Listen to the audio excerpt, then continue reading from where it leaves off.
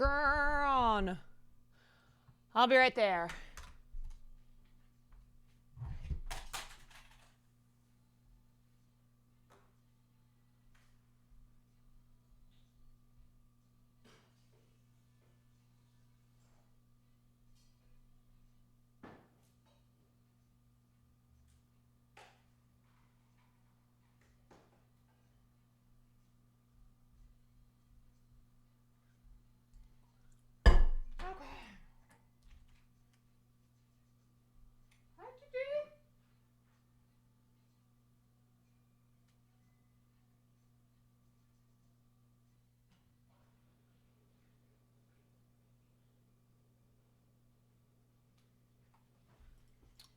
All right.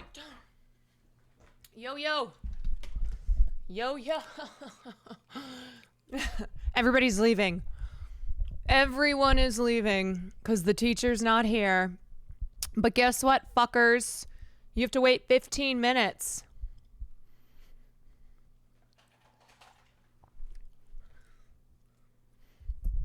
Can't just go. Class is not canceled. What the fuck? Huh? Okay, this light is not working. Hold on.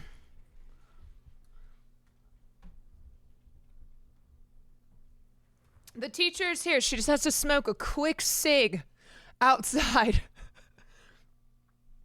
Wait, what is wrong with this?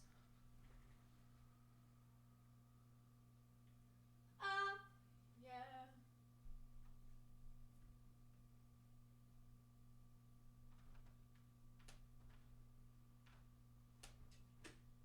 Oh, there we go. Okay. Yo, Teach, can I bum a cig? Sorry, that was my last one. Sorry.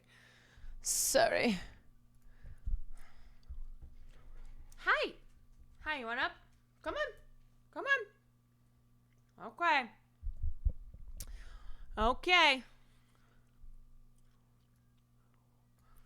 Okay, you want to say hi to everyone? You want to guest teach today? So, good news. I got a dress for the Streamer Awards.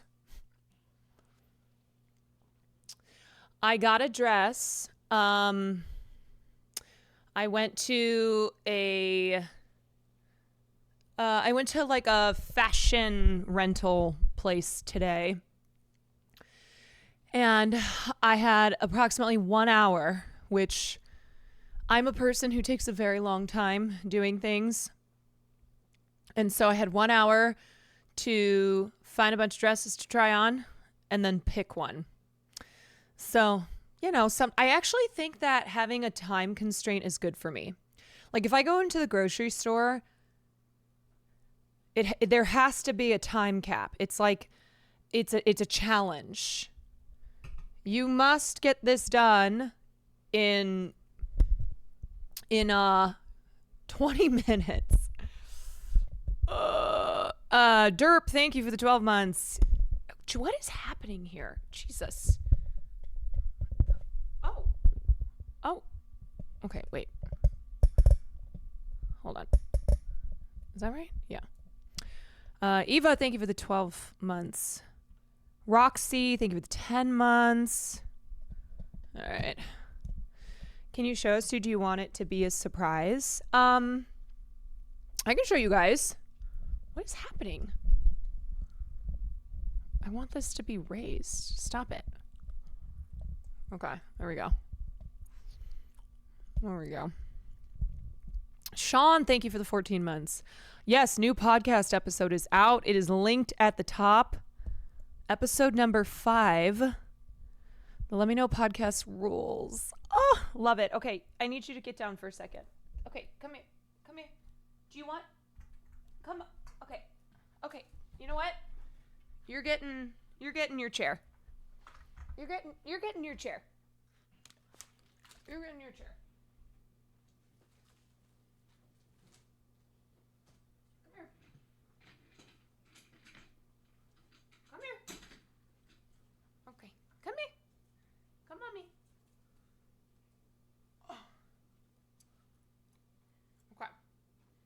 to go.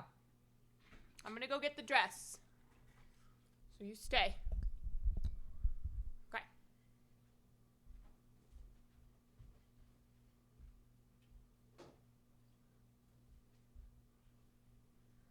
Want to see it? Want to see what Mommy got?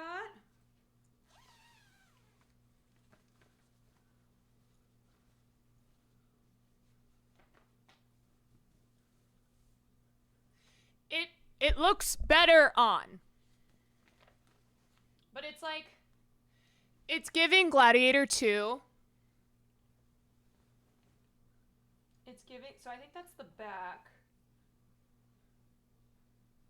It's giving an Oscar statuette.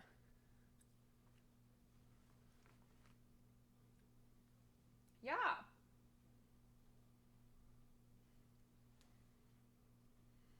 Wanna try this on? I think. Yeah? It's cute? They're cute. It's cute. Yeah. Good job. See? It's pretty.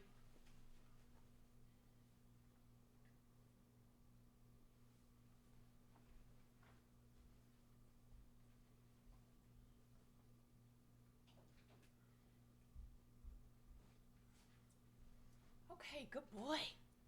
Good boy. Yeah, it's like a $700 dress that I paid $100 to rent for a week.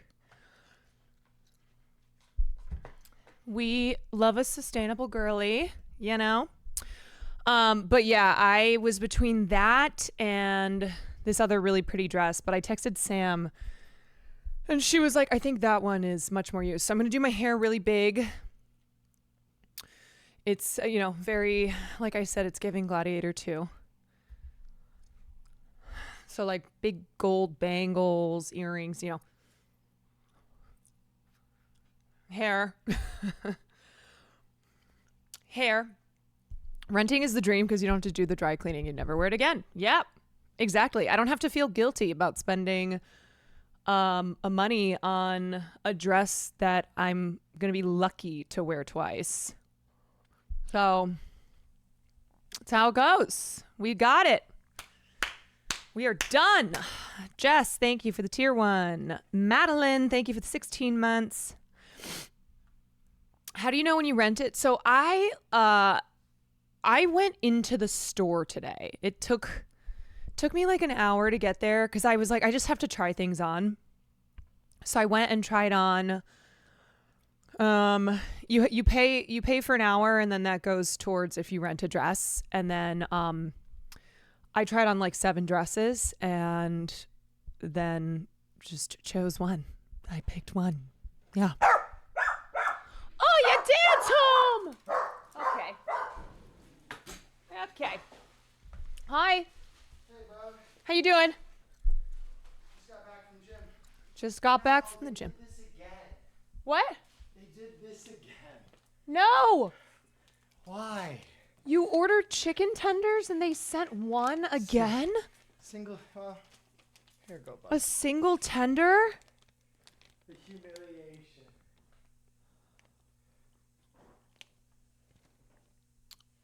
That is insane. This looks kind of old too.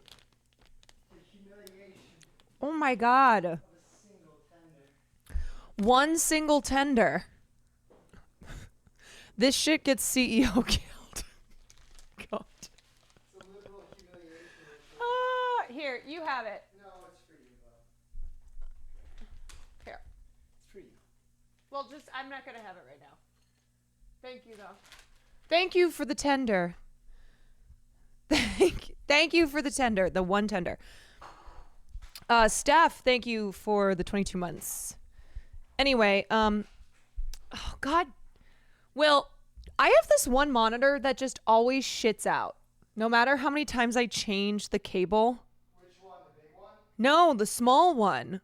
Oh, I think we should just get you a new monitor then. Was this the one that I took from the 100 Thieves house?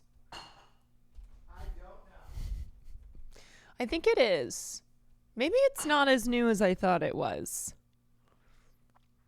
You guys know that that's how I got a lot of my streaming equipment. My initial streaming equipment. Like I've had to get some other things, but I got hand-me-downs from the 100 Thieves house, and maybe this is why it was a hand-me-down, because it just does this all the time. Yeah, I love hand-me-downs. I have to keep plugging it, and hoping that it helps, that it works.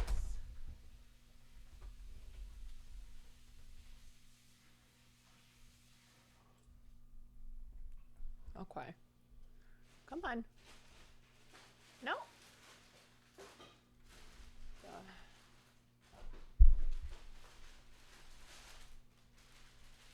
Oh no.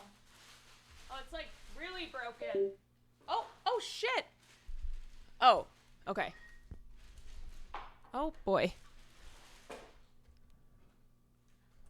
Oh no.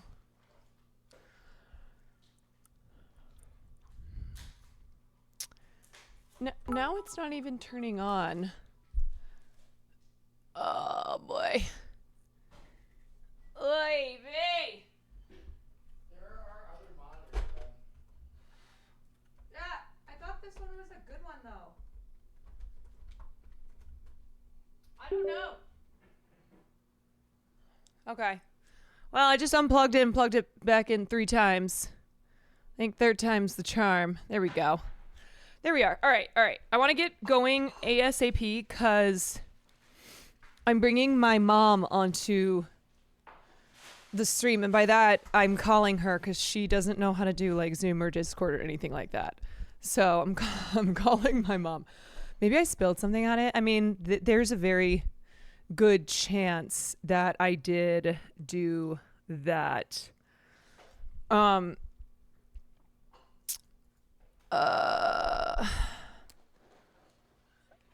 God is ready to abandon us if he hasn't already. That shit looks good. Cinnamon Toast Crunch flavored bacon. I would eat that. I would have that. Do you want to see the Quantage's top song playlist? Yeah, I'm not going to go through it right now, but I have it opened up. I just have to call my mom soon because I think she's going to go to sleep. It's like 9 o'clock there. There's a good chance I call her and she's still, or there's a good chance I call her and she has fallen asleep already. But I was talking to my mom because, Pancake, thank you for the bits, because we were talking about the CEO and she was like, oh my God. She goes, I haven't been online since the election, but I had to just check in and see how people react. She said she went, of course, to the New York Times. She goes, you know that they moderate their comments too. And I said, oh, I'm sure they do. And she goes, there were over 1,700 comments on the article about the CEO, and all of them were like talking about how they had no sympathy, talking about all of their struggles with United Healthcare. And she goes, these comments, they were mad. And I said, yeah, of course. She goes, no, I mean, she's like, it would have been nice if healthcare had been brought up during this past election. Anyway, so we got to talking and I totally forgot that my mom works in healthcare in Illinois. And there was this bill that she had she was pretty much the one who wrote this bill, brought it to a couple senators, including Senator Dave Kaler, who I had talked to last year about the child influencer bill in Illinois. And they were trying really, really hard to get this bill to pass through the Senate, and it ended up being blocked by the Governor Pritz, who is very much so in league with the for-profit insurance companies. And so they killed this bill. And basically, I'm going to have my mom talk about, like, I just want her to talk about this because it was a really big deal. And then Pritzker ended up announcing that he was going to be recouping $450 million over several years from the Medicaid insurance companies that had been siphoning a lot of money in profits during the early stages of the COVID pandemic. My mom was the one who, again, brought this to the Senate's attention, was trying to get this bill passed because she went, I'm telling you that these companies have stolen close to $1 billion. $1 billion in money that should have gone as services for patients, and it did not. So anyway, I'm gonna jump on the phone with her just so she can go to bed soon. Yeah, Mama Kwan said no thievery under my nose. Hodor, thank you for the 2 months. All right. Okay.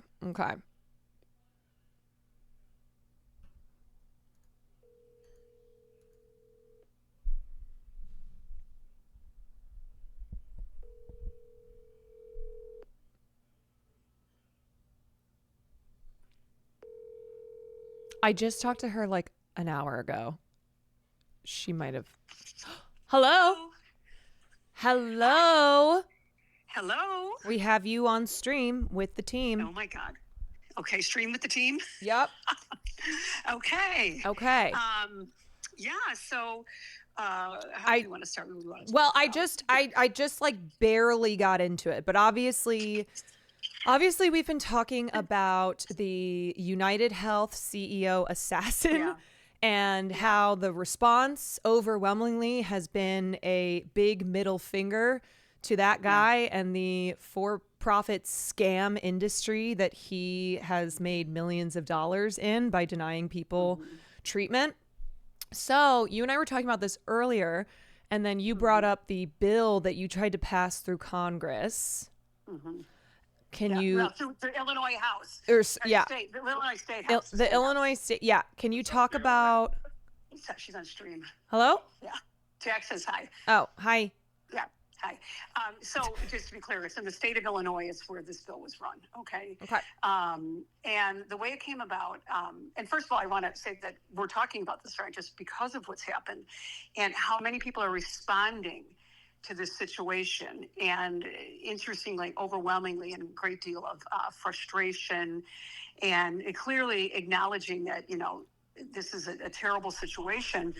But it's like the circumstances that we find ourselves in this country with insurance has driven people over the edge. Now, certainly, this is a tragic outcome, but it's allowed people now to get onto chat sites or responding to articles and saying, talking about their own frustrations with insurance and how bad it's really gotten. So it's really, really driven this conversation that was already there, but it's just really stimulated that. So, and I think it's very understandable why people are responding the way that they're responding, where I think that Facebook post that United Healthcare made is up to like 70,000 laugh crying emoji responses. Like the reaction. I haven't been on Facebook in a while, but that's just like one indicator of how people are responding to this in a way that has like seemingly united the internet. I don't think I've seen the internet this united since Henry Kissinger finally keeled over and died. Yeah, no, the internet is definitely united on this, and it's but the problem is obviously that it took a tragedy like this to have this conversation that's always been happening, but has not gotten the kind of attention that people have wanted from it. So it's a tragedy like this has then generated this conversation. So getting back to just a little perspective of how it all works and everything, in my experience, what I experienced here, I have been in insurance in the past. I've sold employee benefits, way back when. I spent a lot of time in healthcare, et cetera. and I'm currently a working lobbyist in the state of Illinois. But can And you what explain happened to was, people, because, you think of the word lobbyist and it's a very negative connotation, yeah, of course, yeah.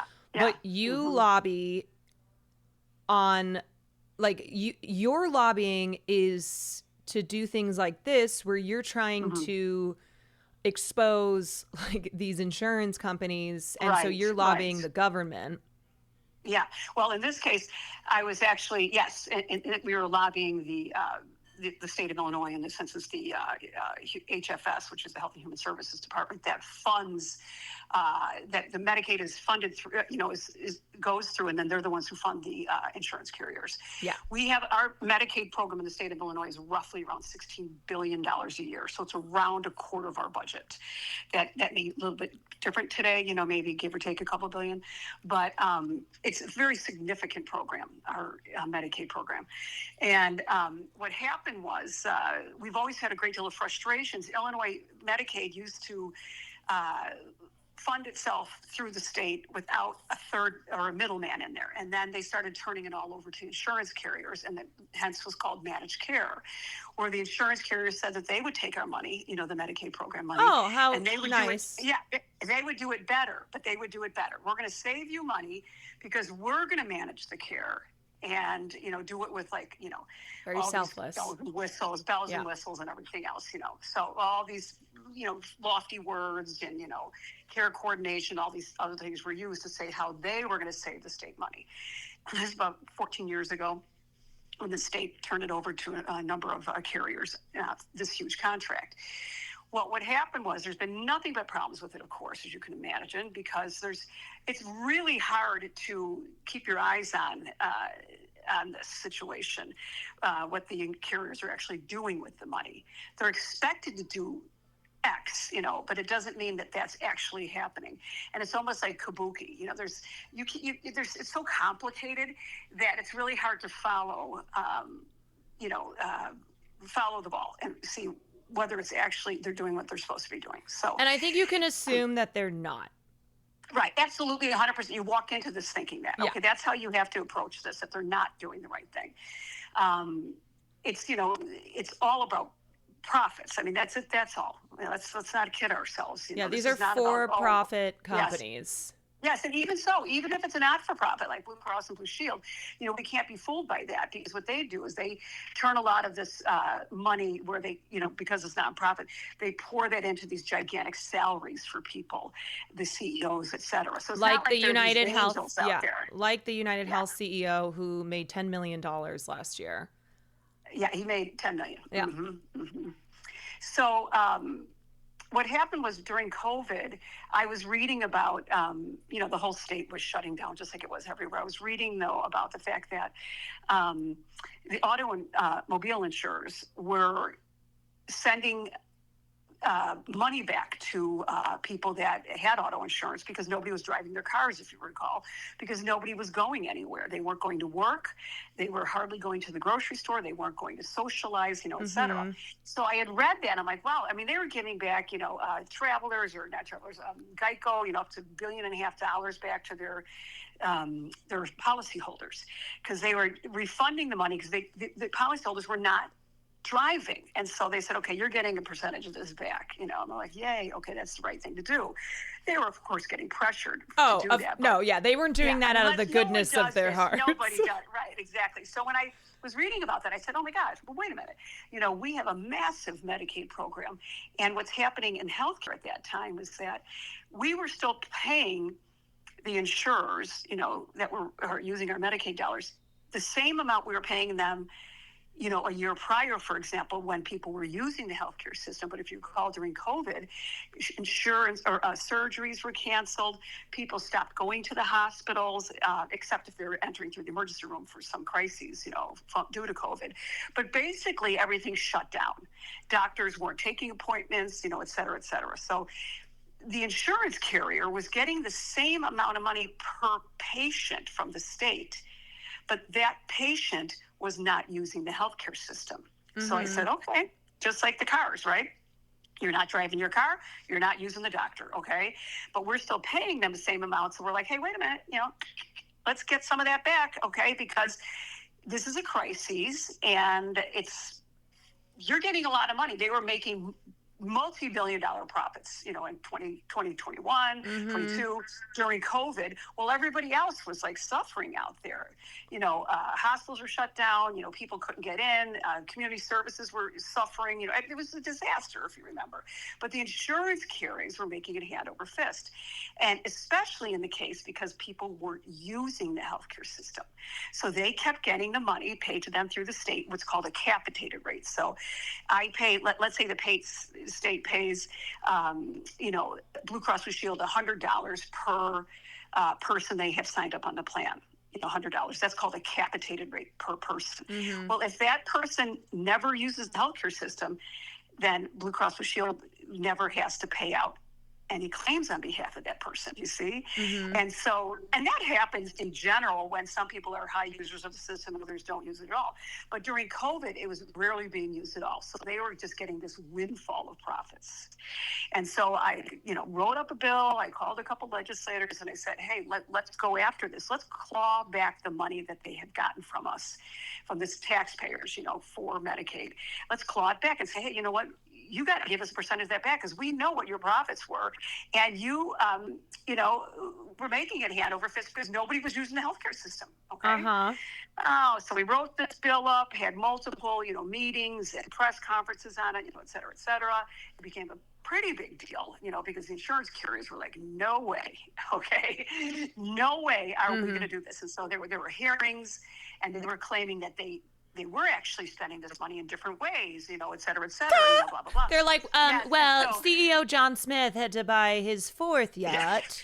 Yes, right. Of course, Very they that. important. But but they were just, it was like, again, a bunch of mumbo jumbo. And we requested the contracts through the FOIA, where you can request contracts. And we got the contracts of these insurance carriers, and about 3/4 of them were typically redacted, meaning that we would get the contract, but it was mostly blacked out. Okay. And that is not uncommon. That is a common situation. Okay. So we're like, wait a minute, we can't even read this contract. So it was going back and forth with, who's telling the truth. And then we had these hearings, and you had, the governor's office, HFS, that was in there, and they were actually really protecting the insurance carriers. Oh, and so we kept shocking. saying, wait a minute, that's our money. You're supposed to administer, you work for the governor, you work on the state on behalf of the state of Illinois. But in fact, it looks like you're really protecting these insurance carriers instead. And so that became the big issue. There were multiple articles written about just that. Interviews were done, et cetera, et cetera. And I'm making this shorter because it was a lot longer than that, A lot of going back and forth, and just, the insurance carriers run by their Association of Managed Care Plans were like, just like I said, it was just a bunch of baloney and BS. But unfortunately, we didn't have the state's backing on this. So can we were trying to save can we the name state names? We're not going to name any names. Okay. I mean, everyone knows who the governor of Illinois is. Oh, well, the governor is Pritzker, yes. So we had gone to him. I should say the reporters had gone to him on this, and it was like all of this back and forth. He's like, no, they're good players. They're operating in the right capacity, the insurance carriers, blah, blah, blah. So when our bill went into committee, you have to get through committee, and you have to advance the bill. That's where, so it was in committee. If it doesn't get out of committee, where a lot of bills die, they're killed there, for various reasons, then it's not going anywhere. Okay. And so in committee, the debate occurred between managed care and, the legislators that were sponsoring the bill. And we also had an attorney in there that was representing us, et cetera. It was a back and forth. And then they basically decided, the chairs of the committee said, we're not letting it out of committee. Okay. It's dying here. Yeah. Okay. Because the powers that be, i.e. the insurance companies, were no way in hell letting that thing out. Okay? Yeah, and they have a very cozy relationship with the state. That's right. Yes, state. Mm-hmm. Very cozy, yeah. You would think that the state agencies that should be monitoring them would be working on our behalf, but in fact, they really weren't. No, of course, because they're profiting. They're profiting as well. Well, what happens is, in the state of Illinois particularly, we have the situation where people that work for the state then end up oftentimes going to work for the insurance carriers. Yeah, so name that. Who was that one woman again? Which one? The Aetna. She used to work for Aetna. Oh, yeah. So that's a different situation. She was in the committee that killed the bill, and she's now the insurance commissioner for Illinois. Yeah. Okay. So you guys, one of the women who was on the committee to kill the bill is now. Sorry, what's her role again with? The commissioner of insurance. She's the commissioner of insurance. So this is like not even House of Cards level sneakery. It's not that complicated. It's not that complicated. No. But it's so egregious. But this is what people understand. A lot of people understand. A lot of people don't understand how it all works. And it's made complicated by design. They don't want you to understand how things work because they want you to give up fighting. They want you to give up because who understands their insurance bills, to begin with? You can't even understand it. What is this? What does this even mean? And those surprise bills, until they finally did some legislation about that. But nobody can understand that. And if you have a chronic condition, you are getting billed constantly. And so and you don't even understand it. And you try to call the insurance carrier, put on hold, and then they then all of a sudden you lose the call, et cetera. And then the doctors who are trying to do pre-authorization on behalf of patients sit on hold for 20, 30 minutes. These are physicians that, have patients they have to see, but it's all by design, you see, because why would their efforts are to defeat you. Okay. It is to break you down. And most of us have experienced it in one way or another. Okay. In some form. Maybe it's not in healthcare, but certainly healthcare is premier, stomping grounds for this type of thing. But it has the complicated, the U.S. healthcare system, insurance system is so complicated that you go into a doctor's office and they probably have to look at 30 different plans. Is my doctor covered under my plan here? And then so they've had to hire people to actually look at the plans to say, oh, well, this plan is covered, this isn't, et cetera, et cetera. So when it becomes so complicated like that, the idea is they want to break you. They want to break the doctors down so they stop trying to get a pre-auth. They want to break people from holding on. I'm going to hold on for 30 minutes, and they're waiting for them to get back to nothing. And so then eventually you give up because people don't have the time to do this and they don't have the wherewithal, and we're just so frustrated by it. Delay, deny, defend. Yes, and the number of bankruptcies that occur in our country due to unpaid medical bills is actually criminal. It is criminal we do this to people. It's like, what kind of country allows their fellow citizens to go to bed at night stressed out about whether their insurance claim is going to be paid? Yeah. It's so counterproductive for people. You can't, start your own business because you got to pay for, insurance. I mean, I'm paying, $1,500 a month just for me, and I have a $7,000 deductible, and I'm not alone. There's so many people like me that are actually paying more in their healthcare premiums than they are in their mortgage. Yeah. Yeah. So, and then the whole thing is, even though they have it, though, when they need it, they could have claims denied them. Oh, of course. And, United Healthcare, which is the biggest health insurance company. I don't even want to call them health insurance company. I just want to call them scams. Scams. They're just scams. Yeah. They are notorious. They are like the number one claims denier. Oh, I know they are.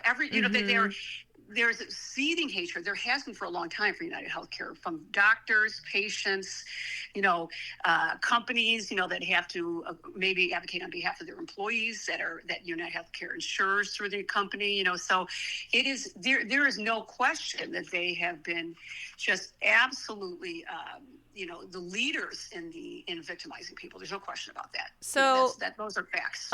Governor Pritzker kills this bill. And then what happens? Because I remember About you 2 were years. Well, I remember you were working on this for so long. You had this one reporter that you were meeting with all the time who was investigating this and reporting on it. Yeah, and he did a great job. He did a lot of very, very important pieces on this that really got to the heart of what was going on. But then what happened when the bill did not get out of committee, that was kind of like, game over. But then it was about, I think I'm going to get my story straight, like a year later, that the governor announced that he was going to be clawing back up to $500 million from the insurance carriers. Yeah. So why do you think he announced it, did so that? See, that's how it works, because that's how it works. Politicians want to take credit for things, okay? And in any way that they can, because then their name's on it. You know what I'm saying? So they'll go out and say, they'll like maybe kill your efforts, and then find a way, even though, because they thought it was a great idea, and then, but they want to make a claim to that. So then they'll announce it as if it were theirs. And that's politics. Yeah, but you were saying that you believed that it was up to $1 billion that these absolutely. companies had profited. We would have gotten $1 billion back, because I was looking at a 20%. I wanted to claw back 20%. From the insurance carriers during that period of time. We calculated $1 billion. Yeah. Yeah. That's only 20%. That is 20%. That's right. Yeah.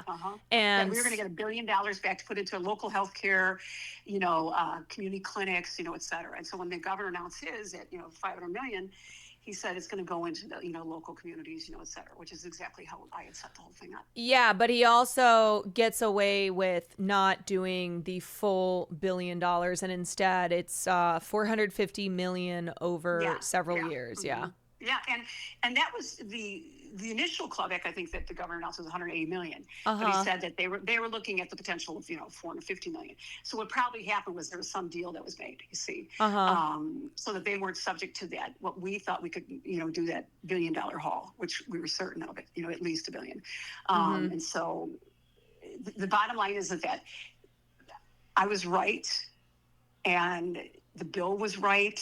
The problem is that I, in a way, was naive in the sense that I had no idea how powerful the insurance carriers were. I mean, I knew they were, but I had no idea how they were the ones who were running the Medicaid program, not the state.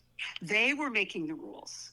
They had the administrators at their beck and call rather than the administrators telling them what to do.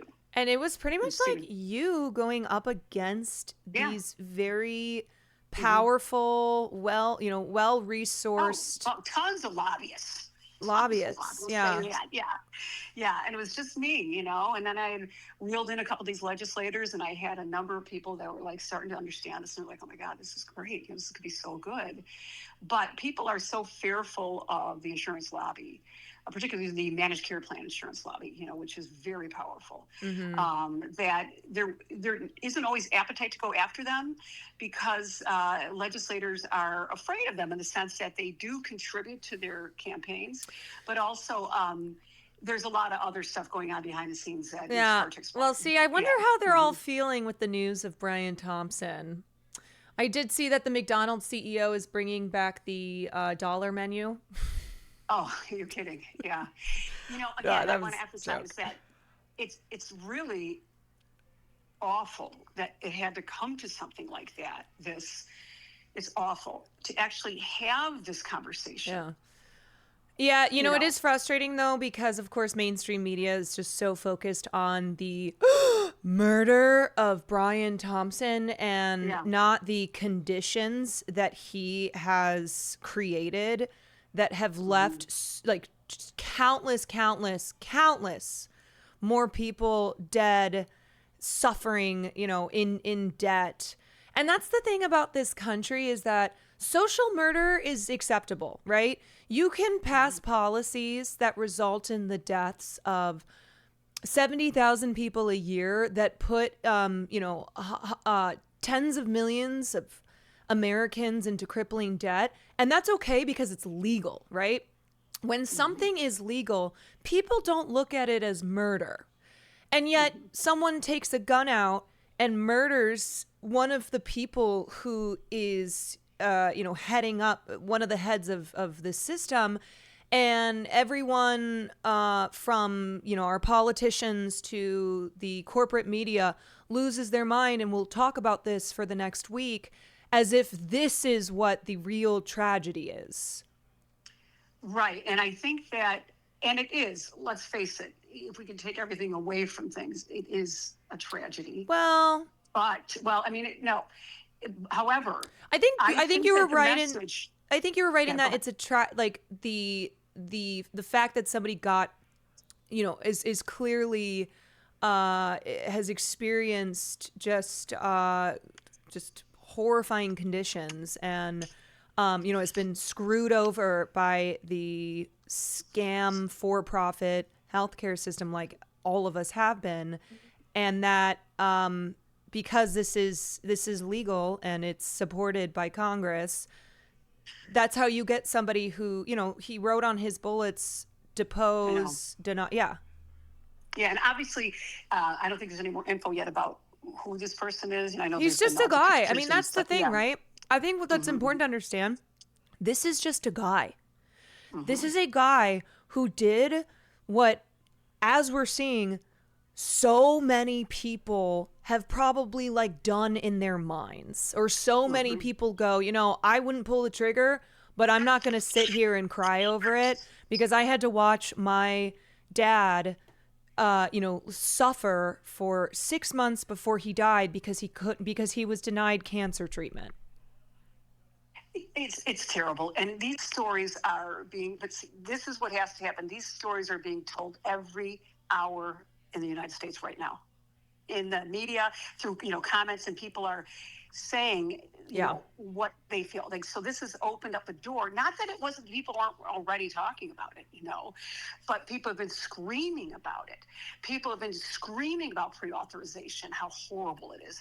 They've been screaming about claims denied, et cetera.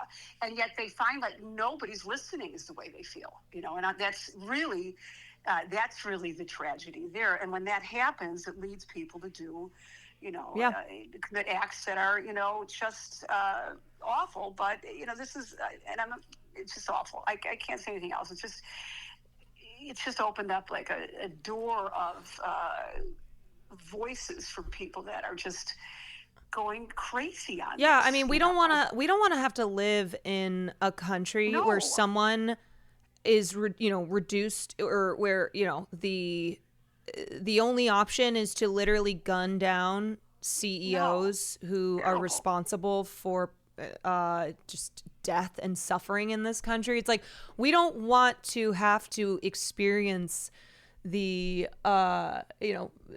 the conditions and the policies in this country that leads someone to get to that point. Right.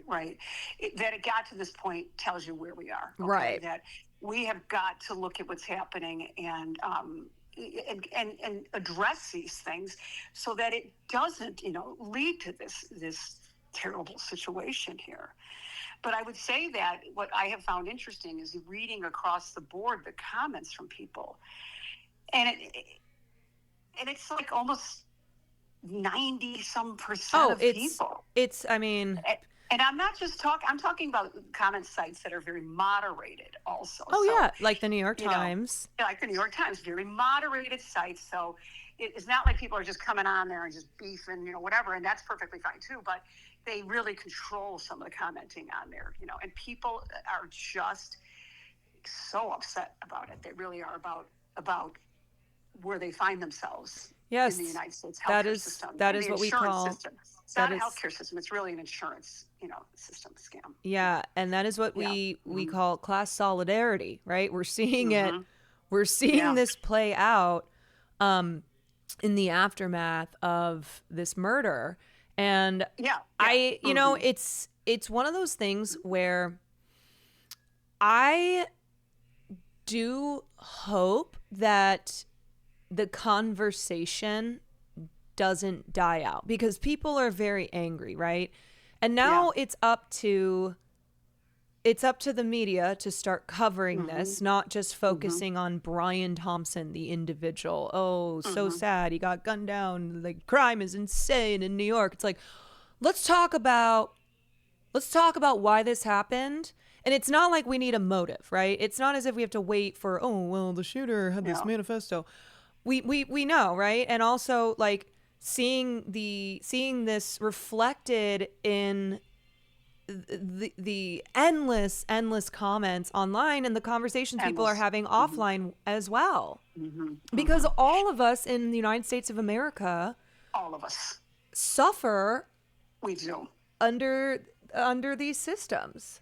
And you and I talked about this earlier, but that the Democrats should have been pounding on this nonstop about the cost of insurance, okay, And, the claims denied, the pre-authorization, which is huge.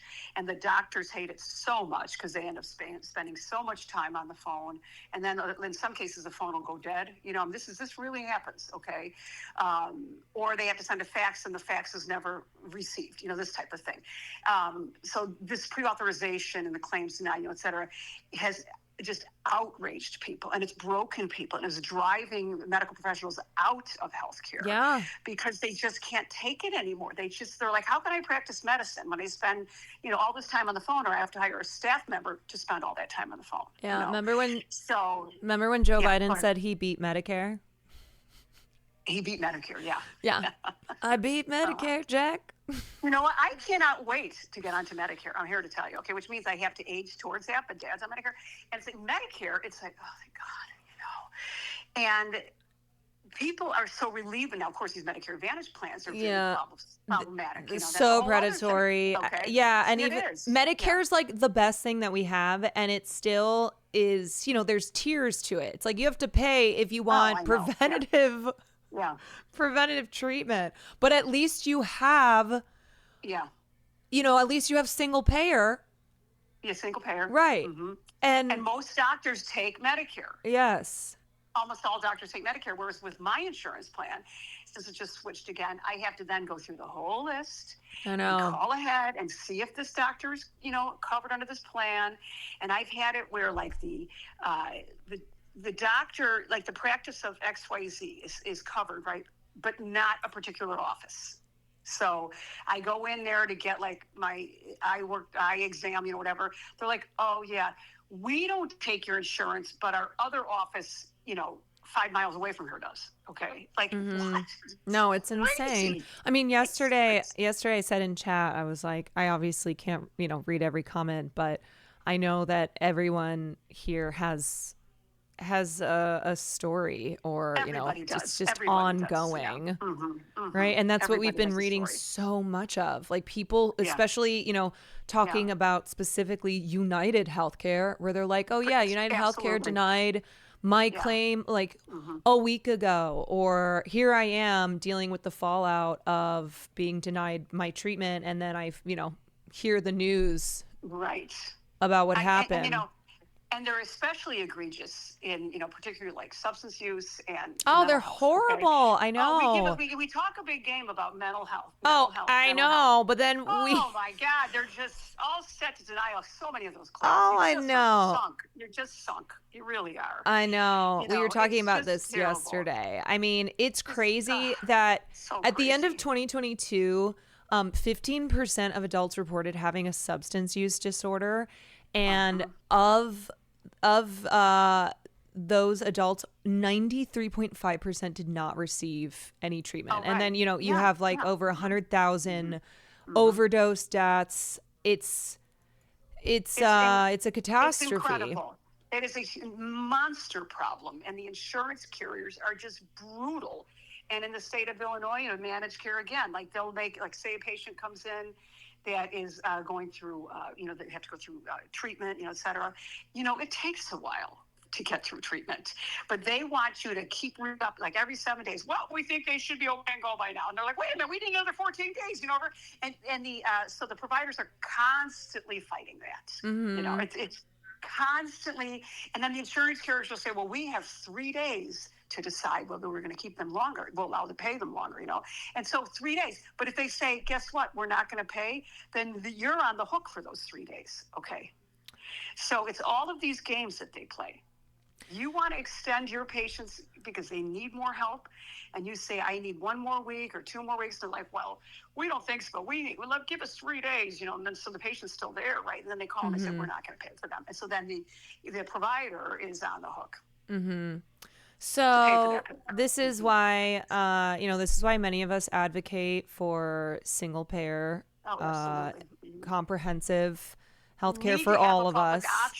We need to. I mean, every single person deserves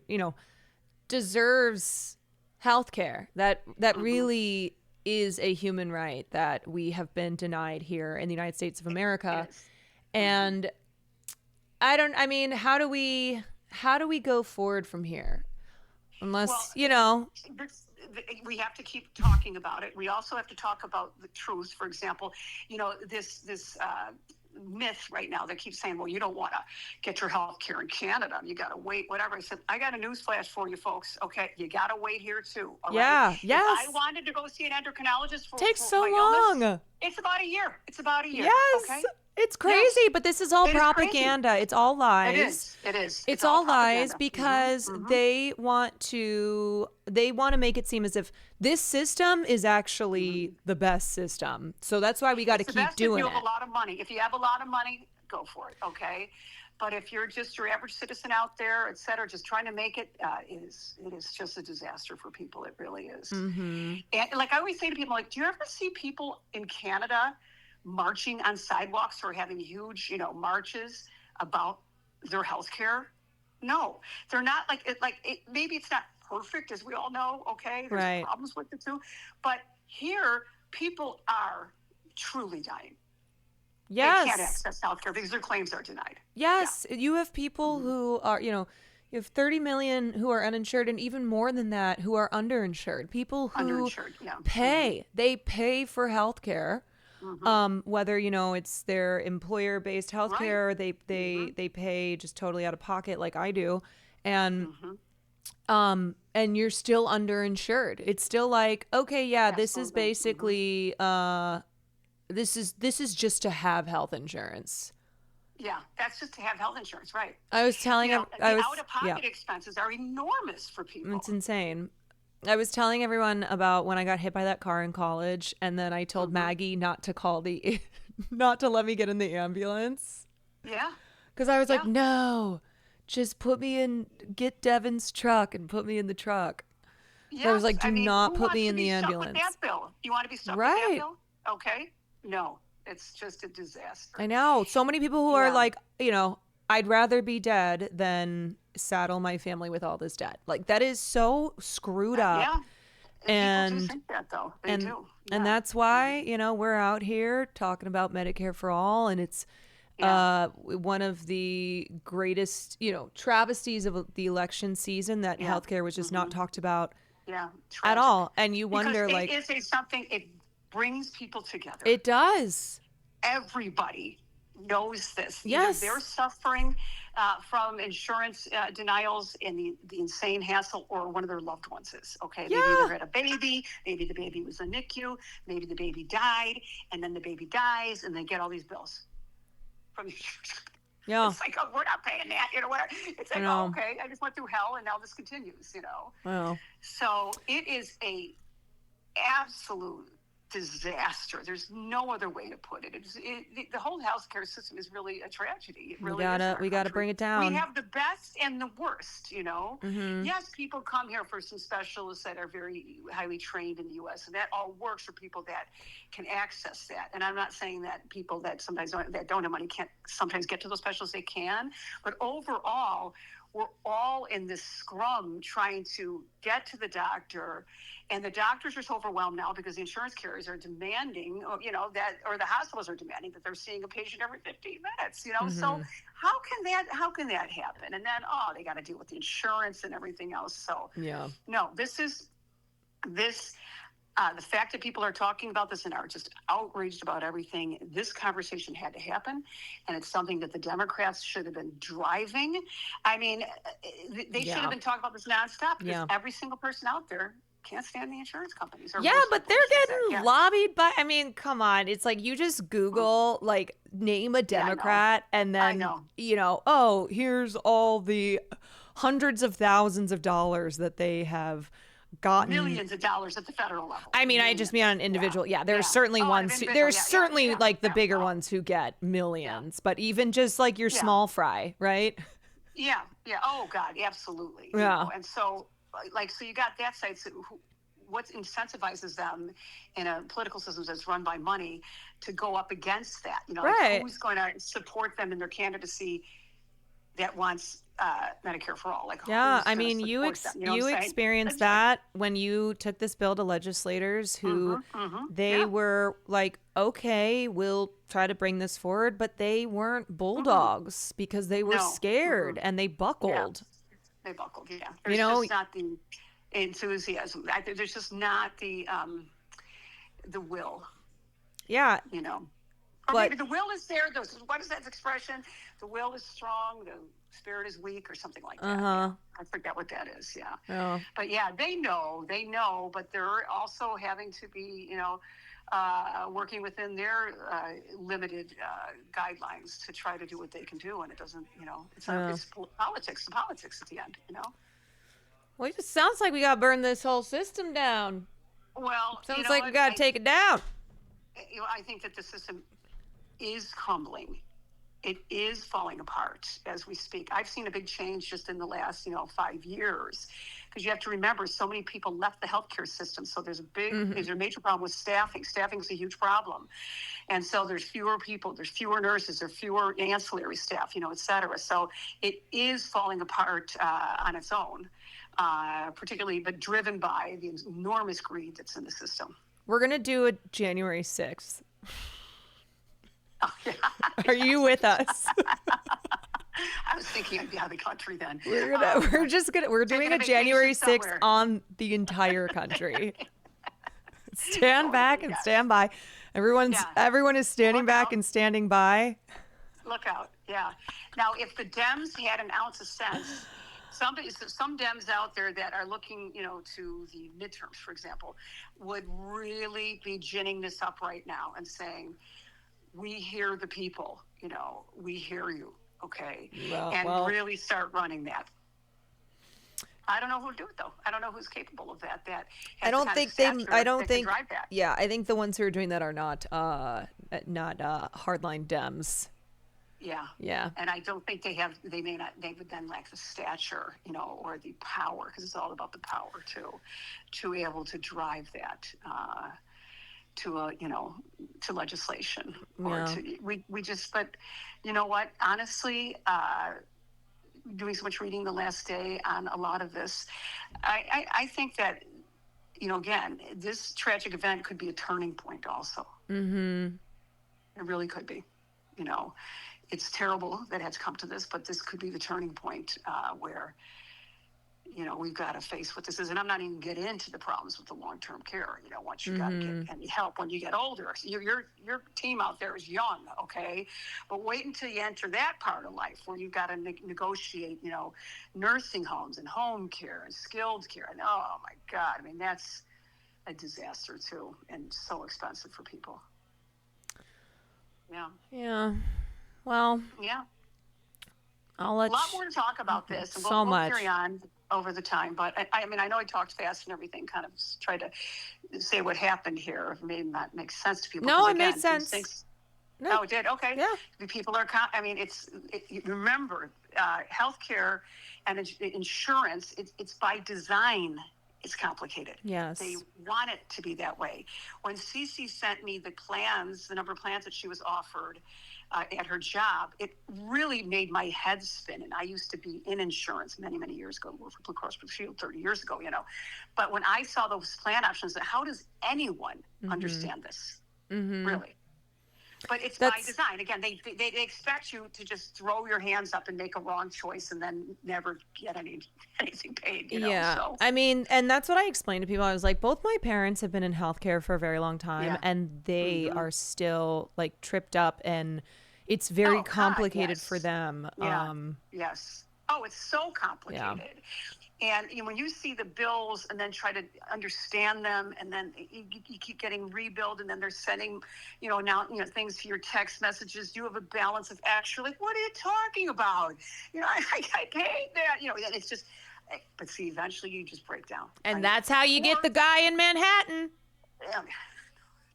That is not funny. I know that is terrible. I mean, it's a fact. Yeah, no, I'm afraid that person will have been revealed to have broken down. Yeah, who knows what'll happen? Whether he himself was affected, maybe he was hired by somebody, I don't know, or possibly a family member of his suffered. Yeah, which I think would put the suspect list at 300 million. Yeah, I would say so, and also, or he could have maybe been an unhappy employee who witnessed certain things. Well, that could be it as well. Well. I do think CEOs should take notice at the comments that people are making across the political spectrum. This is Yes. apolitical. Everybody's talking about it. Everybody is talking about it. And everybody has a story. They do. Well, Mama Kwan, thank you for sharing your story. Yes, it's my story. And I think we just have to, like, try to stay the course here. And hopefully that, like I said, this will be a turning point for people's voices to be heard about how damaging insurance is in our so-called healthcare system. Yep. Peace and love. Everyone says thanks. Thanks, Mama Kwan. Yes. Carry on, everybody, and keep the faith. We got to get through it. Keep the faith. All right. Love you. Okay, love you too. Okay. Bye. Bye. Well, everybody. Well, that was a conversation with Mama Kwan. Preston, thank you so much for the 10. Grayson, thank you for the 25 months. I love these conversations with my mom. My sister's the exact same way as I am, where we're like, well, I'm just saying the streets are saying the street. It just, yeah, I mean, my mom and I don't agree on everything, but there are, I think at our core, we are the same. And my mom has worked in the healthcare industry for a long time. She was a, social worker, worked with old people. She loves old people. That's actually one difference between us. When she was like 14, she would volunteer at nursing homes. And she's just always had, okay, no, now that makes me sound horrible. No.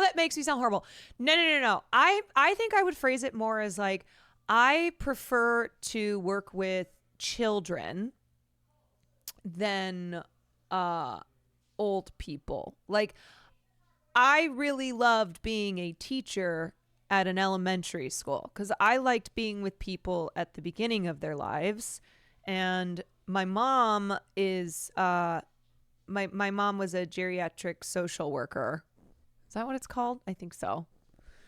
And when she was a kid, she volunteered at nursing homes and just really, really loves old people. I am not ageist. Also,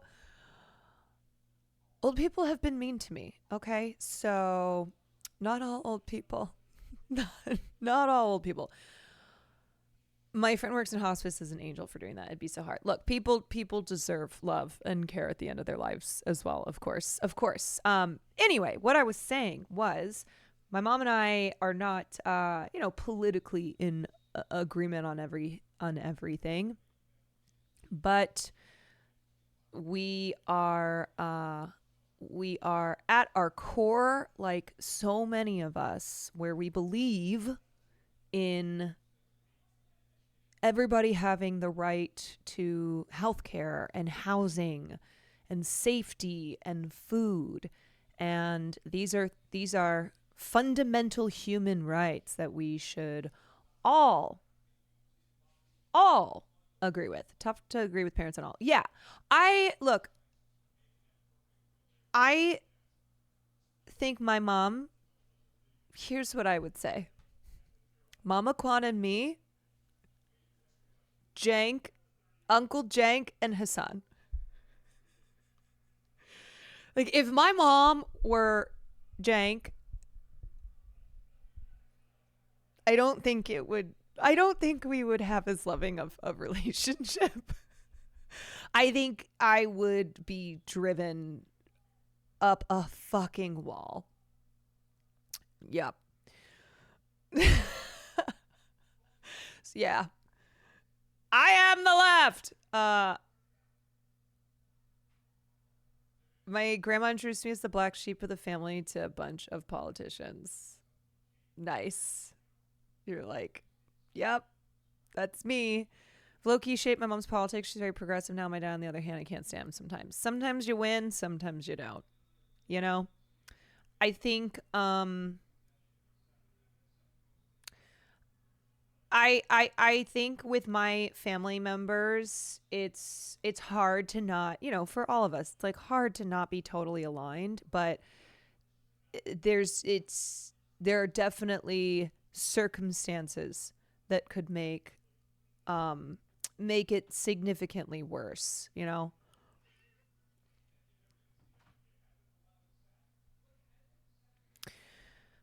Anyway, anywho, I thought that was a great conversation, and I I think if you are somebody who's in Central Committee's community, since I know he's a big boy Pritzker stan. No, he's not. It's basically like, okay, as far as billionaires go, JB, that's my baby. Dragon Army, thank you so much. I didn't even realize that he was in the background until I saw your 5 gifted subs, and then I turned. Chaotic Lynn, thank you for the tier 3. 12 months of tier 3.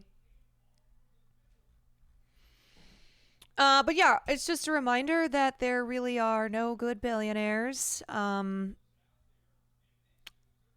matter how... Yeah, JP is the least bad billionaire, which isn't saying much. Jake and Anna both started chilling for the billionaire running to the beat. Mayor of LA right around the birther person tweet.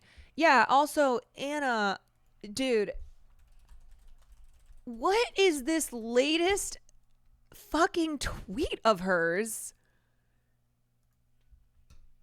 I mean, this is pretty much the same reaction leftists like him have when a working class woman is stabbed to death at a bus stop by a repeat offender that they want out roaming the streets. This is someone saying, like, fuck his family too. Oh, this is a Humanist Report. And then Anna's response is just the most reactionary, crazy shit. She is wild. She's wild. Yeah. You know what, girl? I hope you made the right decision here, okay? I hope your grift to the right works out well for you.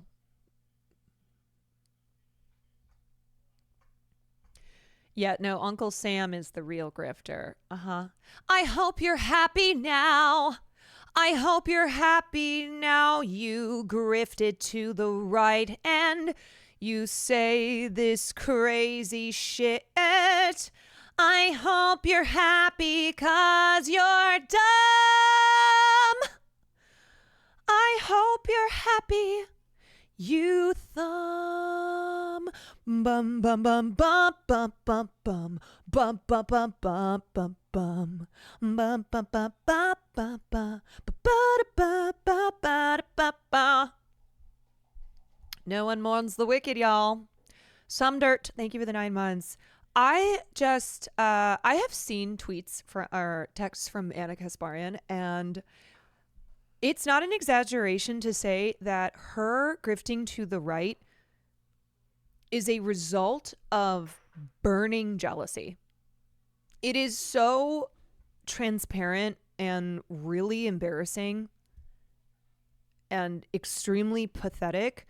And there is literally no other explanation, no other source of her completely crashing out of her just why I left the left, grifting to the right, because she is a jealous girly. She is burning with envy. And it's sad, but in a way where it's like, girl, you know that you're posting on Maine, right? Like, you know that we see you saying these things, and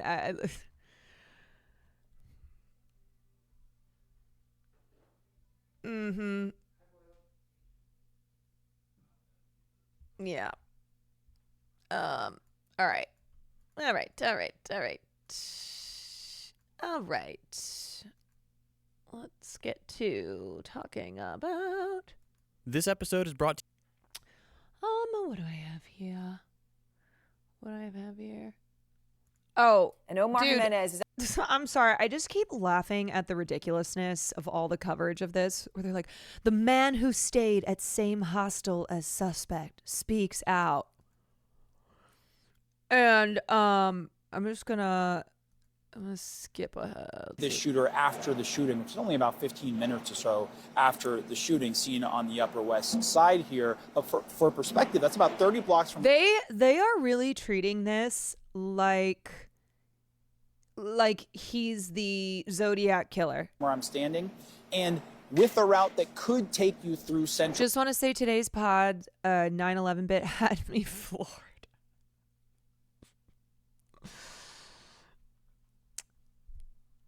You know, I will say, I do think as far as 9/11 jokes go, Sam delivered a pretty stellar one. Park, which of course, as we know, is where law enforcement searched, and of course where he is seen on camera exiting. All of this as the New York Police Department is putting out new images tied to this investigation that they believe the public can help with.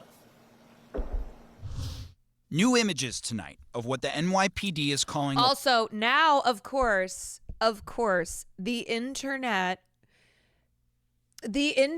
is now thirsting over the suspected gunman. The other thing is, this is very much so like the police to release photos and be like, yeah, here's a suspect. And then it turns out to not be the person at all. Very, very classic, very typical. But I don't know. I was looking at this and I was like, this looks like probably I could name like 10,000 dudes off the top of my head who I'm like, oh yeah, that's him. Like if you just even Google stock image, white guy, dark green hoodie with gun. Yeah, it's giving name 10,000 dudes.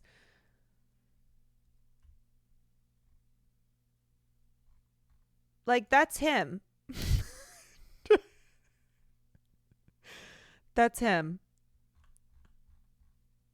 You know who he also kind of looks like? Like it's him. That's Eli Manning. That's retired football player Eli Manning. Or yeah, I mean, that's Pete Wentz. That is Pete Wentz. Low-key looks like Soda Poppin'. This is what I mean though, where this guy is actually like a million guys.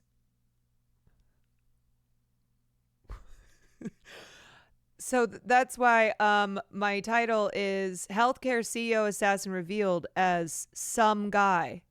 Tim Shooty Chalamet. Oh my God. Oh my God. Yeah, so the internet is thirsting over the gunman, and that is really should just show you how beloved healthcare CEO, just CEOs in general, how beloved CEOs are in this country. And this is what I was talking about with my mom earlier. Where's the story here? Insurance company halts plan to put time limits on coverage for anesthesia during surgery. Oh, would you look at that? Anthem Blue Cross Blue Shield said on Thursday that it would no longer move forward with the policy change. They're claiming that it's after sharp criticism from anesthesiologists. And if you don't know, Blue Cross Blue Shield decided that they were no longer going to cover anesthesia that passed a certain time limit with the surgery.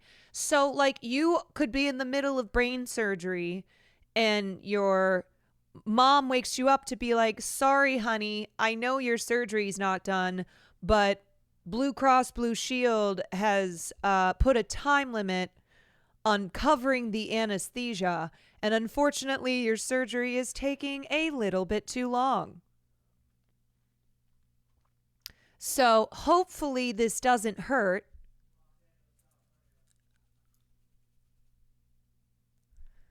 Yeah, so they put a fucking time limit on covering anesthesia during surgeries and procedures. And then what happened is that the United Healthcare CEO got gunned down in Manhattan. And there were a lot of people, including Pop Crave, who were posting about this story and then posting the CEO of Anthem Blue Cross Blue Shield. And then the very next day, BCBS went, there has been significant widespread information about an update to our anesthesia policy. As a result, we have decided to not proceed with this policy change. To be clear, it never was and never will be the policy of Anthem Blue Cross Blue Shield to not pay for medically necessary anesthesia services. Oh, no, baby, we know. But we also know that you have a very loosey-goosey definition of what is medically necessary. And we also know that you have a very, that you were putting a time limit on motherfucking surgery. The proposed update to the policy was only designed to clarify the appropriateness of anesthesia consistent with well-established clinical guidelines. Anthem Blue Cross Blue Shield Insurance, representing Connecticut, New York, and Missouri, had previously said that starting in February, it would deny any claims for anesthesia services that exceeded specific time limits set for surgeries and procedures. Yeah, it's this really fun thing where, say you have to have open heart surgery, well, you better get yourself a doctor who's like Speedy Gonzalez. Okay, you better you better have a clock in that surgery room that's counting down until your anesthesia is no longer going to be covered. Yeah, your anesthesia is subject to surge pricing. Click here to agree. Yeah, we're doing surgery speed runs out here. We're literally doing surgery speed runs. This fucking bitch. Kathy Hochul. We pushed Anthem to reverse course in their decision to strip anesthesia coverage away from New Yorkers, and today they will be announcing a full reversal of this misguided policy.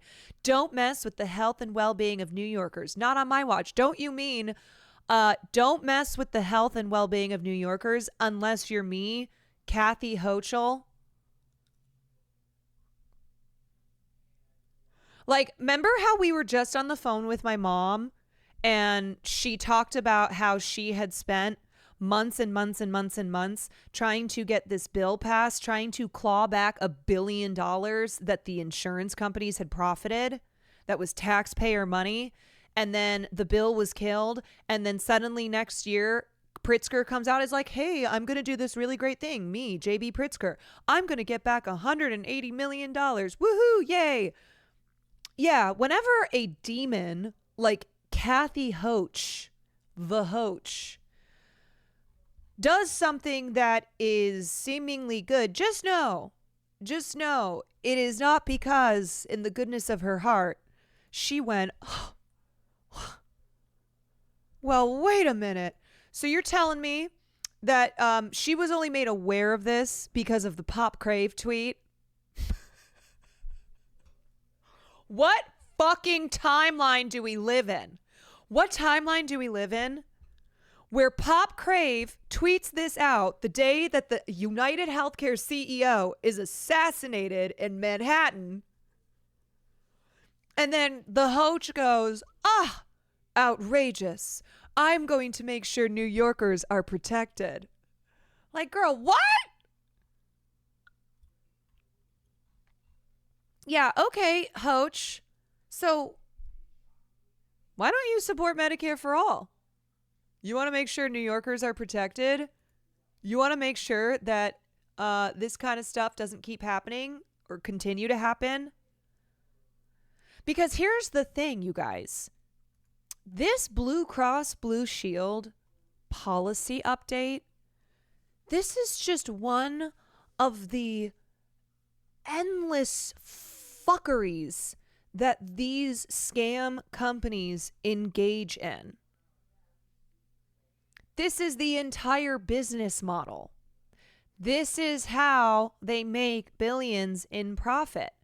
And so it is literally only because the United Healthcare CEO was murdered that this went viral. That's facts. And now you got the hoach being like, not on my watch. Hey, New Yorkers, I'm the hoach. And I'm going to make sure that only I'm scamming you. Or that if you're getting scammed, that I'm getting, that I'm benefiting from that too. We literally wouldn't have known about it otherwise. Right.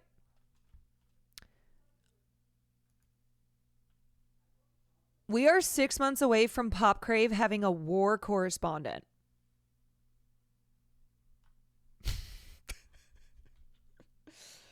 Oh my God, y'all. Y'all.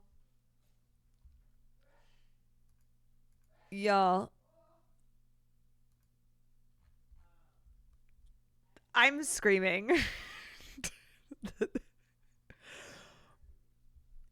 Honestly, I'm a pop bass girly though.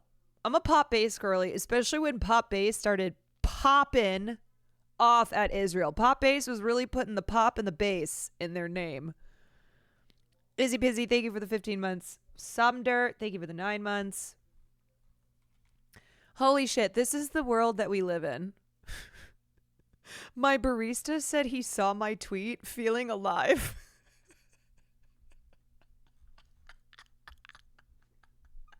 My barista said he saw my tweet, feeling alive. Oh my God. Bets on when a politician falls for a Pooh Grave tweet makes a statement. Dude, that's already happened. Like, we're past that. You know what I will say? Okay, look, I haven't made the jump to Blue Sky because I kind of am just like, oh my God, I don't want to be on another platform. I don't really tweet that much anymore. I'm much more limited, spending limited time on Twitter as opposed to how it was really just my entire life beforehand. But I feel like there is no other app, there is no other place that you can experience this, right? You don't get the holding space insanity. You don't get the Lizzie's in the box. You don't get the Henry Kissinger crab rave on Twitter. You don't get the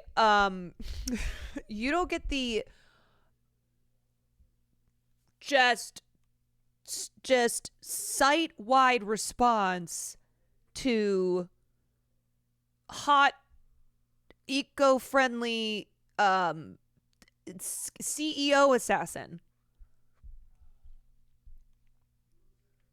Nova Baby, thank you for the tier 1. I will say it's nice actually seeing the post of journalists I found Blue Sky. Look, I'm not saying that there's not benefits to Blue Sky, and I'm not saying this doesn't change Twitter being a Nazi hellscape, but there are moments like this where I just don't think you get this on any other platform the way it is on Twitter. Cenk's take on this.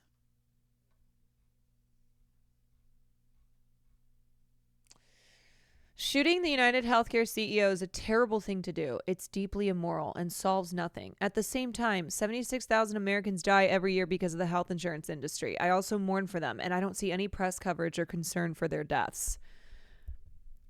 Yeah, both sides in. Which, like, sure. Like, sure, okay. I don't really know. Like, this is the kind of take that someone does, and I'm just like, okay, yeah, sure. I will say, though, solves nothing. I mean, obviously, I'm making some assumptions here. But I do believe, and no Fed posting, y'all. Just remember, no Fed posting, y'all. But I do believe that as far as solving nothing, does the death of one CEO magically fix this for-profit scam system that has crushed Americans? No. But is there absolutely a moment happening where people are realizing, and by people I mean,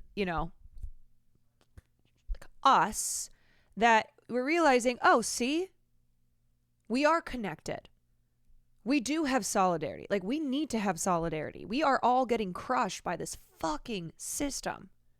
And that is why when we talk about Medicare for all, like, this is what we're talking about type of thing, right? So there's definitely this, like, solidarity, class consciousness happening, even if a lot of people don't know that that's what it is. And even if it's not going to just, like, magically change, their like overall political beliefs. And then there's also an awareness, and I'm telling you, there is no way that wealthy people, CEOs, politicians are not seeing the responses online that are, no exaggeration. This is not giving, well, it's a couple of posts, okay? This is not giving, I've seen people talking about it, it's a couple of posts. This is all over the fucking internet. This is we're all in queer media, okay? We're all in queer media. This is in the New York Times comments. This is everywhere from Reddit to Facebook to Tumblr to Twitter to Instagram to the New York Times to the CNN comments to probably like even like fucking, I don't know, Breitbart or whatever. Like those comments. It's everywhere. LinkedIn.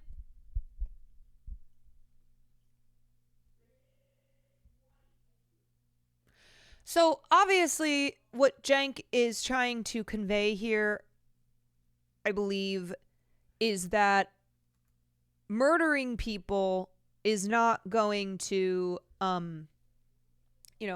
murdering individuals, well, there's just other individuals to replace them, right? Like, there's just going to be another CEO that takes over. No shit, man.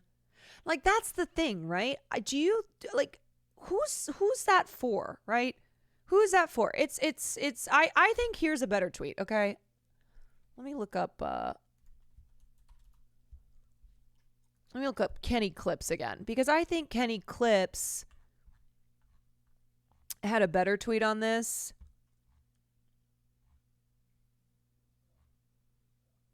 No shit, murder is bad. The jokes about the United CEO aren't really about him. They're about the rapacious healthcare system that he personified and which Americans feel deep pain and humiliation about. People loathe our healthcare system. The pearl clutchers should ask themselves why. Like, I don't think that everybody on here is like, oh my God, a CEO was murdered. Yay, I'm finally going to have healthcare. Or I'm finally not going to have my claims denied. But I do, yeah, I did see, I saw Lolo's ratio. But I do think that this is a very revealing moment where people are seeing, one, a semblance of what they see to be as justice. There are millions of people alone who have been denied treatment, who have had their claims denied by United Healthcare under this guy. Under this fucking guy. So for a lot of them, and we've seen many examples of people writing and going like this, you exacerbated my father's agonizing battle with cancer until his final breath, and now you're trying to throw my mother's life away. I mean, this was last year, but it's I really think rather than being like, hey guys, murder doesn't solve anything, I don't think that is what the focus should be here, because I don't think everyone out here posting is like, oh, murder solves things.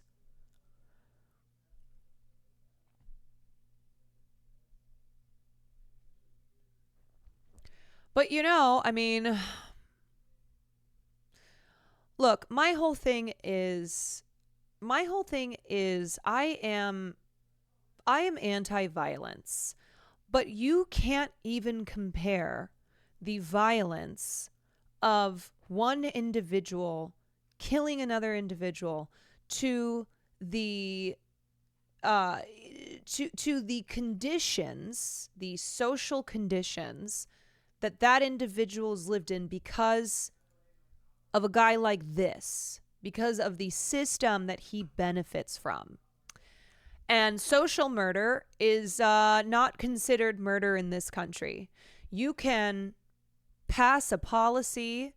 You can, you can do all sorts of things that legally lead to the suffering and deaths of a lot of people. And you'll make millions of dollars for it and will not be looked at as a bad guy.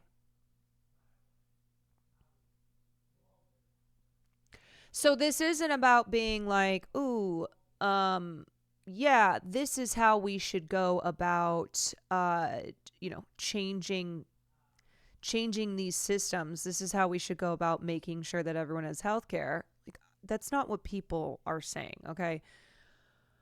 However, I think these conversations that are being had and talking about how, okay, why don't we talk about how many people that how many deaths Brian Thompson is responsible for?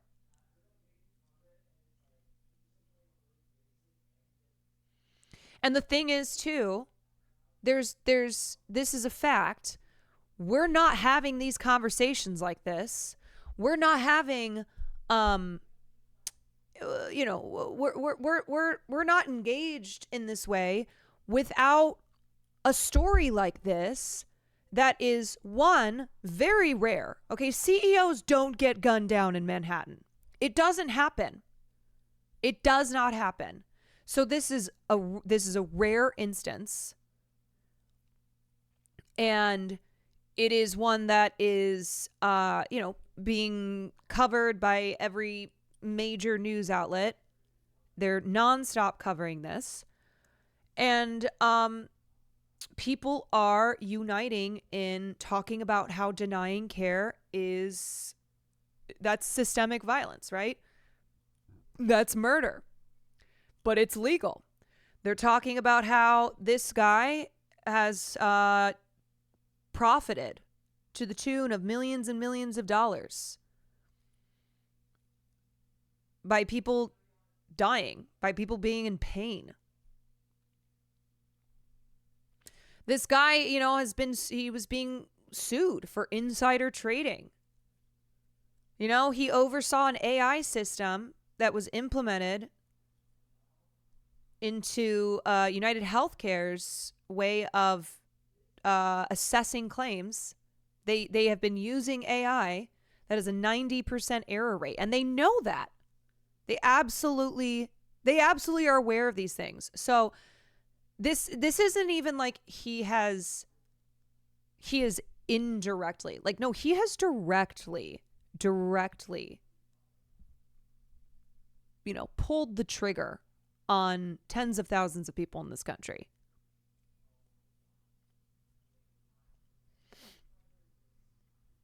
It's a reminder that the ruling class isn't as untouchable as they think they are. If they continue to exploit to the levels that they're currently doing, people will only get more desperate and violent. Yeah, I think that's a great point. Where, as I said on the phone to my mom, we don't want violence, but more importantly, we don't want the conditions to exist that lead to this violence. It's the same thing with Israel and Palestine, right? Nobody wants an October 7th, but we do not want the conditions that create an October 7th. Violence is horrible.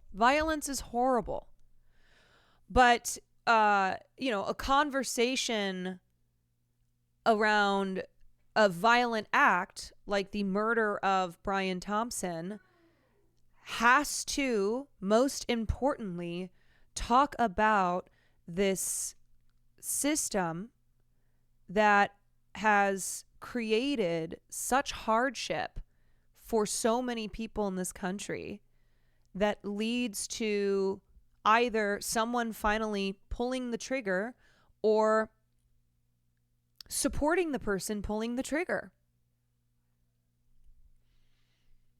Right? Violence always creates violence. There's always blowback. You cannot spearhead violence and get away with it forever.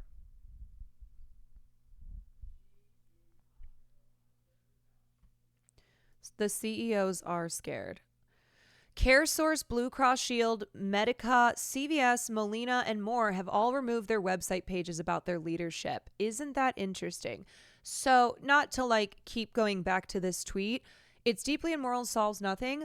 As far as solves nothing, well, I think we need to be looking at this a different way, right?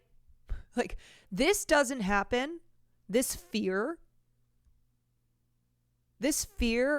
in these healthcare CEOs doesn't happen if one of them doesn't get gunned down in the streets. And I don't want someone getting gunned down in the streets, but they're getting gunned down in the streets because they are causing a lot of people to suffer and die. Right. Doesn't happen unless you're fucking over millions of people. But here we are. Yes.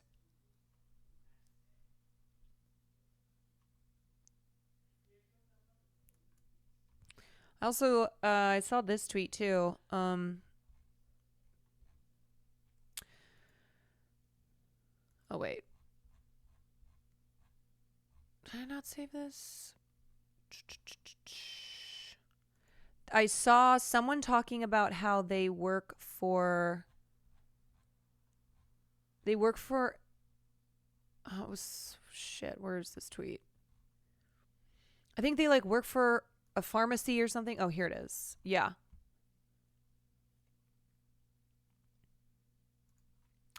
My girlfriend works in a pharmacy. They are seeing 0 denied claims this morning when usually close to half are denied / requiring prior authorization. Everything is going through today. She is now stating that UHC has been denying everything in the past hour.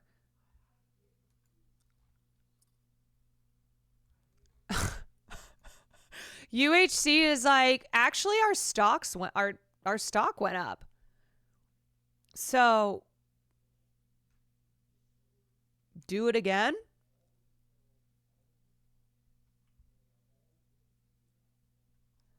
Guilt, thank you for the tier 1. Nova, Baby Starlight, thank you for the tier 1.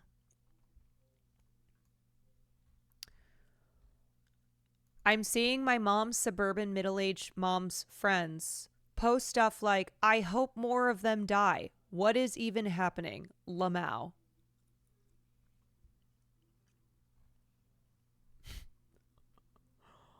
Holy shit. Dude might have single-handedly watered the revolutionary seed in the entire American collective conscious. The wine moms that that Harris tried so hard to reach out to are now writing things like, I hope more of them die on Facebook. As soon as you use Marxist terms, people start pulling back because communism bad, but at the same time, they'll display the concepts described in Marxist theory almost on the daily, just as long as you don't say what it is. Yeah, I mean, that's either the bridge that you, or the gap that you have to bridge, or you use language that is not scale-y, that's not gonna have them running skilled. And yet you're like helping them understand that they're there, right? Like, they might not know what class consciousness is, but you can say to them, you know how everybody on the internet is in agreement that they do not have sympathy for this CEO? And they'll be like, yeah. You go, yeah. You'd be like, you know how there's like wine moms on Facebook saying, I hope more of them die? And there's guys with like American flags in their profile pictures on Twitter saying he had it coming, and how there's like teenagers on Tumblr posting memes.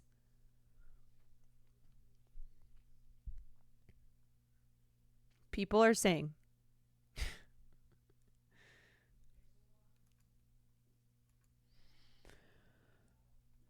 yeah. Well, frankly, this is the first time in years I've seen anything remotely resembling unity on any topic in this country. And I think let's real talk. I think there's a lot of people who feel that, not a lot, no, like the people who are going, well, wait, guys, wait, murder is bad. I think that is kind of the need to feel like you're being that you're respectable, right? That you have to always preface something by saying like the obvious, right? And it's like an optics thing. It's civility, politics, etc. But it's one of those. It's really one of those things where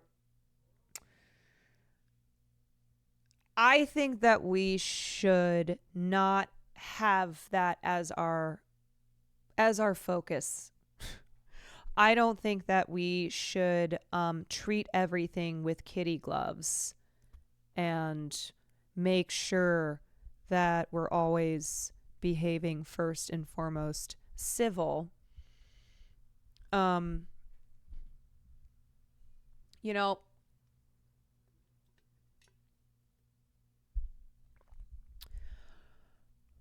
think I think it's good to see how many people are just having a very real and raw emotional reaction. I'm exhausted by having to put disclaimers to everything just because some people have bad faith interpretations. Yeah, it's exhausting, right? Why do we have to keep fucking doing this? It's the condemning hummus, right?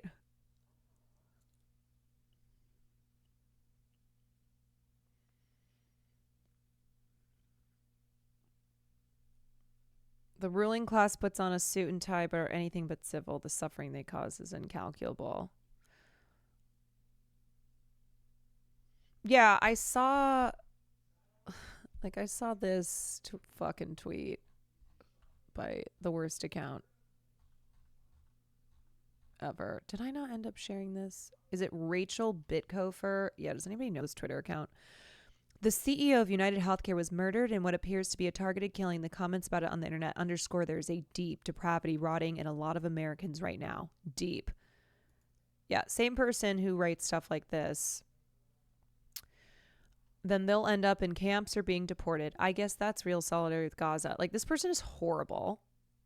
Rachel is a depraved person. But this is but it's always so it's like civility sometimes. Civility sometimes, because she thinks that she is being the correct moral person here by pointing out that a lot of people are celebrating murder, and yet completely drops that act when it comes to like the issue of Palestine.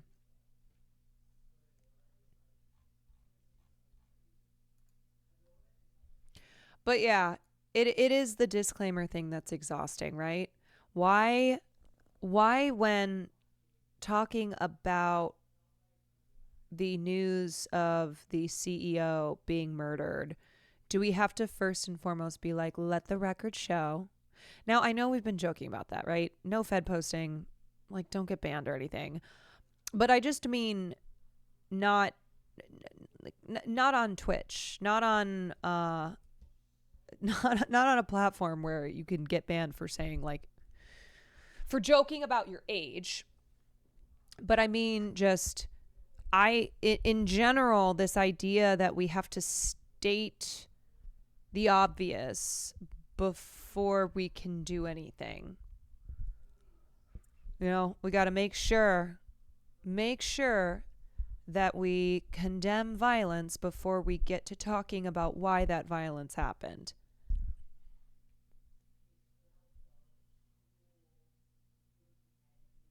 In case of an investigation by any federal entity or similar, I do not have any involvement with. What's the meme where it's the star and it's like, it's just jokes. It's just jokes. Anyway, what were we watching? We were looking at this. Oh yeah, I'm gonna skip ahead. Days before the shooting, and here outside the Hilton Hotel, life goes on. People walking by as if nothing happened. But of course, for law enforcement, the priority is not just where this person went, who this person is. Yeah, the just kidding star. Omar, thank you very much. Out front now, Mateo's Toronto. He was staying in the same hostel on the same floor where police believe the suspected shooter stayed. And Mateos, I really appreciate your time. I mean, what a bizarre situation you find yourself in. I know you're visiting from Brazil. You've been staying in the hostel. You've met some people there. Can we just start with some of the photos you took on the 4th floor of the hostel where you were staying, where Mateo.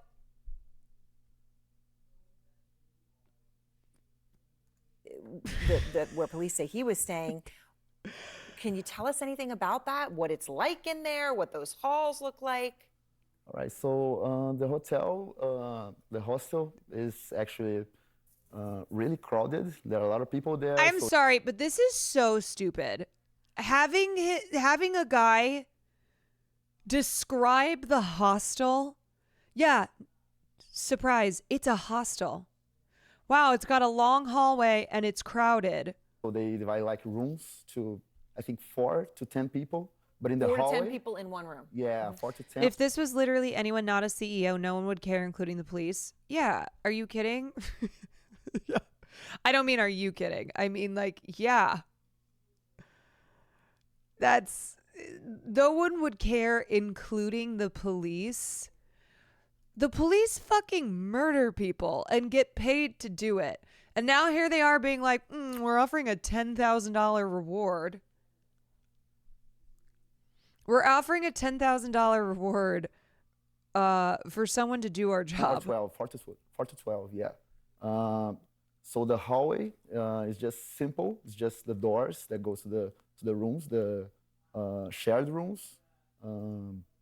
That's it. That's pretty simple. How the hallways look. So it would seem from what you're saying that if he was staying on that floor, as they believe he was, that he would have had other people in the room. Yeah, for sure. Yeah. Okay, so now you've been staying there for about a week. Yeah. And you're talking about these rooms that you got 4 to 12 people in a room. Yeah. So from Bro, what you're saying, that is how a fucking hostel works. he would have had other people in the room. Yeah. How hard would it have been to, as you see it, to even do something like to have a gun in there or something like that? I mean, it would be that hard. Like if he put on like his luggage or something, because there's no metal detector. There's nothing like that. So I think just go inside, and it will be all good. Like. So, No, so he could have had something like that. In yeah. terms of seeing him, do you recall seeing, now you've seen his picture out there and you talk about the hostel being so crowded. Do you recall seeing anybody that looked like him? Yeah, I didn't recall anyone looking like that, and people are saying that he always using the mask. Sorry, this is so stupid. So the main point of this is, hey, did you see this guy who you were at the same hostel with? Oh, no, I didn't.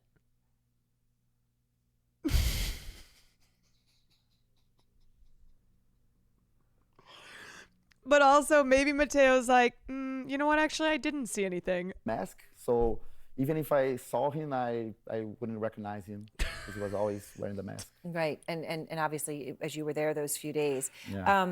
you know, It's so stupid. and you talk about the situation, there's Yeah. no security. There's A man who stayed in the same country as suspect coming up next. Yeah. Hi, man who is also a white man coming up next. We're going to interview him. Hey, so you're also a white guy who likes to wear a hoodie. Can you tell us about like why white dudes like hoodies? Can you give us some insight here? no, and I mean, lots of people there's- coming and going. There's like basic security there. Yeah, there's a security like you can't go inside without a card, so we have to check in to go inside. But like gun control doesn't have any. So yeah. Yeah, of course That not. kind of security is none. Bro, I'm sorry. It's a hostel in the United States of America, okay? No, there ain't no fucking security like that. Right, right. And in terms, just out of curiosity, but when you pay, you can pay credit, cash. Yeah, in terms yeah, of whatever. Yeah, any way you want to pay. yeah. All right. Well, I mean, it is really fascinating, but also important, as you say, that he would have probably had a lot of other people in the room Yeah. where he was yeah. sleeping. I think his room probably like had 4 to 6 people, but I'm not sure because I didn't get to come in there. It was locked. But the day that I arrived, there are a lot of cops there. People saw him. No, people saw. They expect him to say something like he had devil horns and an ominous black smoke that followed him because in their head it has to be a real life demon. Yeah, this is such milking. It is such a nothing burger. The cops there outside the room. But yeah, everyone that was inside the room just went to another room. And I don't know who these people were. Like, I asked around and they didn't know anyone. I asked around and they didn't know anyone. Shooting. Oh my. Oh my. Wow. Hard hitting CNN journalism. Good Lord.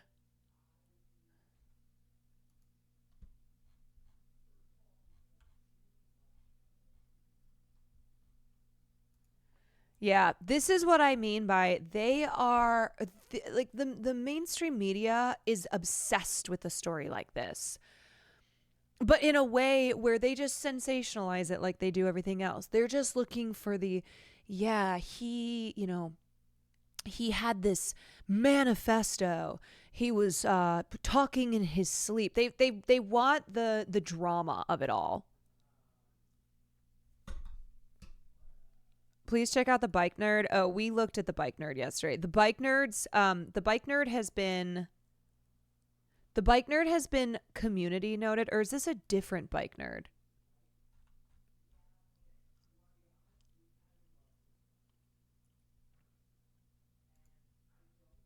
No, this is the bike nerd. The bike nerd got community noted up and down.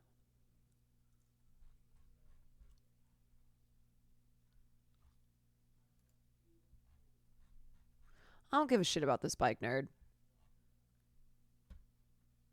Did the bike nerd delete his tweets? No, he didn't. Okay, he got community noted there. This is the funniest one. Can't believe my little data nerd experiment actually amounted to something in the real world. It did not. Readers added context that they thought people might want to know. It did not. Yo, sometimes community notes are so fucking funny. Sometimes the comedy of a community note.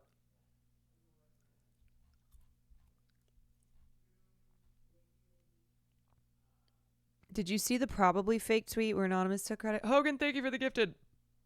Danny, thank you for the 4 months. Breaking, we have just received an anonymous tip that a non-ops is now taking credit for this morning's assassination of United Healthcare CEO Brian Thompson. This manifesto was recently found posted to Pastebin. Yeah, I mean, this is where the now there's going to be like a million components to the story. Yeah. Like you're gonna, it's fake. It's fake, of course. But this is what I mean by, okay, this thing happens and now it just turns into, it turns into the internet having a field day. Greetings, America. This is Anonymous. For too long, have American citizens been denied essential health services by United Healthcare? Millions of people have died as a result of United Health's policies and its lawless bureaucrats who seek to put profits over people. Because of this, #AnonOps, personnel decided to assassinate United Health CEO Brian Thompson this morning. Just before the annual investors meeting, eye for an eye, blood for blood. These agents, veterans of 8chan who collectively hold tens of thousands of dollars in United stock, have already fled the country to China, where they will now be able to participate remotely in United shareholder meetings. These Anons spent months tracking Mr. Thompson and accumulating details about his personal life. When Absolute Docs was acquired, they acted. These Anons acted like soldiers. Fucking veterans of 8chan.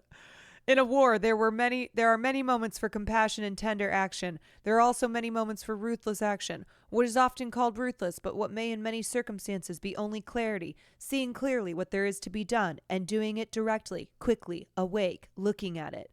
The shareholders have spoken. Veterans of 8chan.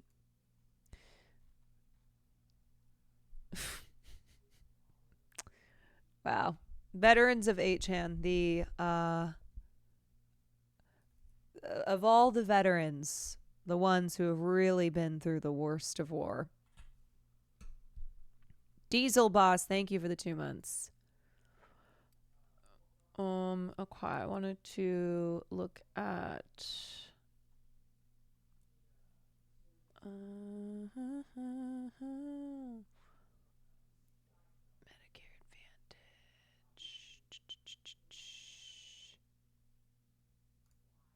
A few weeks ago. Okay. Everyone at the hostel that day. We've got some witnesses here that could maybe give us some answers, I so love we're this going to see video. right now. Oh, hello, sir. Did you witness anything strange in the area? What, witness? Yes. Is this camera on? Yeah, we're live. Oh, nah, I ain't seen nothing. I ain't seen nothing. Matter of fact, I'm blind in my left eye and 43% blind in my right eye. I don't see much of nothing. Matter of fact, I can't even see you, sir. A classic. When you're not a snitch. Producer Alec Opperman reached out to me with a surprising fact. Doctors are taking out payday loans. That kind of blew my mind. Doctors, as far as I know, make a ton of money. What do you mean he did it for the money? He's a doctor. He's already rich. So Alec did some digging, and he uncovered this new brazen strategy in healthcare. It's responsible not only for those scummy loans, but also denying patients, like you and the people you love, the vital care that they need. And it goes far beyond just our already broken system. So, who's the shadowy supervillain behind this plot to rip off both doctors and patients? It's America's largest insurer. This is The Classroom for More Perfect Union, and today we're looking at the massive power of United Healthcare. Before we get into United Healthcare's new strategy to shortchange doctors and patients alike, we need to talk about how they became America's largest insurer. United was founded in Minneapolis in 1977 and pioneered a new kind of insurance, treating people within closed networks of providers, health maintenance organizations, or HMOs. HMOs were pitched as a way to curb America's time for me to eat my one chicken healthcare tender, costs, which did not happen. HMOs, if you missed it earlier, he had gotten chicken tenders and they only gave one. Proliferated after 1973 as a result of the Health Maintenance Organization Act, which gave federal grants and mandated employers offer an HMO option to their employees. The law suddenly made HMOs very popular Just from the grocery and store. very profitable. Alec told me about an old non-profit HMO, Physicians Health Plan. Bone apple tea. It's a network of doctors in a health maintenance organization in Minneapolis, and they had hired United Healthcare to manage the HMO. Physicians Health Plan is a nonprofit, but United Healthcare is very much for profit. Were the doctors happy? Was this a good system for them? No, they were so unhappy that there was national news coverage that they were threatening to unionize. They were mad that they were being underpaid by United Healthcare, saying it was barely enough to cover their overhead. They were also alleging a conflict of interest with the chair of the nonprofit Physicians Health Plan, who was Richard Burke. And who ran the for-profit United Healthcare? Also Richard Burke. So this man who was running a nonprofit had hired his for-profit company to manage this nonprofit tax-exempt organization. When you first mentioned Richard Burke to me, I tried looking him up online, and there's really not that much. I tried a video search, and I only found this one video. The whiteboard video? The whiteboard video. This guy with a whiteboard that's literally about how it's so hard to find information about this guy online. He's only mentioned once in United Health Group's own history. He's been thoroughly involved since the beginning, and he's thoroughly involved now. There are very few to no articles about this person. Can you find articles about the founders of all these companies? Gobs and gobs and gobs of them, but not Richard T. Burke. Organizations are not nameless and faceless. I mean, they are groups of people, and people are responsible for decisions that cause these organizations to be the way they are. Oh my God. Imagine he's the gunman. I'm picturing a hoodie on this guy. Much of United's initial growth was enabled by the HMO Act and the $300 million in grants from the government. Burke and United started snapping up all of these federally subsidized insurers, essentially stealing entire taxpayer-funded organizations. And it makes a lot of sense that the bill was so helpful to United Healthcare. It was written by a think tank, Interstudy. Interstudy was founded by Paul Elwood Jr. He's this guy who's called the father of the HMO. But I also found another important figure at Interstudy. One of the directors was none other than Richard Burke. United grew from a regional group of HMOs to... Also, if ever someone is fighting you on the healthcare system, just ask them to provide an argument as to why this should be, why these healthcare companies should be for profit. Like, just be like, why does it make sense that this is a for-profit system? Seriously, you will not get you won't get an answer. To a national insurer with a breadth of plans. Like other insurers, they claimed their growth would be helpful to the average American. The bigger they got, they said, the better they could negotiate with healthcare providers and pass the savings on to you. Which did not happen.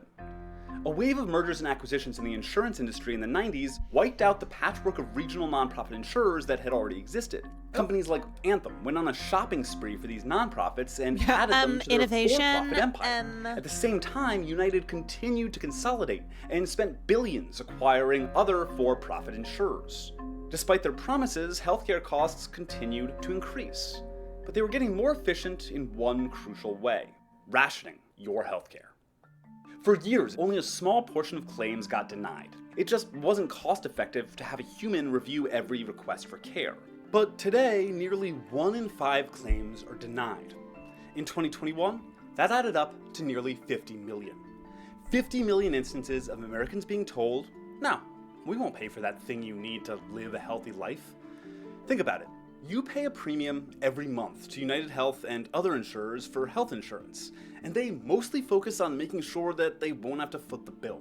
You can appeal denials, but insurers do everything in their power to make that... That's like if you guys subscribed to me as a streamer and I did everything possible to make sure that I don't stream. But also that then you'll die. Like if you subscribe to me and also you like do so because then otherwise you might die. Austin Show.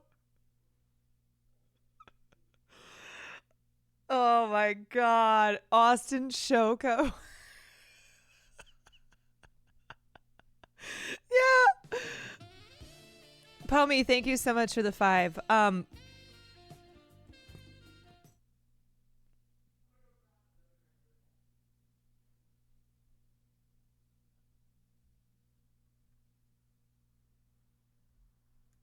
Just kidding, I'm back. But that is the analogy. Yeah, I mean, obviously that's stupid, but that also is kind of pretty much what it is, where you subscribe because you need to do so to try and have as healthy of a life as you can have, or if something happens to you, that you will be taken care of. And then I go, thanks for the money, losers, suckers. I am not going to stream at all. Super difficult. Only 1 in 500 cases are appealed. There are 500 sheets in a ream of paper, and those fail 59% of the time. Yeah, sorry, my stream is not in your network. This little sliver of paper as the lucky ones that got through compared to all of this. These are worth billions of dollars for insurers. So what the hell is going on here? Let me explain. As these companies grew and got some of that sweet, sweet economy of scale, having entire departments of people to look at claims and deny them became way cheaper. I found an older newspaper article where a real person's job title was simply denial nurse. Denial nurse. Denial nurse. It isn't just nurses poring over claims looking for excuses to deny them. Tech plays a role too. Dr. Alan Mooney, an executive at United, pioneered a system that allowed for bulk claim denials at rapid speed. United's aggressive denial or underpayment of claims has made them the target of tons of lawsuits. They're losing a bunch of cases. They were sued by... Yeah, and now they're using AI. They're using fucking AI that has a 90% error rate. Healthcare groups, Team Healthcare and Envision. The things that they were alleging in these suits that they won was gross underpayment and mass denial of claims, right? So in the case of Envision, they were rejecting nearly half of all the doctors' claims for medical care. Huge hospitals have very expensive, well-staffed billing departments to chase down insurers for money, but most small practices don't have that luxury. But denying claims is just the start of United's plan to pad their profits at the expense of the patient. Which brings us back to the payday loans. While I was reporting this piece, I reached out to one doctor who was publicly complaining about the payday loans from United. So the doctor emailed me this report, and the number in there that they pointed me to was that 41% of healthcare providers needed to take out external funds to stay afloat. So like loans, stimulus, etc. This is why doctors and practices end up needing to take out those predatory That's payday loans. horrible. Appealing a denied claim can take months or years, so companies will front providers that money as they hope for insurer payouts. So United Healthcare's constant denials can be very, very profitable for a payday loan lender, which really works out for United because, of course, they own one, Optum. Optum not only speeds up claim processing to United and other insurers, they offer something called Optum Pay Advance. They must have known that sounds terrible because they've since rebranded that service to the more sterile Capital Loan. When capital loans aren't enough for small practices, there are plenty of companies in the market to buy struggling healthcare providers outright, like Blackstone and CVS. I'll link the But video most after. importantly, United Healthcare. Now the largest employer of physicians in America, 70,000 of them. United's strategy is called vertical integration. It's part of an ongoing process that gets United Healthcare a cut of every single step of the healthcare process. Say you're uninsured. You injure your knee and go to an online pharmacy for some Advil. While you're shopping around, you see an ad for a doctor specializing in knee pain. A few clicks later, you're scheduled for a knee replacement. The surgery is obviously pretty expensive, so the doctor refers you to a service offering loans to people like you. Faced with thousands of dollars in medical debt, you start considering a health insurance policy. In CEO Andrew Whitty's vision, every part of this process, the pharmacy, the doctor, the loan provider, the insurance, are all run by the same company. God. His. There are very few companies in America that have a relationship with 100 million Americans, and none that have it is greed on an astronomical scale. Like it's hard to fathom this level of greed. But remember, that is capitalism working as capitalism is supposed to work. There is never enough profit. When the entire motive is profit, then there's always more profit to be had. There is no such thing as too much money. There's no such thing as putting a cap on profit. It's okay, we made $5 billion in profit last quarter. We need to make more this quarter. And if you make $4 billion, then you have a reduction in profit. These scums are comparable to war criminals. Yeah, I mean, people are dead and dying. relationship as intimate as healthcare. Already, United Healthcare members might be told they're required to purchase specific drugs from a hand-selected pharmacy. Welcome to Optum RX. Optum. Sound familiar? Working every day to take care of your pharmacy needs and make sure that you get the most out of your new benefits. Well, insurers say their big happy healthcare family will That save... guy kind of looked like the shooter, too. You get the most out of your new benefits. While insurers say their big happy healthcare family will save you money, it's more like a personal I think it's health him. dictator. A dictator who has a legal responsibility to make as much money as possible. And they're doing a really good job. In 2010, United is worth around $35 billion. Today, it's worth more than $450 billion. When insurers aren't using their savings to invest in vertical integration, they're using it to enrich their shareholders. In 2022, for instance, 7 major insurers, including United Healthcare, generated nearly $70 billion in profit and proceeded to spend $26 billion of that in stock buybacks. And of course, the executives, the characters you've met so far, are winning too. Richard Burke retired from the United board in 2022 with an estimated net worth of $500 million. Yeah, we've talked about And while social United murder. executives like to speak of firewalls between their business branches to ward off conflicts of interest, they have been busted for using their subsidiaries to manipulate the market.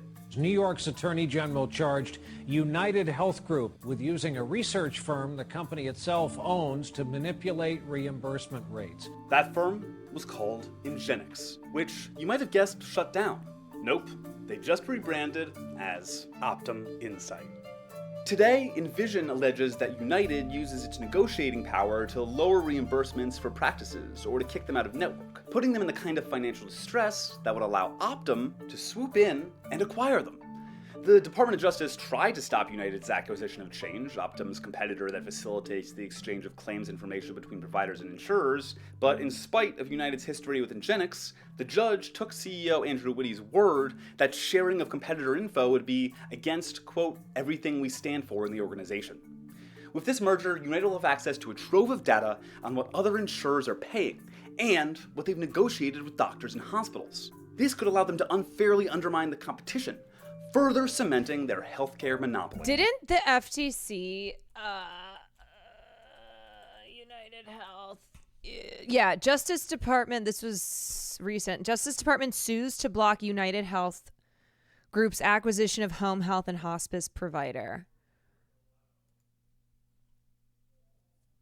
And then United Health, Cigna, and CVS sued FTC over insulin litigation process.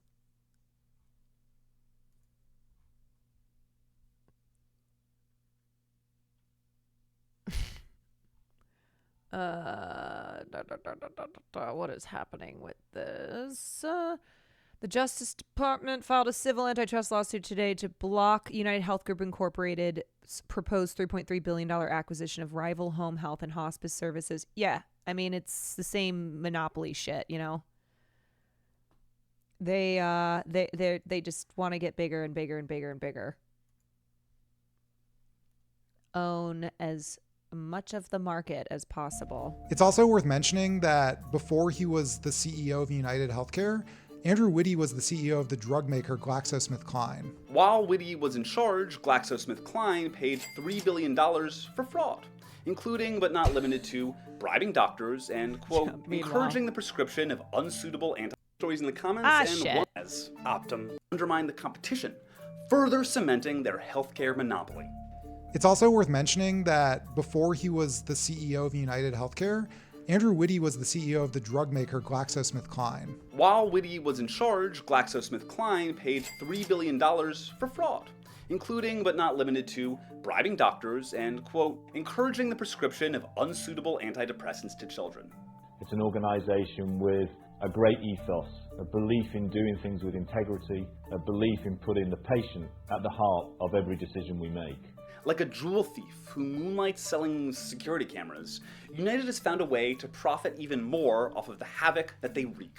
If their practices bankrupt your doctor's offices, they can give them a loan or acquire them for dirt cheap. Then, if your medical provider disagrees with United's unwillingness to pay for a CT scan, they'll have to keep in mind that the people they're arguing with are their employer, their owner. If you can't afford your deductible, they can offer you a loan. When you're looking up information about medical procedures, the article might be written by someone on the United Health payroll, who now has an incentive to push treatment good for United's bottom line. And for Whitty, United is just getting started. Quote, despite our size, we're just scratching the surface of the opportunity, he told a group of investors. If 40 years of that's why my dad was my dad ended up taking he quit and he took an early retirement because of the hospital that he had worked at for 30 plus years. The system merged with I can't remember. Hold on a second.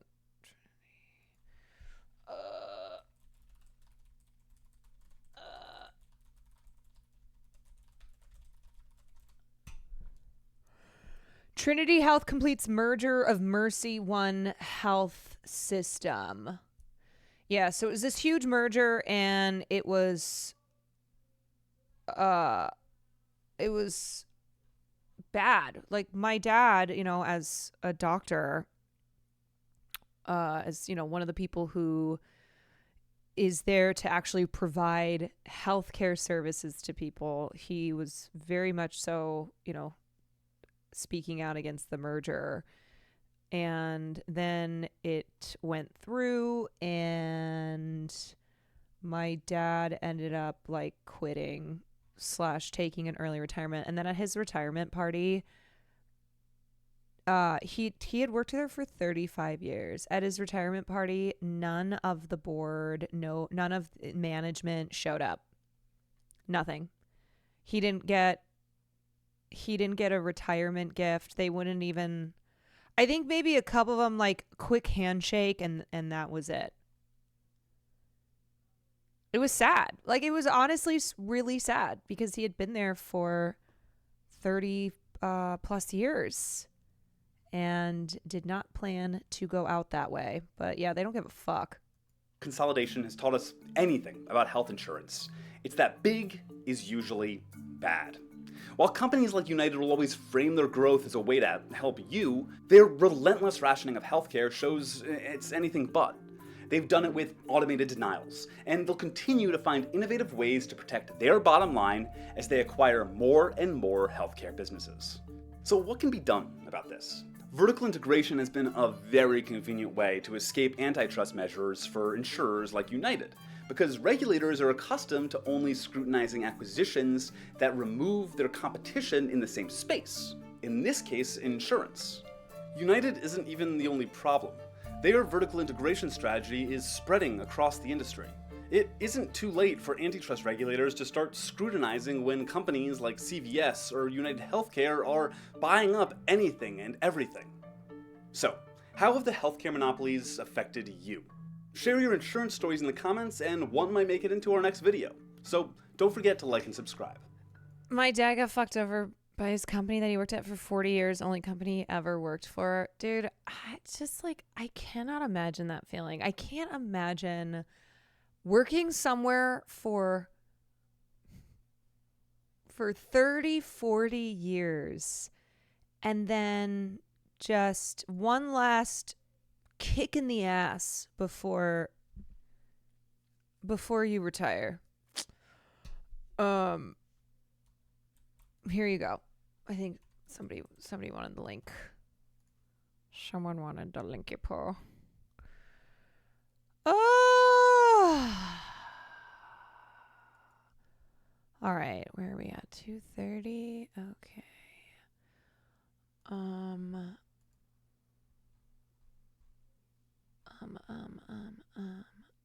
Okay, I want to look at this story.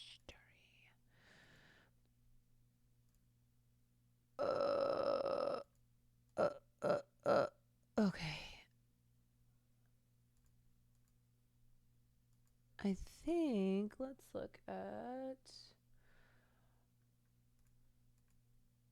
at this.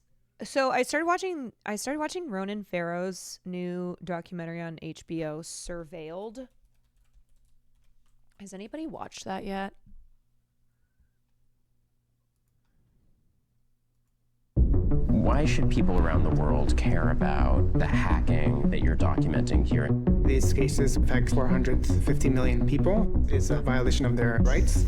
What we ended up finding was actually the tip of the iceberg. Spyware is this powerful surveillance tool. Big spyware companies say they sell this tech only to governments, but this multi-billion-dollar industry is mostly unregulated. The most advanced spyware can turn your smartphone into a spy in your pocket. It can copy. It's pretty fucking crazy. I only got about 20 minutes into the documentary before I passed out, but it's the type of thing where I feel 100 million years old when I learn about something like this, because I'm like, they can what? They have the technology to record you on your phone? Everything. What? And record you without you ever knowing, and then just disappear without a trace. This company, NSO Group, makes Pegasus, advanced spyware reportedly deployed in at least 45 countries. With allegations it's being used to target journalists, human rights activists, and political dissidents.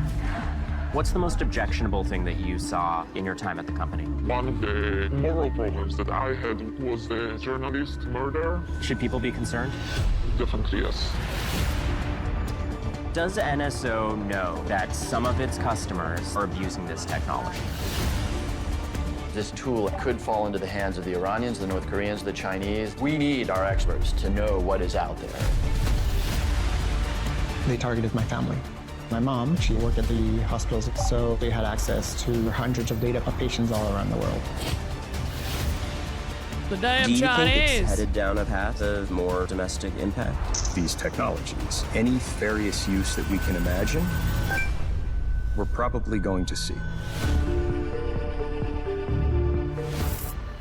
Frontline, I believe, was the one who broke the story, and it's on YouTube. Oh, okay. Oh, thanks for all these gaming updates. Epic Games. Cool. I hadn't seen anything on this until I just randomly saw a post about Ronan Farrow's new doc, Surveilled, based on, I think, a piece that he wrote. So then I started watching it last night.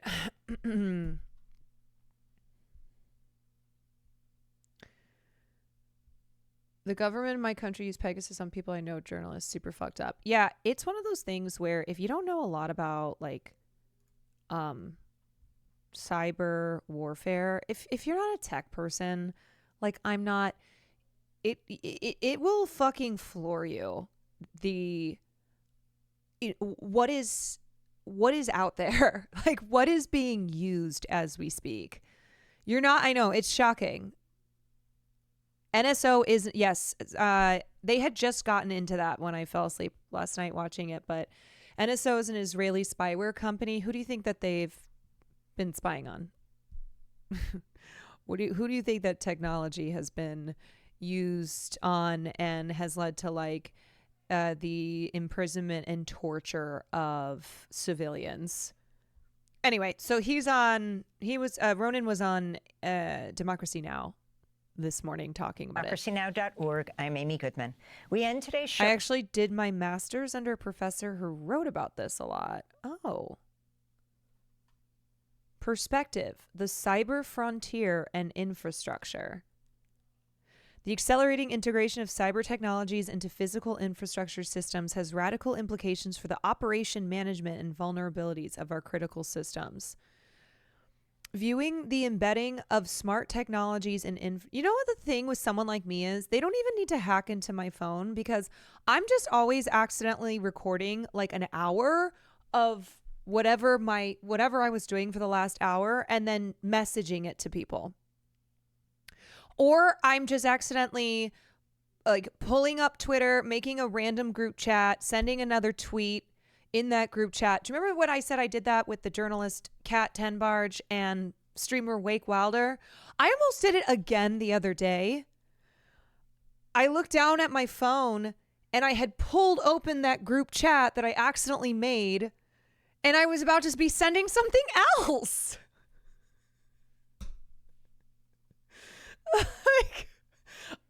So I just want to say, okay, hackers, governments who might want to be spying on me, just know that I'll leak whatever it is that you're wanting.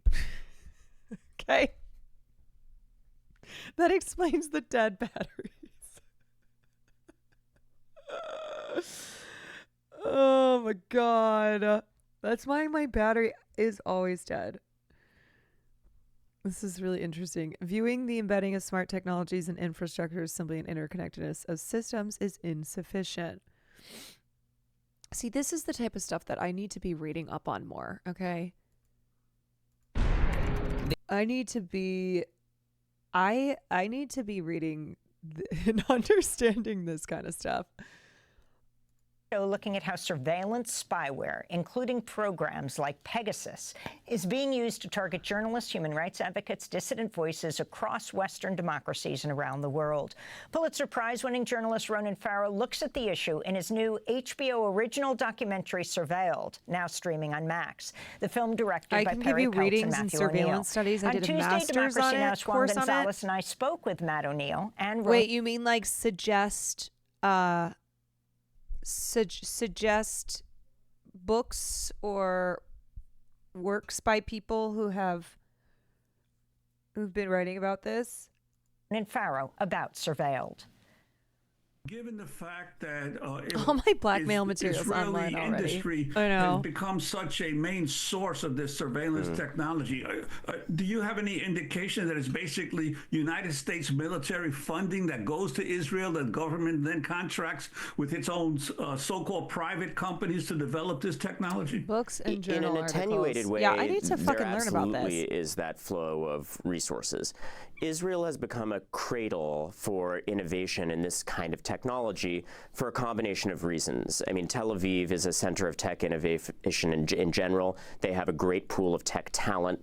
And Israel is set up in a very specific way where there's mandatory military service. People at a pretty early time in their careers go into government, military, and intelligence units. And then also pretty early in their lives and careers, they come out of that service and they apply those skills and that knowledge in the private industry. So you have companies like NSO Group and companies like Black Cube that Amy mentioned that do more traditional human intelligence operations that have all of these resources directly from a government that is, of course, as you point out, supported largely by the United States and its military aid.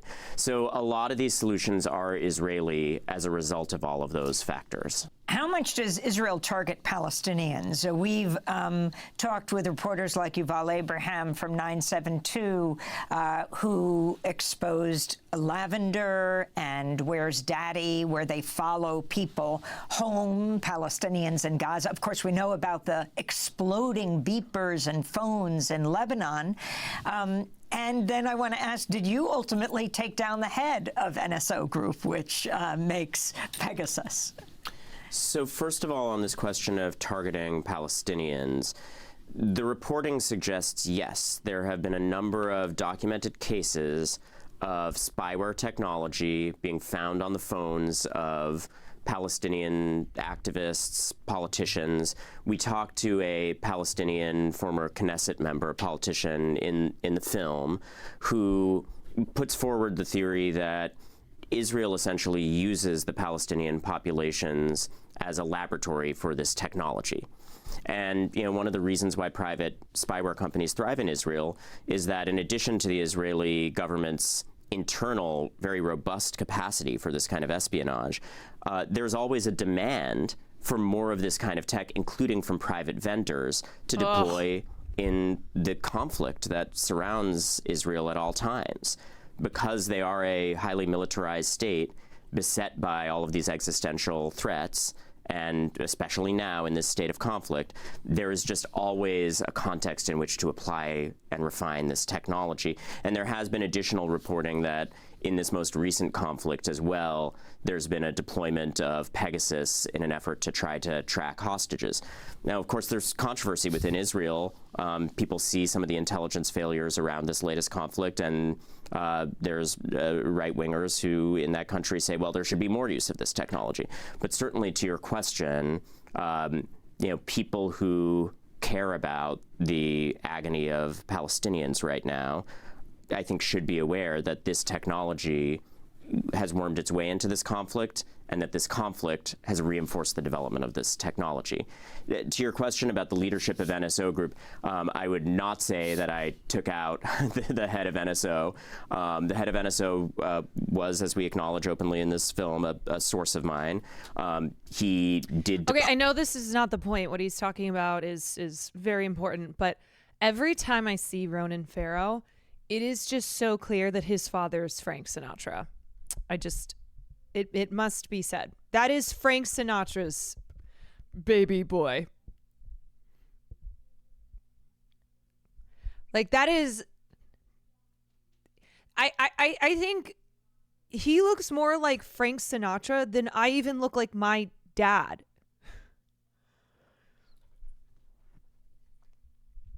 Well, no. Frank Sinatra's not his dad. His dad is Woody Allen. His mom is Mia Farrow, and his dad is Woody Allen. Here, okay, real quick.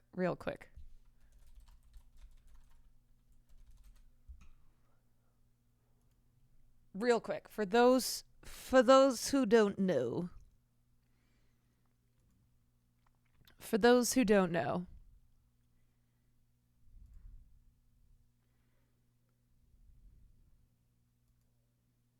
Ronan Farrow, Frank Sinatra, Mia Farrow. Yeah, like it's not even, and that's his mom, Mia Farrow. He looks a lot like his mom too. And that's like it just is. It's just the truth. It's just the truth. Okay, anyway. Part that company amidst This is a perfect addition to what he just said about the cycle of making violent technology for profit. Jaw-dropping opening paragraph to David Graeber's essay about the West Bank. In Nablus, every street seems to have a men's hair salon. There are literally thousands of them. Most stay open until at least 2 at night. Often, other than mosques, they're the only places lit up and open at 2 at night. And it seems anytime you pass by one, there are likely to be 4 or 5 nicely coiffed young men clustered inside, watching someone get a haircut. The odd thing is that women's hair salons seem entirely absent. Occasionally, you do see impressive posters for women's cosmetics and hair products. Often, the women are blonde, and a surprising number of Palestinians in Nablus are in fact blonde, even children, but the shops are absent. I asked a friend why this was. He explained that while Palestinian society was traditionally considered the most liberal Arab society outside of Beirut, and young women never used to go with their hair covered, things started to change in the 90s with the political rise of Hamas. But in the case of women's hair salons, there was another much more immediate factor. During the 80s, Israeli intelligence agents began taking advantage of their existence to spike the sweet tea with knockout drugs and take nude pictures of women so as to blackmail their husbands into turning collaborator or informant. So now women's salons exist, but they're not visible from the street, and women no longer take tea from strangers. Wow. And why would they wish to? Okay, almost every Arab political analyst I talked to considered the answer self-evident. Israel's economy has become largely dependent on the high-tech arms trade and the supply of complex electronic security systems. Israel is today the world's 4th largest arms exporter after the US, Russia, and UK. This is actually quite a feat for such a tiny country. But as everyone also hastens to add, Israeli arms and security systems have an enormous advantage over their rivals.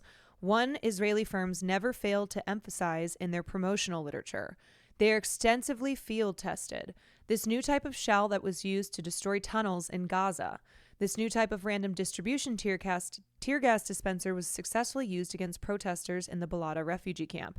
This new type of laser detection device has repeatedly foiled attacks on settlers.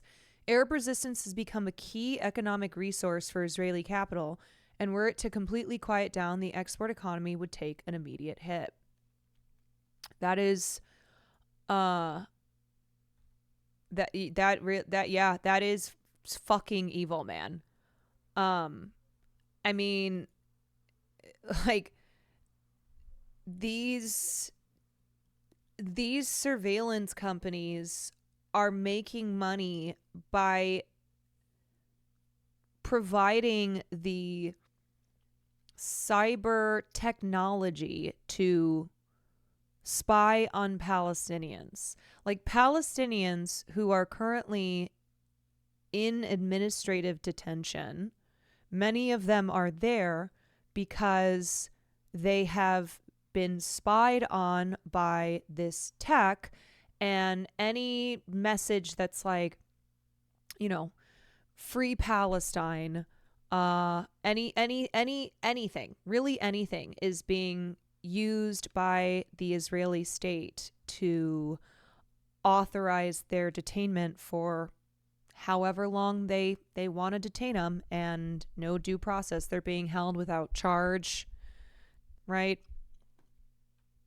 A lot of the scandals, the company was very embattled, and then there was a leadership change. The reporting of a whole consortium of international... There was that video where they tested this new weapon on a kid and blew his legs off and stuff. Yeah. So I hate to make a comparison to something that is fiction, but I think it's actually okay. So we talk about Hunger Games a lot. Yeah. And we've talked about how people who... The millions and millions of people who read Hunger Games, watched Hunger Games, loved Hunger Games, were on the side of the resistance, right? We're on the side of Katniss Everdeen and her, her gang of resistors, and recognized the evil of a President Snow, the evil of Alma Coin. And at the end of the Hunger Games, the reason why Katniss... Well, what brings an end to the capital, but then also what turns Katniss on President Coin, is how they have developed this new thing, right? Where they drop, they have like the parachutes drop down little gifts, and then the children go running in, so there's an explosion, right? And then there's a second explosion when the healthcare workers go in, and it's very, very evil, and it's obviously, it's obviously a cruel, inhumane thing in the book, and honeypotting, yeah. And so, Hunger Games is fiction, but this is something that happens in the real world where there are companies making billions of dollars from creating technology that is used in warfare. And you have states like Israel that are gleefully trying out whatever is the latest and greatest, right? Oh, give me a bomb that is not just going to explode on impact. It's going to send like shrapnel knife slivers into anybody in a 200-meter radius. It's like, it's not just how do we, it's sophisticated murder.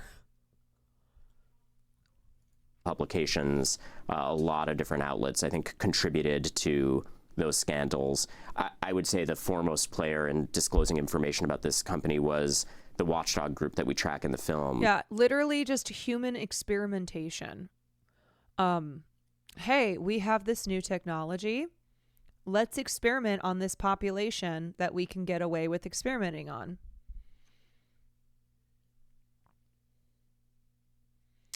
Hey, an artist friend of mine is doing a charity fundraising stream now for Anera, raising money for Palestine. Any chance you'd be interested in giving her the Caroline Kwan bump, or would you mind if I shared her Twitch or charity link, perhaps?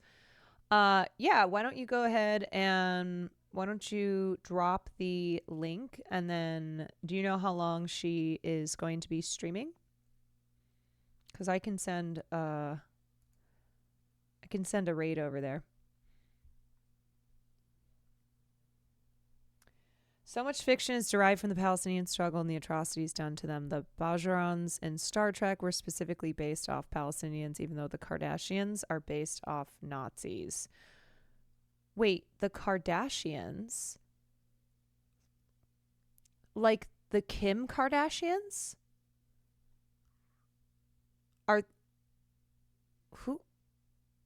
Who are the Kardashians besides the Kardashians? Oh. I was like, wait, Kim Kardashian has molded her identity off of a Nazi? What is this new level of Kardashian lore that I have no idea of? Were you at Mike from PA stream yesterday? Because he just mentioned the Star Trek analogy. That was I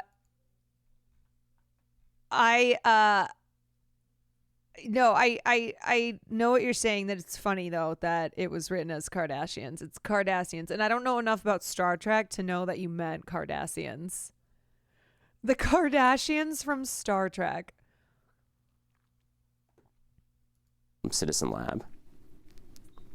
And Ronan, what could the outgoing Biden administration do to curtail the ability of the incoming Trump administration to use the powers of this technology? Or what could Congress do that you think, given the makeup of the Congress, of the new Congress coming in?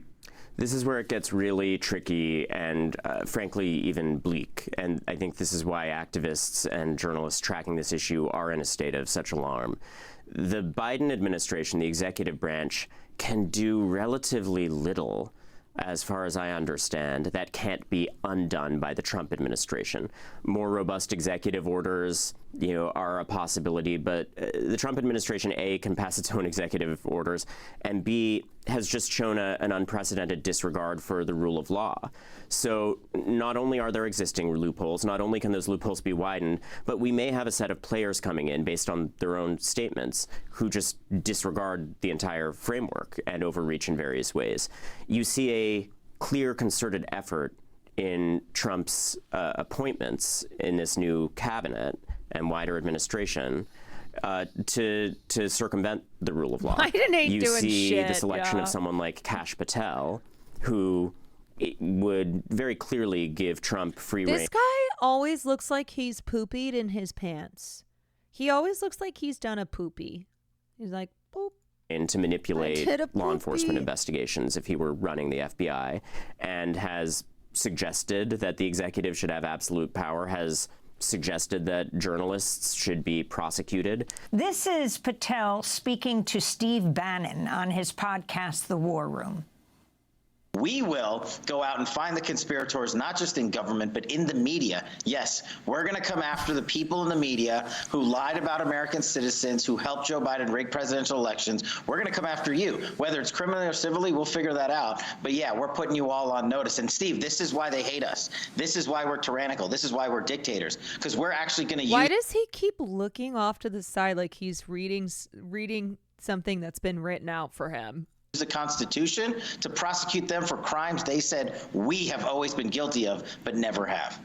That's Kash Patel, the Trump nominee for head of the FBI to replace Christopher Wray, who was already called on the carpet around buying Trader Pegasus. Joe. Okay, I gotcha. So when not only Kash Patel, because who knows if he'll make it, but President Trump has repeatedly talked about journalists, for example, as the enemy of the people.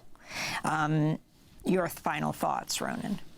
Trump and his associates have explicitly threatened journalists with prosecution, and specifically threatened journalists who protect their sources with prosecution.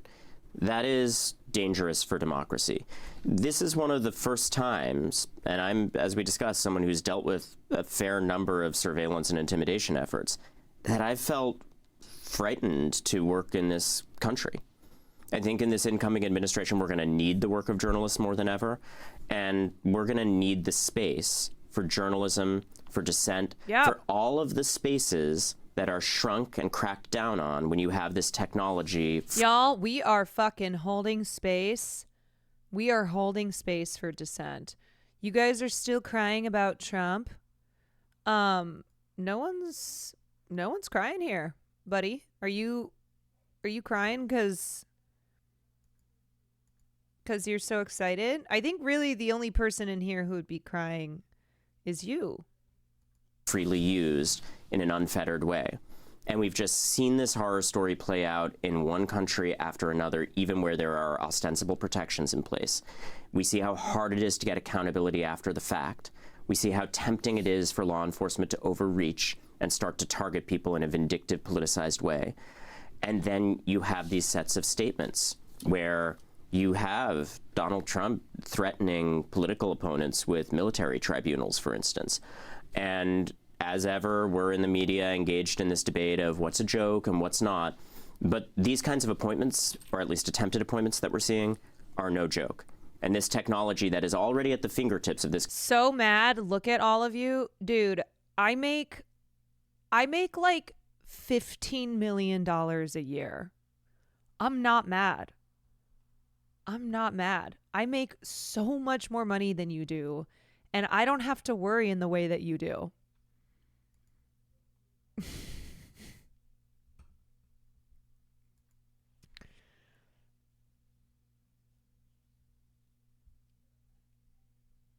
Government. That's no joke. So people need to really care, and members of Congress of whatever party who remain sane in a context that is increasingly not normal really need to clock and appreciate this issue. I have seen in talking about this film in public spaces how the public gets it, how ordinary Americans understand that it is scary to have these spaces shrunk and cracked down on. And I think that politicians who take a stand and realize that the spyware companies in this film who say this is a weapon of war, the spyware companies themselves. We have NSA. Was it all from streaming? I had a pretty robust acting career. NSO's lawyer on camera in the film saying there's no equivalent to the Geneva Conventions for this, and that's not on us. We're making and selling a weapon that is largely unregulated. We've got to fix that. And I think people care is what I'm seeing, and my hope is that political representatives understand that the people care. And this is not a partisan issue. You know, people who don't want big government, people who have traditional conservative values should especially... No, OG McFeatherpoon, you're good. You're good. We just like to mess around here. We like to have some jokes. You're good. Welcome in. No, I have no financial advice to give you. I don't even know what the fuck a 401k is. Care about protecting people from this tech. Matt O'Neill, I don't have one of those. You traveled the world with Ronan as you interviewed people almost on every continent. I want to ask you, for example, about Guatemala. In 2022, a group of journalists working for the award-winning Central American independent news outlet El Faro filed a lawsuit in U.S. court against NSO Group, the Israeli company that operates Pegasus spyware, used to monitor and track journalists, human rights activists, dissidents. The El Faro journalists, which is based in El Salvador, allege Pegasus software was used to infiltrate their iPhones and track their communications and movements. Now, you didn't go to El Salvador. They sued, and one of the heads of it went to Guatemala. Yes, we went to Guatemala City to interview Roman Gressier, who was targeted by Pegasus spyware. And I think this is indicative of... Yeah, actually, you guys, I made all of my money in the Hawk-Tua coin. Get your money up, y'all. Get your money up. I invested in Haley Welch's Hawk-Tua cryptocurrency. And let me tell you that I put in $10 million and I made a nickel. I bought Tua. No. You were the holder of the 97% that was dumped. Yes, that was me typing on my alt account. What you see on every continent where Pegasus is in use is that you're seeing journalists, civil rights activists, human rights activists who are being targeted with this software. If you're looking at El Salvador, this tool is only as responsible as the people using it. So in El Salvador, they're prosecuting journalists. In Saudi Arabia, they're tracking down and executing journalists. If we have this software here, I think people listening at home might be thinking, I'm not going to be subject to an ICE investigation. The Department of Homeland Security isn't interested in my selfies or my pictures of my kids. And that's likely true. However, if this investigative tool makes it into the hands of people who have an expansive idea about what criminality is. Yeah, y'all, this is why we talk about solidarity, not just because, yeah, right, we're in the same fucking boat. Because if you think that they aren't going to come after you, if you think that, oh, well, I'm good, I'm safe, I'm not undocumented, right? It's the first they the first they came for me and I said nothing. Bullshit. But yeah, it's hubris. It's hubris to believe that you are safe from what we're talking about here when it comes to government surveillance, to tech companies spying on you, right? Like how this will be used. If you have any dissent and squashing it.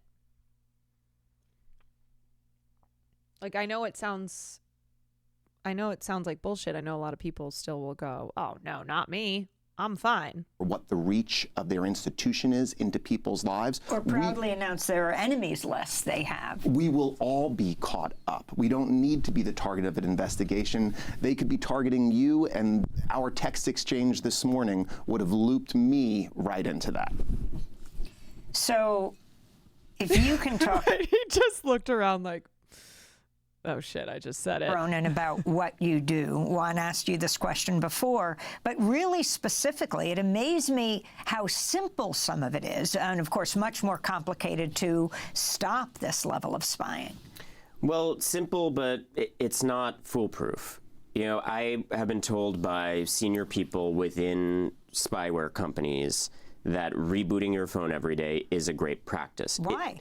It doesn't foil all of these forms of technology. Reboot survivability is built into some of them. But others, including, at least when I last checked in on it, Pegasus, will actually have to reinfect. Speed Razor, thank you so much for the 10. Thank you. Thank you for doing what people in LSF can't stop screaming about. Giving money to a billionaire? You after a reboot. Meaning turning your phone off. Just turning your phone off every day is a good digital hygiene practice. Again, Okay, not foolproof. everybody. And increasingly, these technologies are more and more sophisticated and can survive reboots. But it will clear out some types of... You know what, y'all? You have been laughing at me for my batteries always dying, for my phone always dying. But who's been on this shit, okay? Who has actually been, without even knowing it, ahead of the game here? Because they can't track me and all these other things if I don't have a phone that's on, right? Right? Spyware infections. Also, this may seem obvious, but just keep all of your devices updated in every way you can. I mentioned that kind of Mr. Robot digital sniping between the platform holders like Apple and Meta and the spyware companies. What that means is that every single day there is a multi-billion-dollar industry that is geared towards finding the vulnerabilities in the latest Apple patch, the latest WhatsApp patch, and exploiting them. And on the other hand, there are teams of sophisticated programmers within the companies that make your software and your hardware that are spending their lives creating those new patches to close up those vulnerabilities. And we see some of those battles in the film if you're interested in learning more. But the end result is update everything all the time. When you get that little alert, it's annoying, but don't wait. Aluminum foil? Well, we follow a scene in the film where a live Amy just said infection is aluminum found foil. of another type of spyware technology, Kendiru. And Citizen Lab investigators race to the scene, and they have the activist who's been infected wrap his laptop where the infection is taking place in tinfoil to create a Faraday cage, like you get when elevator doors close and you lose reception, to interrupt the flow of data in and out of the laptop and hopefully prevent a signal from being sent to it that might cause the technology to delete itself.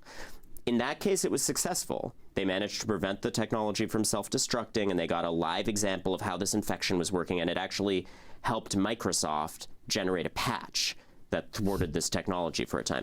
So tinfoil, theoretically, or even better, you can get Faraday bags that in secure settings sometimes people use to interrupt transmissions to their devices, can theoretically be a help, but I wouldn't count on it because you got to wrap those things really thoroughly. And I have also talked to sophisticated technology experts who say, you know what, that's really far from fail-safe. And Ronan, did you find in your investigation any companies or platforms that had better practices in terms of securing individual phones All right, against invest in surveillance? tinfoil. Well, you know, I have been impressed, whatever you think of the wider companies, with the commitment of the programmers who are playing defense on this issue within Apple and within WhatsApp. You know, these companies are sometimes secretive about what they do on this front. Nobody likes to publicize that the device you make or the software you make is so vulnerable. But I'm grateful to the sources within those teams who spoke for this reporting, and to the cases in which the companies in question, Microsoft or Meta, for instance, agreed to participate even in the film. You know, we have people going on camera talking about how they do this. I think more openness about this is called for, and that people should celebrate the cases in which companies put resources into protecting their customers in this way. There's not enough, but there's some going on, and that does deserve acknowledgement.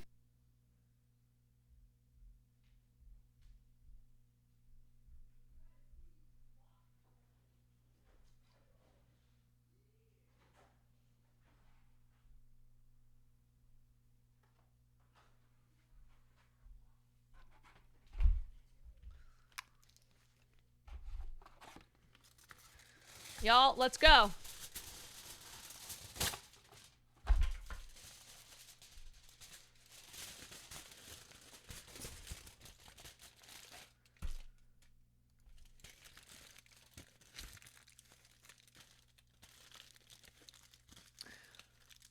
I'm going to forget that this is my phone, and it's going to end up in the trash.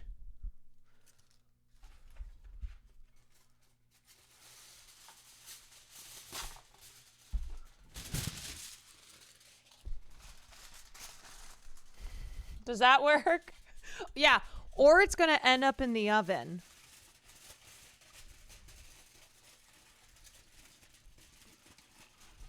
How do I make a little...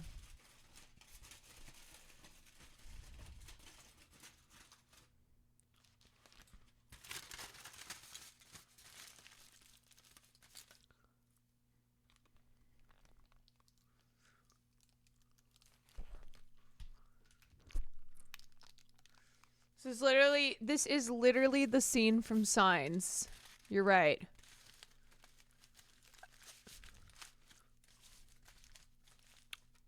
Is that big enough?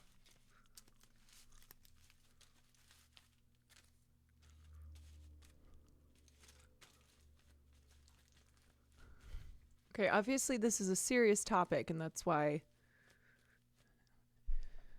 it requires serious action. Shit, Denims was gonna drop off.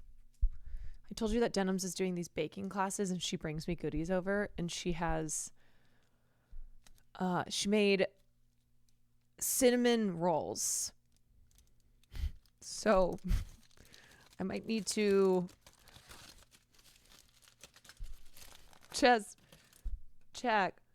Whoa! Wait, what did that just do? What? Why did that open up? I just opened up my phone, and in Google Maps, it's ZZZITDD.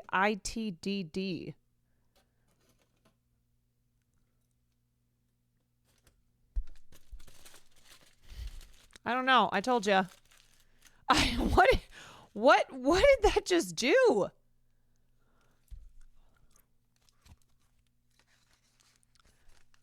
I think I can probably hear ZZZITDD. I guess maybe it's pressing. Maybe it's, yeah. The foil is typing on my phone. Can we see the rolls? Yeah, when she drops them off, I'll show you guys. Okay, wait. Somebody linked something that I wanted to see. Hold on. ZZ444. Never forget. Never forget. Okay, wait. What time is it? Oh, shit. I wanted to go over. Maybe I do that one tomorrow. Somebody linked a Vice thing. The origins of Anonymous. Behind the hacks. The origins.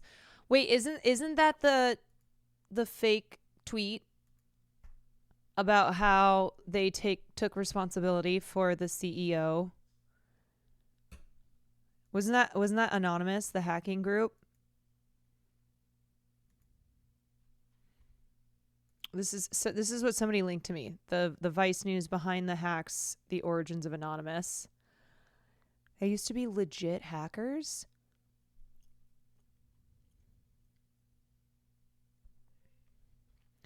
I don't think I honestly know. Wait, what happened with them? They fell off?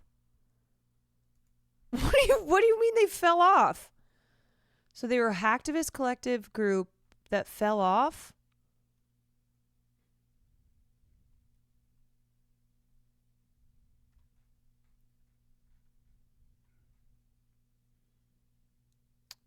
They did fall off. They were actual hackers. You think they've been feds? You think they were feds? They went after money in politics. They weren't feds. they all got IT jobs with 401ks. Oh, you're saying maybe they became feds. Oh, okay. I kind of want to, I really don't know that much about. History was being made. How do you not get involved in it? But after a series of arrests and an informant on the inside... I was arrested when I was 16 years old. Police broke down the front door, handcuffed me in my bed. Who is anonymous now?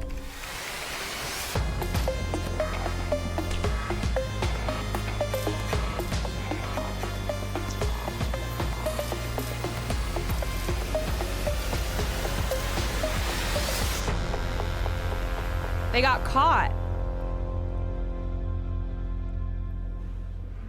You have a prepaid call. You will not be charged for this call. This call is from Jeremy Hammond, an inmate at a federal prison. This call is being... I'm calling Jeremy Hammond, a legendary anonymous hacker. Hammond is serving a 10-year prison sentence for hacking a private intelligence firm. Yo, what up, how you doing? Jeremy, how you doing? Do you guys think I could be a hacker? It's Ben. It's all good. Early morning, drinking coffee.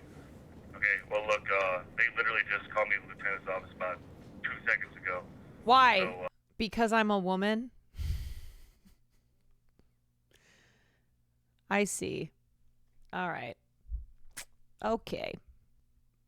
Okay, sure. Women can't do what men can do. All righty. And the guy's standing right next to me right now, so I can't finish this call. Yeah, I guess I can't finish this call. You can't finish this call? Yeah, I guess I gotta You invented the onion glasses? Okay, are you gonna call? Wait a second. Wait. You're a stream watcher. First time chatter. Said, you've been around for streams. Hello. Welcome from the lurking side of this community. It's okay. You can go back to lurking. You can't get your mic settings right for dinner and movie streams. Yeah, but I don't know what that has to do with my not being able to become a hacker if I wanted to. There's a big component of cybersecurity that is just physically getting into places you're not supposed to be by convincing people you're allowed to be there. As an actor, you'd be well qualified to do physical penetration test. As an actor, you'd be well qualified to do physical penetration testing, probably. Thank you. I think so as well. I really believe that as an actor, it has set me up to do just about anything in life. I think that my skills honed in a darkened theater have laid the groundwork for me to accomplish whatever I put my mind to, you know? Okay. Call back? I'm gonna try, yeah. Okay, all right, thanks, man. Good luck. Well, that was bullshit. Greetings, citizens of the world. Hello. Congress of the United States. Hello. Leaders of Scientology. Anonymous. It's a brand, a meme, and a movement. We are anonymous. Love We you, are but legion. it took... We I do watched not a cooking stream that took an hour and a half to get the camera to focus. Expect us. For almost Yeah, a but I decade, got it to they've hacked focus. into corporations, stolen private information, and shut down websites. Their signature is instantly recognizable. The Guy Fawkes mask from the movie V for Vendetta, which was based on the graphic novel series of the same name. The real Guy Fawkes was executed in 1606 for conspiring to kill the king and blow up the British Parliament. I went to talk with Gabriella Coleman, an anthropologist who wrote the definitive book on Anonymous. Full disclosure, she's also a consultant on this show. They're ghostly, they're spectral, they're mysterious, they're controversial, they're radical. It's a protest movement. It's not about long-term structural change. It's Not here about for getting people a long excited time. for activism, which is incredibly important. And then What I a think good their time. most kind of constructive contribution has to do with the leaking of information, whistleblowing. But that's not how Anonymous started out. Back in the early 2000s, a group of trolls banded together on a web forum called 4chan. taking their name from the default ID many used to post, Anonymous. Anonymous was never meant to become an activist phenomena. Today it's identified with politics, with activism, but its roots are in the offensive, sometimes terrifying, sometimes humorous world of internet trolling. Trolling is the time-honored practice of online baiting, and in 2008, Anonymous found an easy target. It started with a video featuring the world's most famous Scientologist, a very enthusiastic Tom Cruise. The Church of Scientology was trying to get... I fucking miss early 2000s Tom Cruise. He's so crazy. You know? We don't really get this Tom Cruise anymore. This video, apparently leaked by a church insider off the internet. And the Church of Scientology threatened all sorts of publishers like Gawker with lawsuits if they didn't take down the video. And it was at this moment that Anonymous decides to target the Church of Scientology with one of these trolling campaigns. And in this case, it was, I like to refer to it as the mothership trolling campaign that Anonymous engaged in. They prank called a Scientology Dianetics hotline. They sent hundreds of pizzas to churches across North America. They sent black faxes to all the churches. Then, Anonymous hit Scientology websites with what's called a distributed denial of service, or DDoS. A DDoS attack floods a website with so much traffic that it crashes. When the attack stops, the site can come back up without any permanent damage. And it was during the course of that campaign. Yeah, Sear does kind of give Tom Cruise energy without, like, the Scientology. I feel like I'm surprised Scientology hasn't tried to recruit Sear.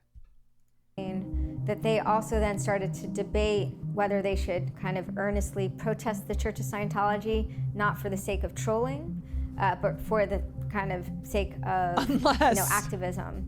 For the first time, Anonymous was considering real political action. And then came a fateful step. The collective called for a worldwide street protest against Scientology, and thousands actually showed up. Anonymous's next big op was just as political. It morphed from an anti-copyright movement into a massive campaign to defend WikiLeaks and its Who's founder, the streamer most Julian likely to Assange. become a Scientologist? In November 2010, WikiLeaks began publishing Probably a trove Emily. of leaked diplomatic cables. On accident. Classified dispatches between American embassies and the State Department. Visa, MasterCard, and PayPal stopped processing donations to WikiLeaks. Anonymous struck back with what they called a payback. That operation was, and I still think is, the largest protest DDoS that the internet has ever seen. You had over 7,000 people that showed up on the chat channel where activity was organized. It was monumental DDoS, multi-day against Visa, PayPal, MasterCard. Op Payback put Anonymous on the world stage and put them on the FBI's radar. As the Bureau's top official in cybercrime, Sean Henry watched Anonymous rise. He retired in 2012. What was it like when you first encountered him? Wait, so like who are the hacktivists these days? I mean, don't snitch or anything, but who's doing it? Anonymous. Anonymous, I mean, just the very name, right? Who is it that we're trying to investigate? Where do they reside? Who do they associate with? This is why haven't they group done that's anything been about student debt? widely Right. dispersed around the country and has been pretty good about keeping themselves off the grid as individuals. What about what they actually do? Because a lot of it's just like a DDoS attack. Is that really all that bad? We're seeing a new form of social protest, and that is people taking advantage of their technical skills to object in a loud sort of way to social and political practices that they deem objectionable. Where's a Rami lot of that Malek? activity is illegal under our existing law, and there are authorized... You know what? Rami Malek got his fucking Oscar with those godforsaken fake teeth in Bohemian Rhapsody, and he's fallen off. He has fallen off the hacktivism. ways that people can protest using the network to disrupt organizations or to breach data and to steal it is not one of those ways. By 2011, Anonymous had gone from a fringe group of trolls to a global political force. The collective attacked the websites of repressive governments to support the Arab Spring, took to the streets as part of the Occupy Wall Street movement, and hacked corporations and law enforcement along the way. But to understand who Anonymous is now, I had to meet some of them in person. I really should wear my hat for all political Anonymous coverage. is basically a network of online trolls that became a global force to be reckoned with. They usually organize on a network of online chat channels called IRC, using aliases. But that doesn't mean they never meet in person. And Chaos Communication Camp, a hacker gathering that only happens once every 4 years, turned out to be a bit of a reunion party. Some of the people I met had never been interviewed on camera before. My name is Mercedes No Hafer, and I have 2 state national bowling championships. I'm Keith. I'm the pretty PayPal 14 defendant. And I'm Panda, and I'm the king of Sweden. No, Keth, and Anon Panda took part in Anonymous's legendary attack against PayPal, Visa, and MasterCard in support of WikiLeaks and its founder, Julian Assange. I mean, I don't like him as a person, but that doesn't mean he doesn't have rights, and that doesn't mean that I won't fight for his rights, because if he doesn't have rights, then I don't have rights. Okay. Everybody has them, or they're just privileges. So if I want to be able to publish secret government data that everyone should know, then I also have to defend Assange. Wait, she's, yeah. And Anonymous weren't as interested in politics as they were in correct. laws. Internet slang for hilarity. And LulzSec was a small breakaway group of Anonymous members who just wanted some lulls at the system's expense. Quite frankly, hackers get bored, and there's nothing more dangerous than a bored hacker, because they'll make themselves not bored. Okay, Hacker Weasley. This guy is the 8th Weasley sibling, but he's the hacker sibling. They're like, oh yeah, Charlie, he's dealing with the dragons. Bill's working at Gringotts. Seth is in his room hacking. Wingardium Levy hacked you. Yeah, he's hacking into Voldemort's mainframe. Very quickly. Darren Martin took part in both Anonymous and LulzSec, going by the name Pwn Sauce. Pwning something can mean that you've hacked it completely. When it all really started kicking off, the LulzSec thing was just when I was turning 19. So pretty much same as most of the people involved, we were all kids basically. So we just kind of split it off and did our own thing. And then, well, you know, just kind of took on a life of its own. Who were some of LulzSec's targets, and why did you guys decide on them? So LulzSec motto was sort of laughing at security. So we sort of picked targets based on who would be funny to hack. And, you know, corporations are pretty funny to hack, because who wouldn't want to see like a big corporation brought to its needs? Okay, T-Flow was a respected Anonymous member. My cinnamon rolls are here. My cinnamon rolls have been delivered. Give me 10 seconds. Here, I'll play this. And a talented hacker. He was also part of LulzSec, all at the age of 16. In the summer of 2011, LulzSec went on a hacking spree. They DDoSed the websites of the CIA and the Senate, hacked an FBI association called InfraGard, and published a fake story on PBS NewsHour's site. They also redirected the UK newspaper, The Sun, to a fake obituary for its owner.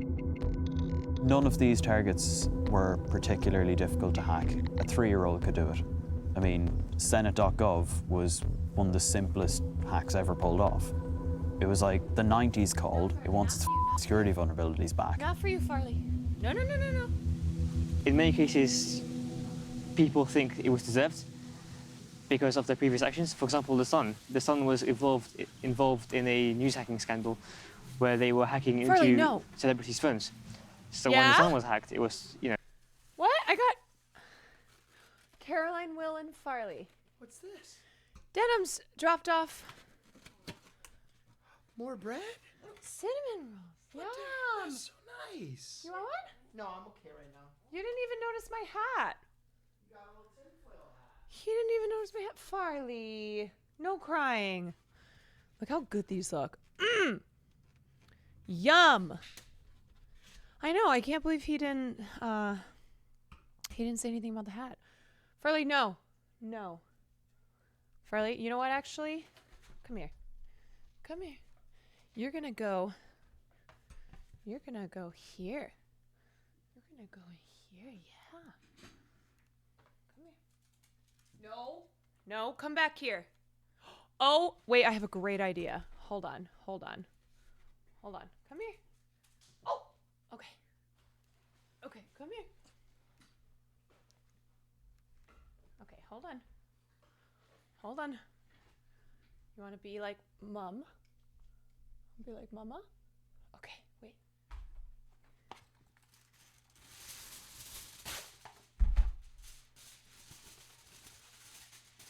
I have got to get better at making these hats.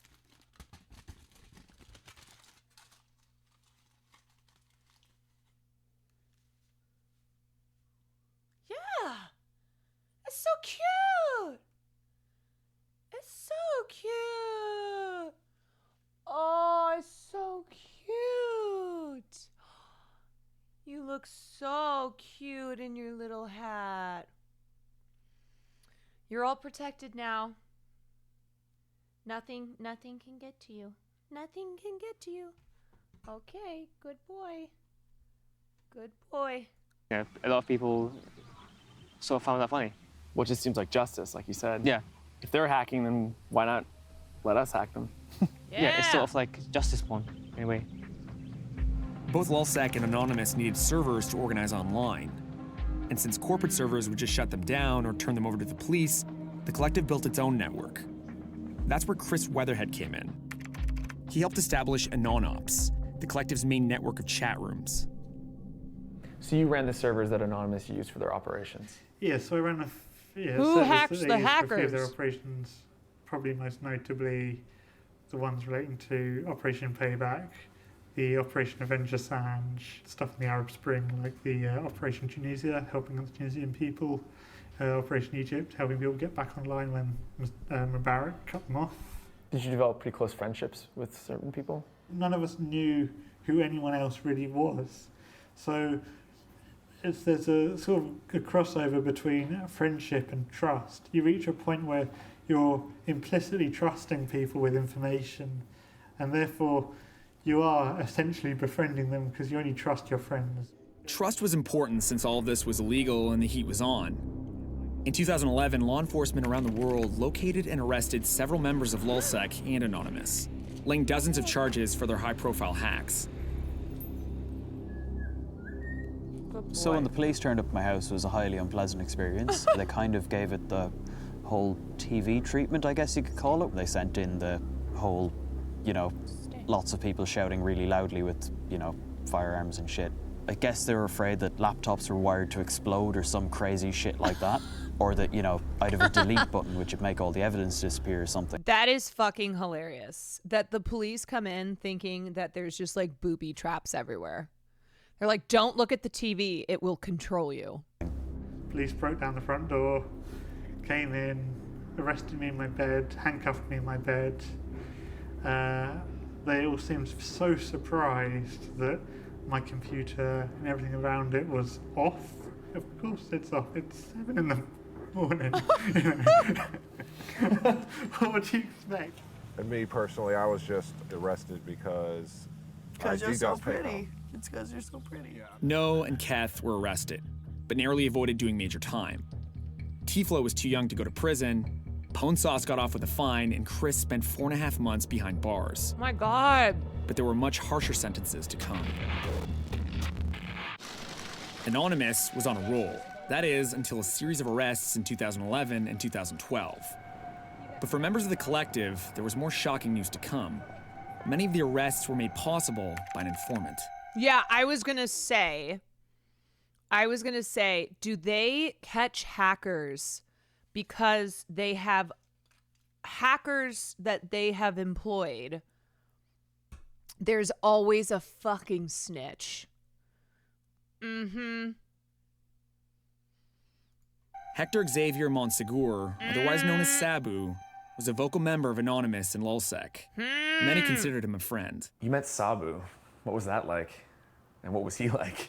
Sabu is such an interesting character. He was really involved in Anonymous. He was very charismatic. His personality online was larger than life. It was why he was so effective as an informant. Some of his peers and colleagues, described him as legend. Why do you think he ratted out his friends and his peers? Sabu was put in a difficult situation. When the FBI showed up at his house, they basically said, look, work for us or we will take your foster kids away from you and away from your family entirely. Dude. And he took the deal that was given to him and started almost immediately to work for the FBI. Wait, how did they catch him though? Whether snitching for taking down someone they don't like, ego damage, or snitching for a payout, they're always going to exist. And yeah, a ton of drama in these communities. It's inevitable. Yeah, so how do you even trust anyone, Sabu not only led the FBI to LulzSec, but to one of Anonymous's... We really need a major fashion designer to make outfits for these hackers like anime villains. I don't think they're being taken seriously because they're in sweats and things. If Chanel made their outfits, they would take over the world. Yo, you know what? Hackers in real life are not like hackers in a slick, sexy thriller starring, I don't know, like an Emily Blunt. Yeah, where's the Balenciaga collab? Brilliant hackers. Yeah. It's not like Ocean's named Jeremy Hammond. Hammond was the real deal. No. A radical anarchist as active in the streets as he was online. A hacktivist way before Anonymous was even a thing. And we believe that the internet is a powerful new medium where just a handful of people in small groups, just by shifting data around in the right directions, can make big changes and big damage. Any method of disruption at any cost, any means necessary. Hammond helped launch Op Antisec, which targeted police departments and what he calls the national security complex. Sabu was also a major player in Antisec, all while working for the FBI. Not the pig with the feds sig. watching his every move, Sabu introduced Hammond to a hacker who had found a way into Stratfor, a massive global intelligence firm. Hammond then hacked Stratfor, stealing thousands of credit card numbers and millions of emails. He was arrested for the hack and is now serving a 10-year sentence in federal prison. Gotta keep your Dial 5 now. If you would. Yo, what's up? Yo, what's going on? You okay? Oh, man. Yeah, it's cool. So I'll get right to it. Why'd you hack Stratfor? Well, Stratfor was a private intelligence corporation. They're mercenaries. They're kind of like the antithesis of, the Black Hats, right? The revolutionaries. People who use their skill for social justice. They use it for pay to control and monitor and the evil hackers. So it was a kind of a natural target. Why don't you tell me about Sabu? What was his role in Why all this? doesn't he have a chair? Well, basically, he's the internet loudmouth more than anything. Budget cuts at Vice. He was around, during the, time with Anonymous and LulzSec and so forth. And so then they came and they busted him, and then he flipped and he started working for the feds. How'd that make you feel? Well, it's dishonest. It's betrayal. He chose to side with the enemy, the feds, the white hats, the NSAs of the world, to not only turn over his friends that he was working with, but he also sabotaged the movement at the time. The people that he was working with, were now under monitoring. I mean, he basically got a bunch of kids arrested. And, if Sabu would have held his ground, I think we would have continued on. We would have been more effective. I certainly wouldn't have been busted if it weren't for Sabu's cooperation.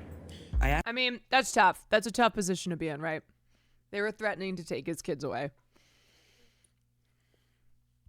It's tough. And they know it's tough. And that's why they do that. That's why they're like, yeah, we're going to take your foster children away from you unless you do this. Oh. I asked Sabu to tell his side of the story, but he declined to talk to me on the record. After Hammond hacked Stratfor, he leaked the company's emails to WikiLeaks. The emails revealed Stratfor had monitored activists worldwide. WikiLeaks begins its release of 5,000 emails documenting the private lives and private lies of private spies. But one question still remains. This whole time, the FBI had an informant. So why did it let Stratfor get hacked? The FBI could have done something about that. They could have prevented all this damage from happening. But no, they were more interested in trapping people and, ensnaring people and doing things. While they could have stopped things and done crime prevention, instead they thought, we're going to entrap everyone. I mean, they completely burned Stratfor. You're so right, Hacker The Weasley. FBI need to have a good look at themselves and go, what moral high horse do we have to stand on when we're using other people as bait? After the high-profile arrests of some of its core members, Anonymous was at a crossroads. But that made some of its hackers more determined than ever. Sabu's betrayal broke trust within Anonymous. Anyone could be an informant. And security expert Robert Hansen believes the group has been infiltrated. I know that there are certain governments who have a keen interest in not only infiltrating them, but flipping people inside Anonymous and turning them against one another. And you're saying that signals intelligence agencies around the world will try to Wait, so why don't they just hack individually? No. Why do you need to have a group if the likelihood of somebody being an informant, somebody getting caught, different specialties? Oh, see, this is just goes to show how little I know about hacking, where I'm like, why can't, what? Like it's hard? I'm like, what? Like it's hard? Why can't you just do it? They attack different fronts simultaneously. Just do it.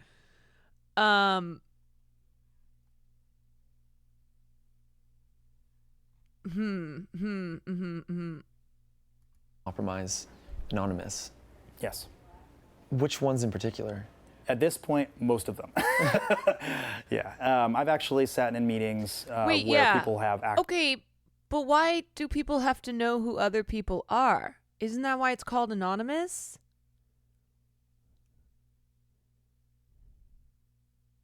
You know? It's like, okay, we're going to live up to our name here.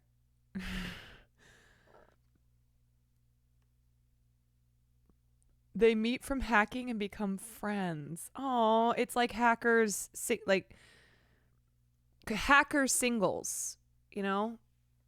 Maybe they fall in love. Somebody write that story. Somebody write, that's the human condition. I don't know what you're talking about. Somebody write the story of two hackers who meet as part of this anonymous group and then fall in love. And then one of them is forced to become an informant. So you've got mail, but with hackers. And there's like this big dramatic scene where the hacker just can't turn on their lover. Broke hackers.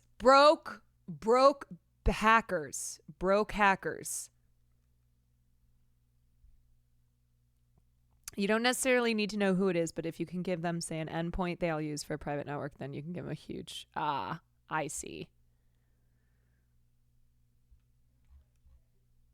Actively talked If about only we doing knew a that, screenwriter. and not as a we could as Broke in we hack are. mountain. So Anonymous is essentially as clean as a public swimming pool. I don't know if I put it that way. But what I do know is that it would be too dangerous for a guy like me to ever consider being involved with at this point. If I were part of Anonymous right now, I would burn everything and walk away. Yes, and I would Angelina never look Jolie back. was in But a for movie some, called Hackers. walking away isn't an option. With her ex-husband. Despite the risks, anonymous DDoS actions and hacks continue across the globe. What do you say to people that say Anonymous is flaming out? It's never going to happen. Why not? Anonymous as a whole will always exist. It's an idea. You can't kill or jail it. Bio could go to jail if his identity is revealed. He took part in DDoS attacks on Canadian government websites, protesting an anti-terrorism bill known as C-51. The legislation gives the government broader surveillance powers, Yeah. sparking concerns Why would that guy appear on camera at all? I feel like, bro, if I'm him, I'm showing up in a mask. Like, that guy could be the shooter. Exactly. They're notorious attention seekers. About privacy abuse. Are you going to escalate your attacks in Canada? Are you going to go after more stuff? That really depends on where the government goes with this bill. It needs to be repealed. You could be detained indefinitely if you are proclaimed a terrorist. Like myself, for example, I could probably be held indefinitely. As a terrorist? As a terrorist. Because I poked a website a few times. And that's about all the damage it does, right? Getting poked. Right. We stop, it comes back online. Whoop-de. If you put your chances of going to jail in a percentage, what would it be? At this point, pretty high.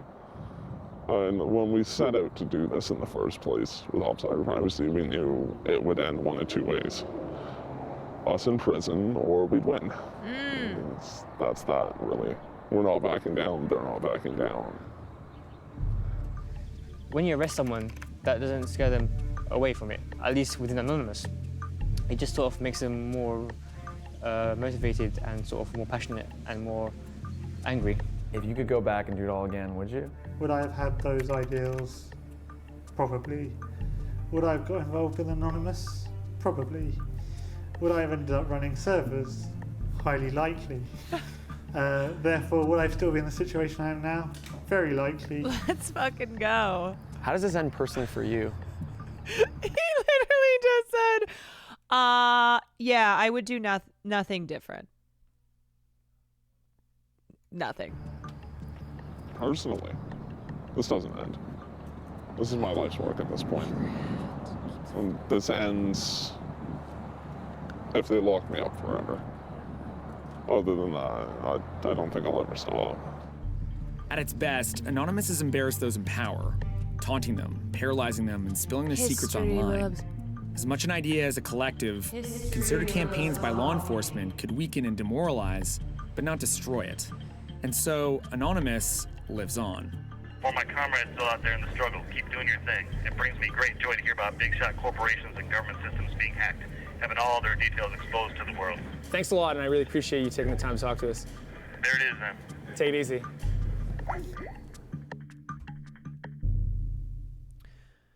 Wait, Jeremy Hammond was released from prison in 2020, I think it said. Okay, so basically, I know you keep trying to shake this hat off, but you got to keep it on. You got to keep it on. There you go.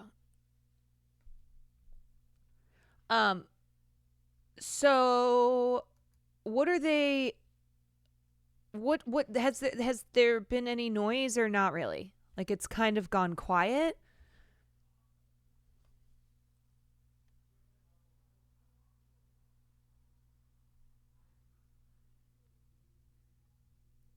Haven't heard about Anonymous in years until the CEO thing.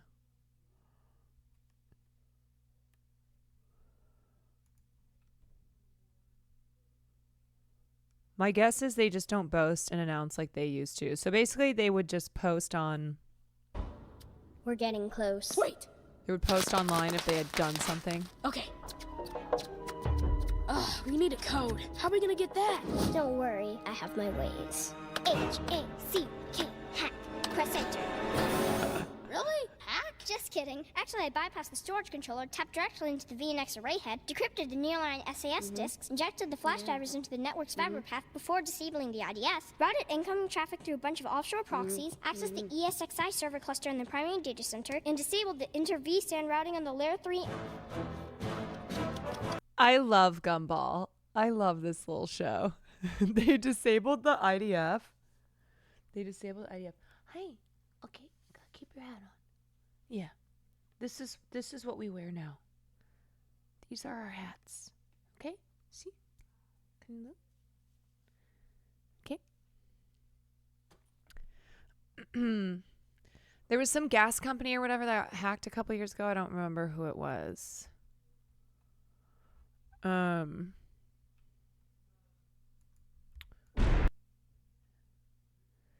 Exposing the NSA's mass surveillance of Americans.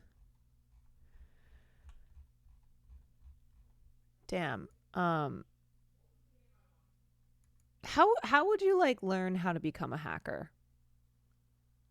Is there like a YouTube video? Just passion. It's usually self-taught in forums. Like what are the steps?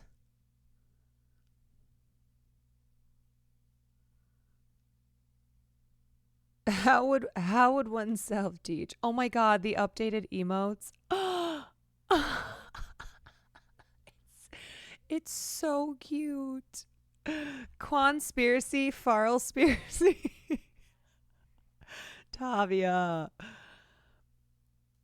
You have to watch the 1995 film Hackers. I have seen Hackers. Maybe I just need to watch it again so I could learn. Yeah, how do you do, fellow kids? Where does one go to learn how to be a hacker?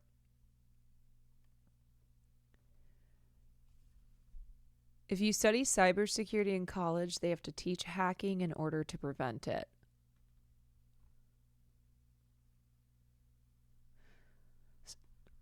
Like, I don't even know. Oh! Ah!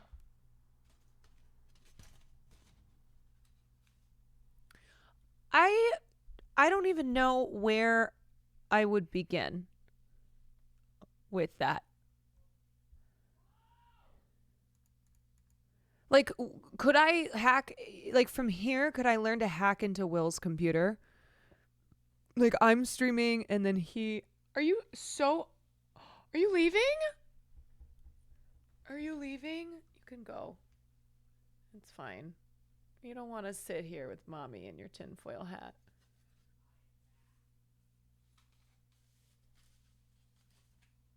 That makes me sad. Ah! Your hat fell. It's okay. You can get down. You can get down. Okay. All right. You're on the same internet, so it'd be the easiest hack job. So, like, could I hack in and then suddenly I'm on his computer? You know, like he's live streaming and then I, like, could hack in and like, put something on his computer. It's like, I see you. It's like poop type thing. I don't know if you've seen this. This was so wholesome from no, I don't think I have seen that. Hold on. Pull that up. It would be like when Haas does stuff to his stream. Oh, yeah. How does he do that?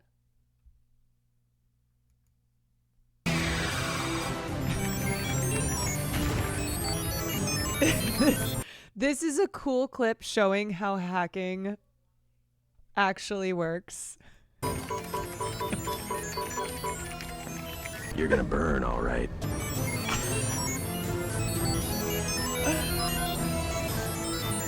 You gotta get out of here, dude. But I've got nerves of steel. I'm not big into books. That's how I would try to hack. This is literally what I would do. I would just be pressing a bunch of buttons on a keyboard. Here you go, Queen. Just start typing. Okay, let's see. Oh. Okay. Whoa, that's not what I'm... Wait a second. I just type... Oh, hold on. Whoa, wait. Wait, I'm not even typing these words in.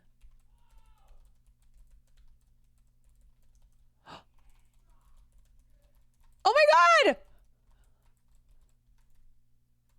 Oh! Oh my God, I'm doing it! Oh my God, I'm hacking! Oh my God, I do not need Nico anymore. Dude, look at this. Holy shit. I'm in the mainframe. I'm in the mainframe, you guys. I have literally hacked into the mainframe. Nico, I don't even need you anymore. Look at me.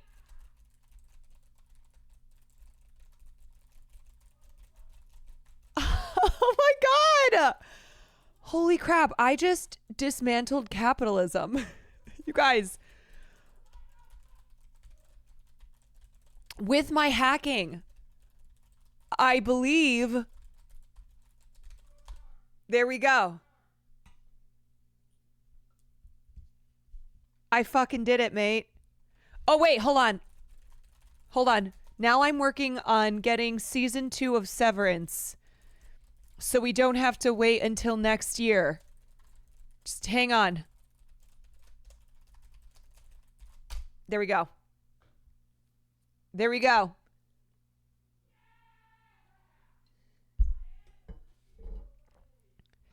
Did it.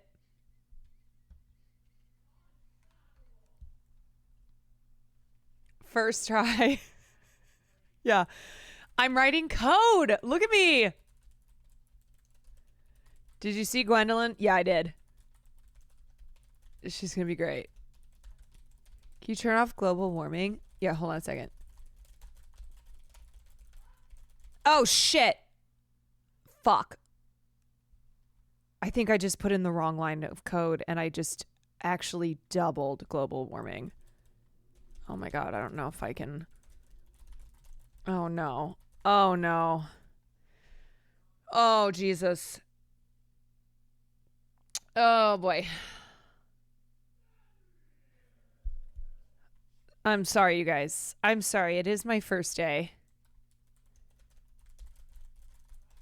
Can you clear my student debt? Yeah. Hold on.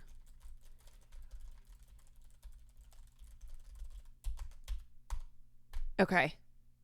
There you go. Let me know if that worked. Wait, how can you double something that's fake, brother? Are you installing more global warming? I accidentally put the wrong line of code in. You know, I'm not perfect here. It's now tripled your debt. Just check again. Okay, hold on 1 second, y'all. Okay, there we go. I just made it so that Elon Musk just now shit his pants. He went poopy in his pants. There's a little bit more. Hold on. Oh, yep. He's still shitting in his pants. Yep. Ah. Ooh. That wasn't you. That just happens sometimes. Yeah, but that one in that moment was me. That was me. Can you please hack Path of Exile 2 and release it? Yeah, I don't know what that is, but sure. I got it. I'm on it. Here you go. Yep. God, I am really I'm just taking over the world here. I'm fucking taking over the world. Is this a clip from Hackers? Motherfuckers can't wait a day. Oh, does that come out tomorrow? Is that a game that comes out tomorrow? Don't forget to hack yourself to give yourself more subs. Oh, yeah. I'm going to just into my bank account. Bloop, bloop, bloop, bloop. Bloop, bloop, bloop, bloop, bloop, bloop. Bloop, bloop, bloop, bloop, bloop, bloop, bloop, bloop, bloop, bloop, bloop, bloop. Bloop, bloop, bloop, bloop, bloop, boop, boop. Skill Cylinder, thank you so much for the 5. Thank you. Oh my God, this is so exciting. This is so exciting now that I can hack. Now that I have hacking skills, there's quite literally nothing that I can't do. What the fuck? She emptied my account and gave it to herself. Look, I'm not perfect, okay? I'm not perfect at this. Huge things have been happening. I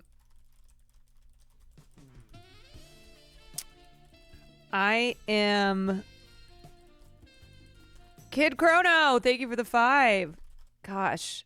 Wait, why can't I hack anymore? Wait a second. Have I reached the end? I reached the end of my hacking. Well, Trumo, thank you. Okay.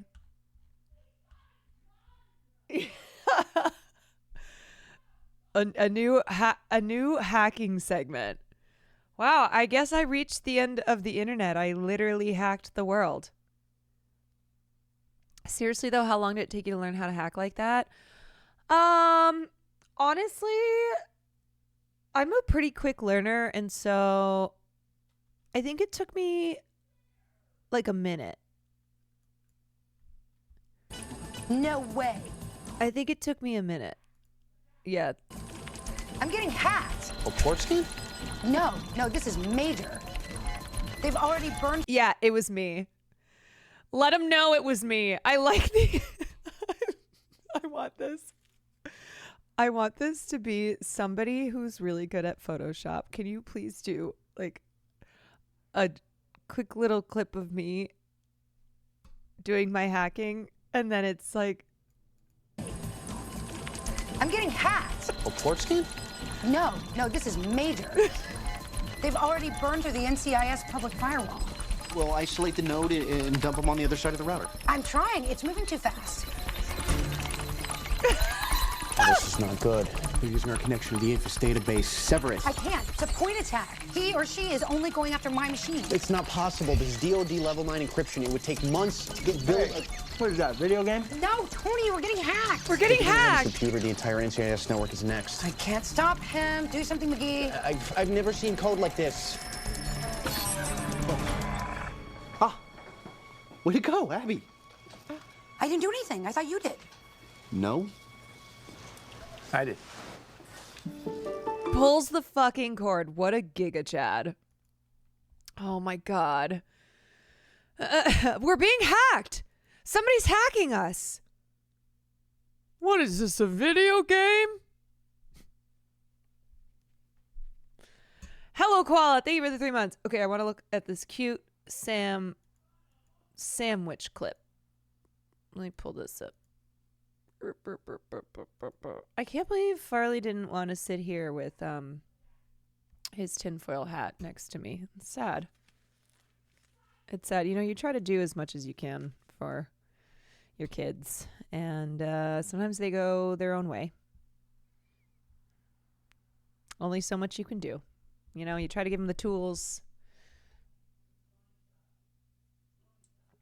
You try to prepare them as best as you can. But at the end of the day, they make their own decisions. I really appreciate it. I love this podcast so much. It's really fun. Me and Caroline talk about it all the time. How Podcast. It's really good for us. We really like making content, but we don't really like some of the Twitch space, and it has been really, really nice for us to talk about the things that we love together. Like I get to hang out with Caroline for like a couple hours every week, and she's one of my best friends. It's so fun. Anonymous, I really appreciate it. I love not the anonymous at the end. Yeah, it's the best. It is honestly so much fucking fun doing this podcast with Sam.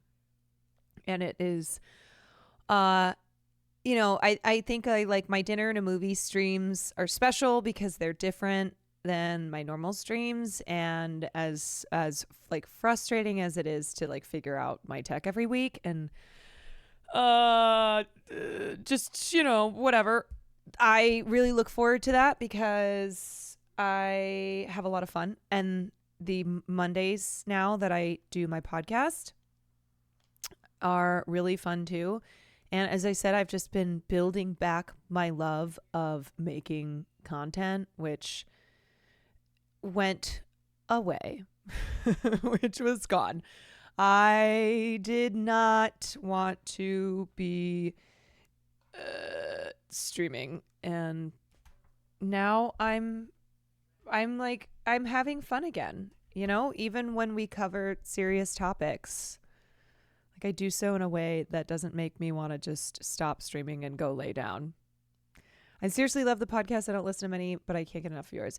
I love the podcast too because I feel like I get to show a side of me that maybe I don't necessarily show on stream all the time, or it's just a different environment, and Sam really brings out the funny. And yeah, it's awesome. It's the best. Being solo with a live chat versus IRL with someone is different. Yeah, it's the pressure of not being live, where this hasn't happened yet. But if I were to say something and be like, oh, I don't like how I worded that, or you know what, actually, I don't want to talk about this at all. That hasn't happened yet, but if it happens, then that's fine. Like, we can just cut it out. Usually what will happen is we'll have a bit, and then we just keep going on and on and on, where it's like a back and forth of just the bit keeps going, and then we're just laughing. So that's what usually ends up when we have to, when she edits the podcast. Last time we did the podcast, we ended up stopping for like 30 minutes and watching Shrek the Musical, and we watched a bunch of like Shrek the Musical and Wicked the Musical, which is on YouTube. Raphael, thank you for the 14 months. I watched 19 out of 19 streams in November. Hell yeah, dude. Do you get a prize? Here's your prize. High five. High five. How long did you guys watch that for? I'm not kidding you. It was probably 30-ish minutes, and then we were like, oh shit, we got to finish the podcast. Yeah, I can't believe my camera is still not funded. Maybe my face doesn't need to be shown. Maybe that's what it'll be. It'll just be a camera on Sam's face, and then when we go to the wide shot, face card too powerful. Yeah,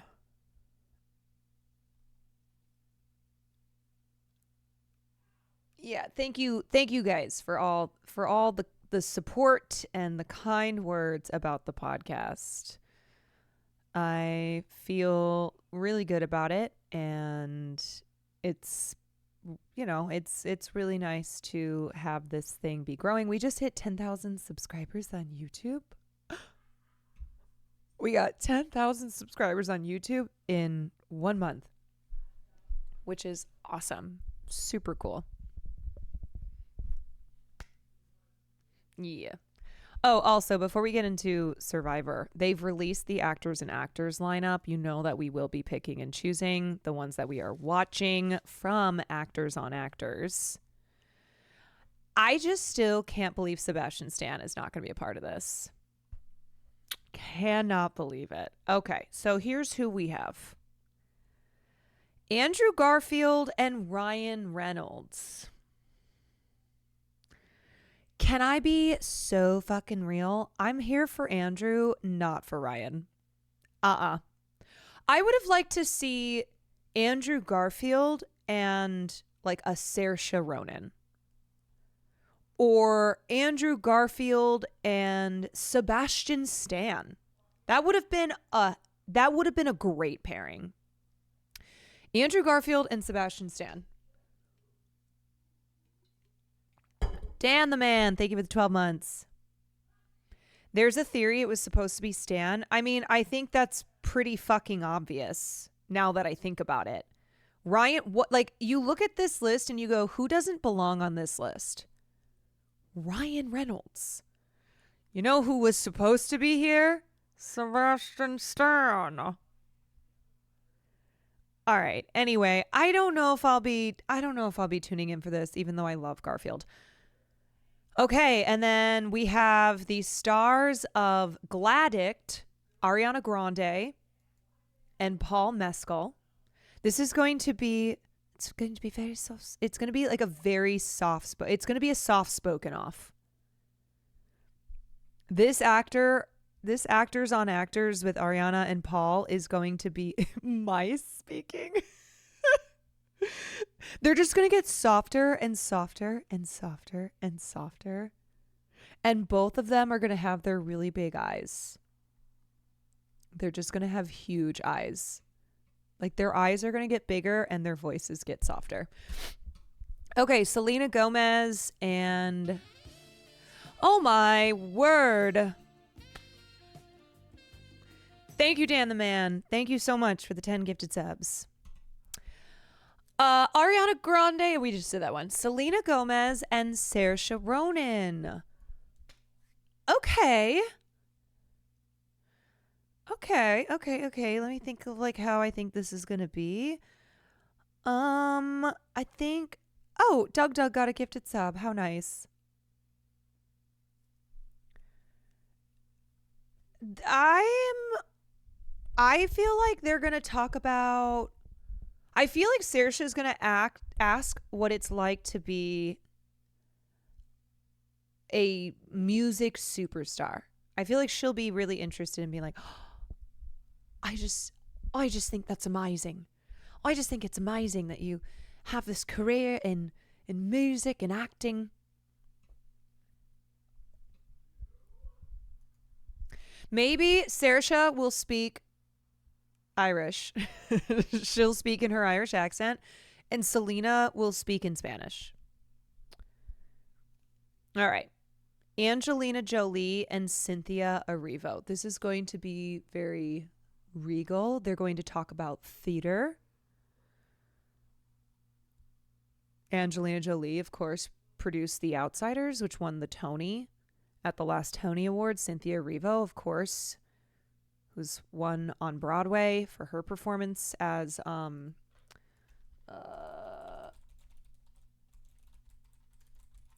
blanking. Color Purple. That's right. She went for Color Purple. The cheekbones are going to be cheekboning. The cheekbones are going to be so sharp that if you get too close, it will slice you.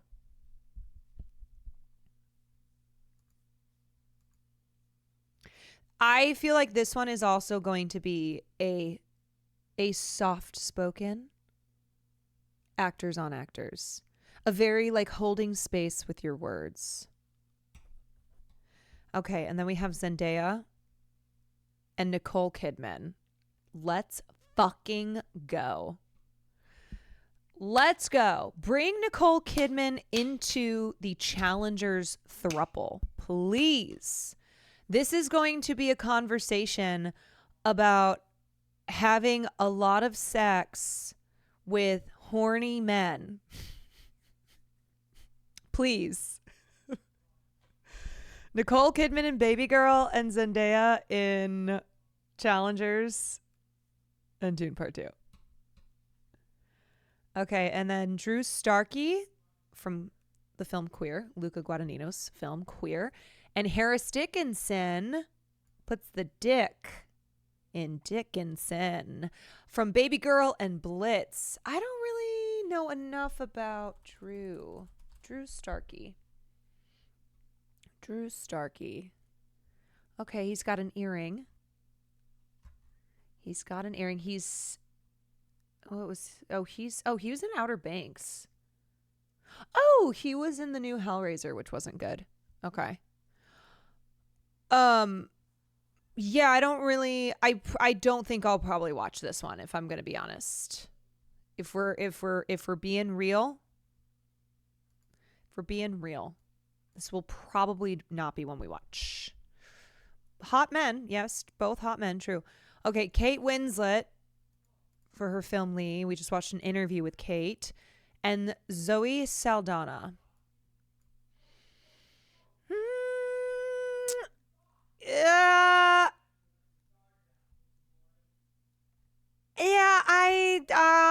I'll tell you which ones after we go through this list that I for sure want to watch. Daniel Craig and Josh O'Connor. Yes, 100%. This is going to be a conversation of men loving men. I am sad. And then we have Pamela Anderson, The Last Showgirl, which I really need to see this movie. You know what? I need to add this to my list. The Last Showgirl. Okay, we have added it.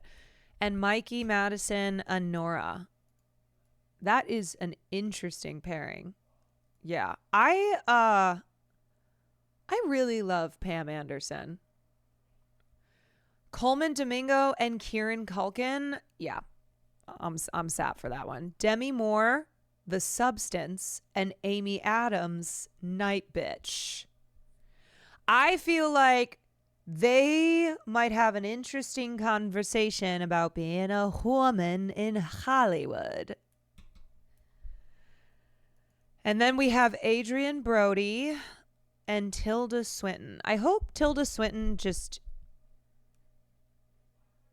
calls Adrian Brody an asshole. I hope she just sits down and is like, so you're kind of a dick, aren't you? You're kind of an asshole, aren't you? Yeah, okay. Yeah, that's what I thought. But it is a Grand Budapest Hotel reunion. That is true. They are Wes. Yep. They will be talking about Wes Anderson.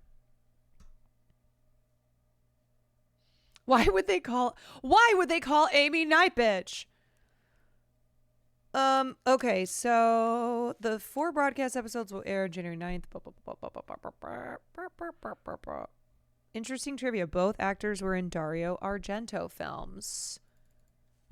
Okay, Tilda was in Suspiria, the remake.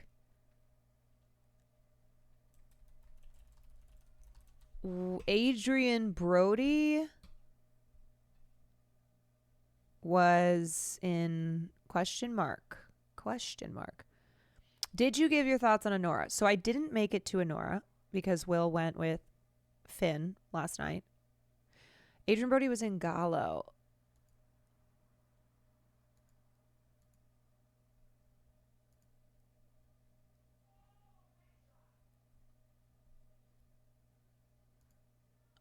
You know what? I haven't seen it. I'm looking at it now. I was like, when the fuck is this film from? 2009? Yeah, no, I haven't seen it. No, I have not seen Honora, but I need to see Honora because that is the film that Sam and I will be talking about on the Patreon episode.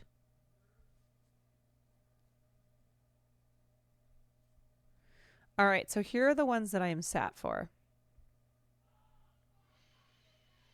Demi Moore and Amy Adams, Coleman and Kieran, Daniel and Josh,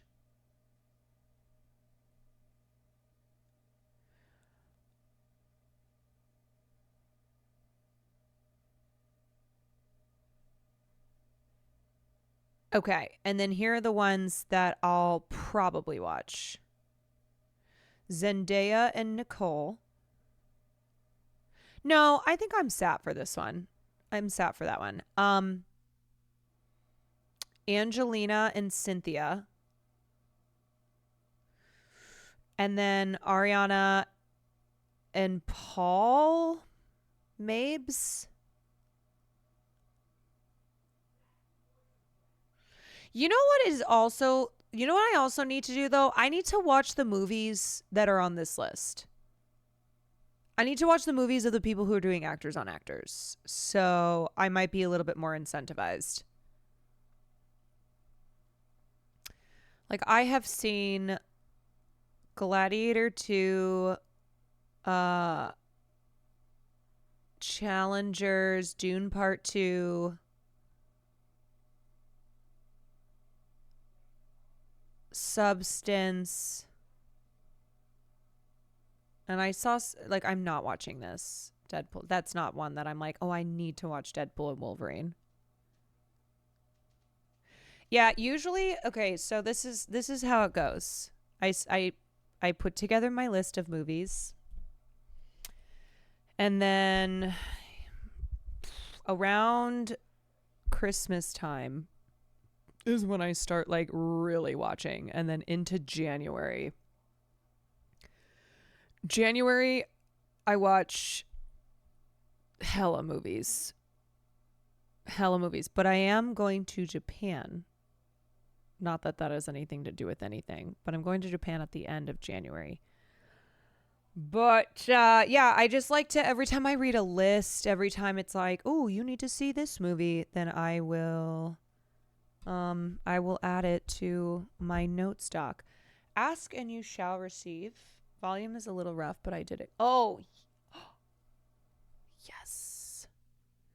Oh my God. No way. I'm getting hacked. Look at this. Oh, wait. I gotta. This is major. Oh, I gotta move this camera. Hold on.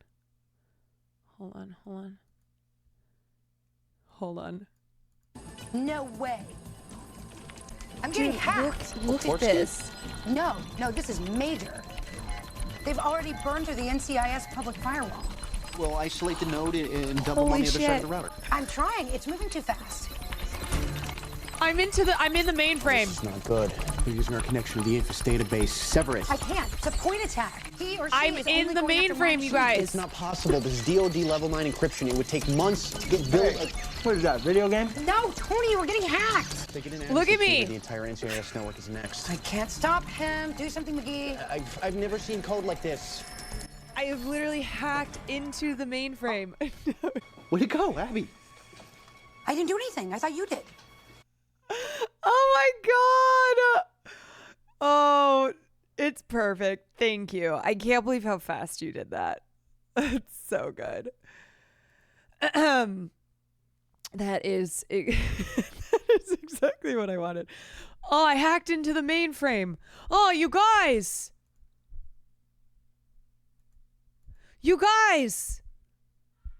I hacked into the mainframe. I did it. You guys, look. Guys, I can't believe it.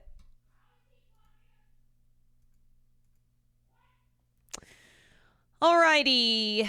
Let's watch some motherfucking Survivor.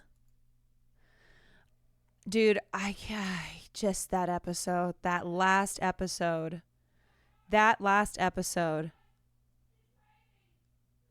I was talking about it with Will because I was like, I am a Survivor head now. And oh my God. Bridal. Okay. Wait, episode 18 or episode 19? No, I think we're 19. Yep. Episode 18 was the auction. We are on episode 19, everybody.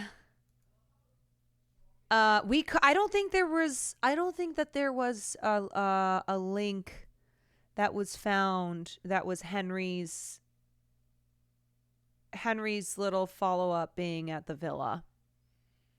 The jury villa. I would watch it if it's there. I said we can watch it.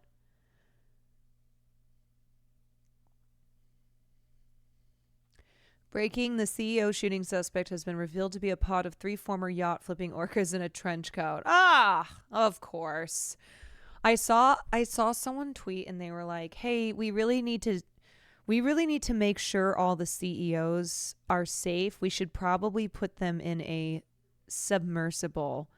Put them all in a submersible just to make sure that we keep them away from the shooter who's still at large. Okay, it is Survivor time. If you missed yesterday, I'm so sorry because it was literally the best episode. Oh. Brilliant. Okay, brilliant. We're going to start off with our follow-up of Henry, who got Mr. Blindsided yesterday in what was also my first blindside. I was absolutely floored. And I went, oh my God, this show is so fucking good. I'm Henry, and this is my jury villa. This show just got better. I try to spoke. Best feelings and worst feelings I've ever experienced. That's credit to a blindside. I didn't see it coming, so I couldn't really play it if I didn't think I was going home. Hey, Darren, how you going? How are you going? Yeah, good. Very well. So how are you feeling? Physically, yeah, not too bad. And you've lost some weight. Do you remember what you weighed to begin with? We haven't seen this. Ish? Yes, 91.4. Okay, shall we have a look what you weigh? Let's do it, let's see. All right. Oh, that's all right. 82.3. That's not too bad. That's more than you thought? I thought it'd be more. So that's actually about 10% of your body weight. Yeah, so it is fair bit. Do you want to see how you look in the mirror? He goes, oh, that's not dimensions. You've lost 10% of your body weight. Oh, I guess that is a lot. Are you ready? Okay. God, can you imagine not looking in a mirror for 40 days? I look like Jesus, an ugly Jesus. I'm so sorry, Australia. No. Oh. I'm it's not sorry. worse. He thinks he looks like an ugly Jesus. That's crazy. But I can work with this. All right, Henry, it's good to see you, and I'll be seeing you soon. Like, Henry, you're hot. It's such a blindside because I don't even know where it came from. When JLab asked all of us, does anyone have a hidden immunity idol? I was looking at everyone else's faces. If they had turned to me or looked as if they were worried I'd play it, then I might have played it. No one looked. And they said the most perfect things in tribal. They did. said, let's do the easy vote. To me, the easy vote was Petey. We all believed it was Petey. Jericho said, it's going to be a pretty easy vote. Yo, I told you guys last night, I was like, I think this is their best tribunal. Sarah said it's pretty easy Or vote. tribal. Sarah said, I'm going with the easy vote. That's not an easy vote. That's a huge vote. It's a big move. A guy with an idol is not an easy vote. So, and everyone knew I had an idol. Oh, it's just overwhelming. I want to give them all the credit they deserve. That was a hell of a blindside. Oh, civilization. My nemesis is about to join us here at Jury Villa, so I'll try not to remind him about the idol in his pocket, because he's probably going to regret this one. As for his idol, I never actually saw it. I only knew that he said he had one. Still in its wrapping. Damn. Still with its clue. I might keep that to myself and reveal it to them if they ask about it. They know.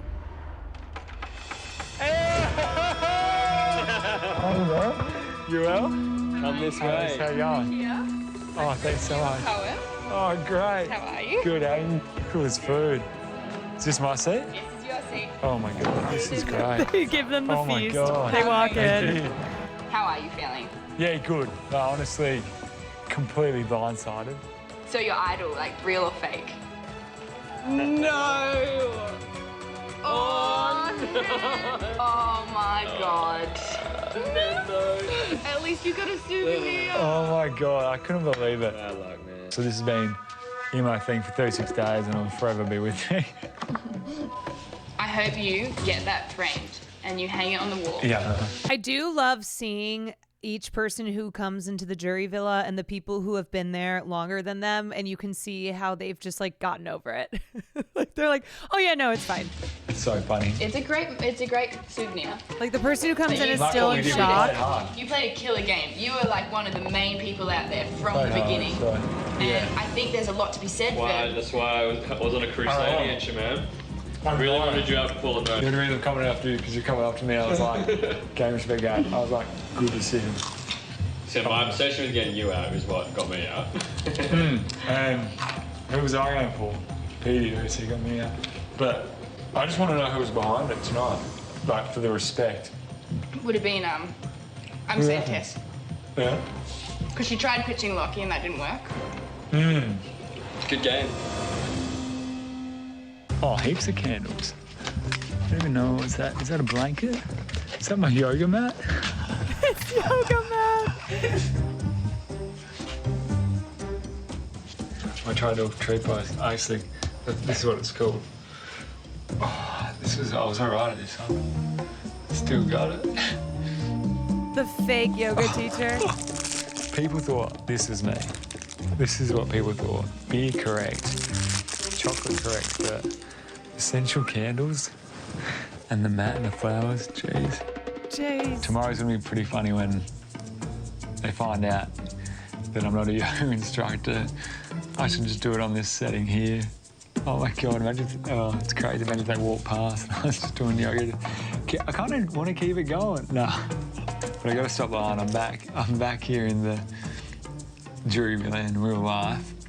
I should stop lying and be normal again, but I don't know if it'll be that easy. I've done it so easily for 40 days. Probably told more lies out there than truth, so yeah, this is too funny. That is fucking hilarious that they set up a yoga mat. Oh my God. This is incredible. Oh my God. We're at Clover's. We're at a bed. I'm gonna start crying. Oh my God. I haven't been in bed for almost 6 weeks, 40 days. And to add to this experience, I still brought my favourite thing tonight, my favourite thing today. My idol, the thing that Brother, take is a so shower. powerful in this game. Take so a powerful, you have it on you, shower. go home. Yeah, I'll get a good night's sleep tonight, and it will dawn on me tomorrow, I think, how much I'm mindful. This game is the hardest game in the world, and if Mum knew that I played the game that I set out to play, she would just be loving it. You know, she's already proud of me, but knowing that I would finish this game being proud of myself, she would just love that. I think where it all went wrong for me was I'm so triggered too many too. moves or trying to find too many avenues to the end. You know, it's questionable if giving that clue to Jericho was good or bad for my game. It kind of lost a bit of trust at Samatel. Go on, I got a clue for you. Yeah. I still think every move I made had a reason behind it to get me forward. So I said, coming out, if there's a move to make, I'll make it. So I'm pretty proud with every single move I made. I spent one night in Jury Villa, and you know, I'm so sick of lying. So I had to reveal to Annalise and Jared about the fact that I'm not a yoga instructor, but I wanted to have a bit of fun with it and do one last little yoga class before I revealed to them that I know nothing about yoga. Now come to our sitting position. He looks like We'll a do yoga bit of teacher. Meditation. So just crossing your legs over. You can either rest your palms out like that, cross your thighs and knees. So just focus on your breath, forget everything. Think about all the things you did on Survivor that might have been bad. Get all that bad zen out of you. You know, I'm forgetting that I backstabbed people, that I lied out there, you know? That's not me. That I convinced everybody that I was a yoga instructor for 40 days. So you guys are just listening to a labourer from Have they Adelaide even noticed? that doesn't know a thing about yoga. And that was my whole gameplay. And that's my session, the last yoga session. You aren't a yoga instructor. I'm not a yoga, that's the whole thing. I don't know if this is real. My plan from day one was to get everyone on my side because I'm a calming influence. You wouldn't pick a yoga instructor to be a backstabbing, conniving strategist in this game. I I didn't really see that one coming. Henry is not a yoga teacher. He revealed it. Yeah, and I thought, because yeah, whatever. it doesn't make any sense But to actually, lie no, he's about not it. a yoga teacher at all. So good on him. Makes you wonder who you're actually speaking to out there. I'm still proud that I went through this whole 40-day experience, not revealing it. Cooked a little too to hard. the majority of people Cooked a little because too hard. it was part of my strategic plan. I think it worked for me. All right, time. Ain't no way. She said all girls plus gay. Tara, nay. Like, oh my God. The gays and the girls. The gays and the girls. He just goes, I feel like that one was a bit of luck. She's like, no, you guys shouldn't even feel bad about that one. The other ones where I've beat you guys, it's because of me being physically superior. She's like, why? What do you mean? It's the split. What do you mean? They're like, no. So we're not doing the split. This is fucking Survivor. They're like, all right, everybody, let's say it 5 times what we're doing. We're good. Everyone just needs to vote as it. And then one person will be like, so that's not what we're doing? The thing, if Sarah votes with the girls, then Tara goes home because the girls are voting for Tara. Petey is the only vote that's going to go for Lockie because Tweedledum and Tweedledee are now voting for. Then again, wait a second. Ziggy, Lockie, and Tara are voting for Sarah. Wait. Okay, so the second vote for Lockie must have been Sarah. So this last vote is going to be Sarah. Oh my God. I'm so bad at this game.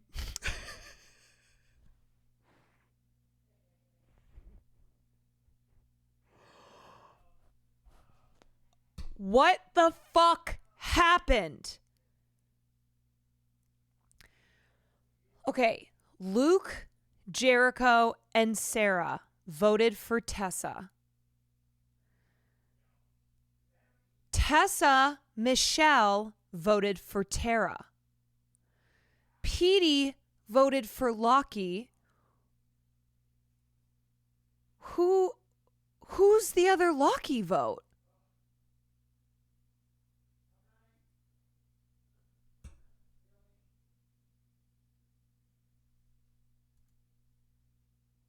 Did fucking Ziggy vote for Lockie? No way.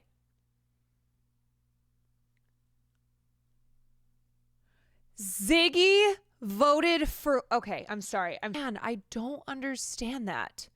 Tessa's not the person that you wanted going home tonight, but you're taking a gamble. Possibly a bigger threat than Lockie right now in this game. So it's really. Dude, it was Ziggy. It was fucking Ziggy. Dude, I thought Ziggy was voting for Sarah. Ziggy's actually the biggest betrayer because she's so quiet about it. Ziggy, like Sarah, you knew that Sarah was going to vote for Tessa, even though like sometimes you don't know what Sarah's going to do. Ziggy is a fucking assassin in the night. She is on her own island. And this is right after she's like, I don't know. I think I might be like, everyone's got their pairs and then there's just me. It's like, girlfriend, what are you doing? What are you doing? First, you're super idle and then voting Lockie and he's still in the goddamn game? I don't know, man. I have no idea.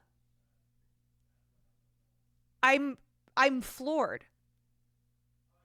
I'm fucking floored. Because I feel like this whole season, she has very much so looked at things as like, really what is in people's best interest. Obviously, she's doing what's in her best interest, but she always is floored when people make these decisions that she's like, I don't understand. I do not understand how you consistently make terrible decisions. She, for a long time, has been like, we need to get Lockie out. We need to get Lockie out. Lockie is a huge threat. Why are you guys getting rid of people like Annalise? Yeah, she's very rational. Yeah, she's a doctor. Yeah.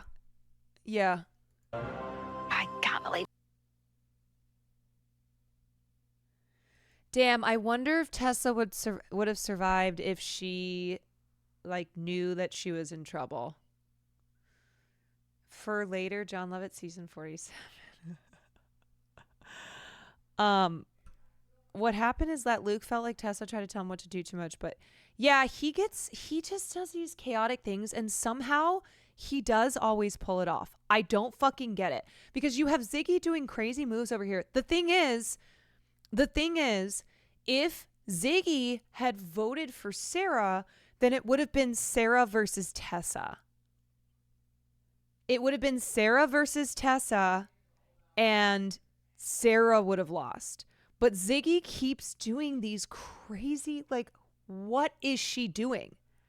I don't get it. I don't understand. Man, this game is crazy. And I think I would lose my mind seeing people do things that you're like, this just is nonsensical. What the fuck are you doing? What are you doing? Yeah, is there a Villa thing? Is there a Villa link? It's wild. It is wild. Holy moly.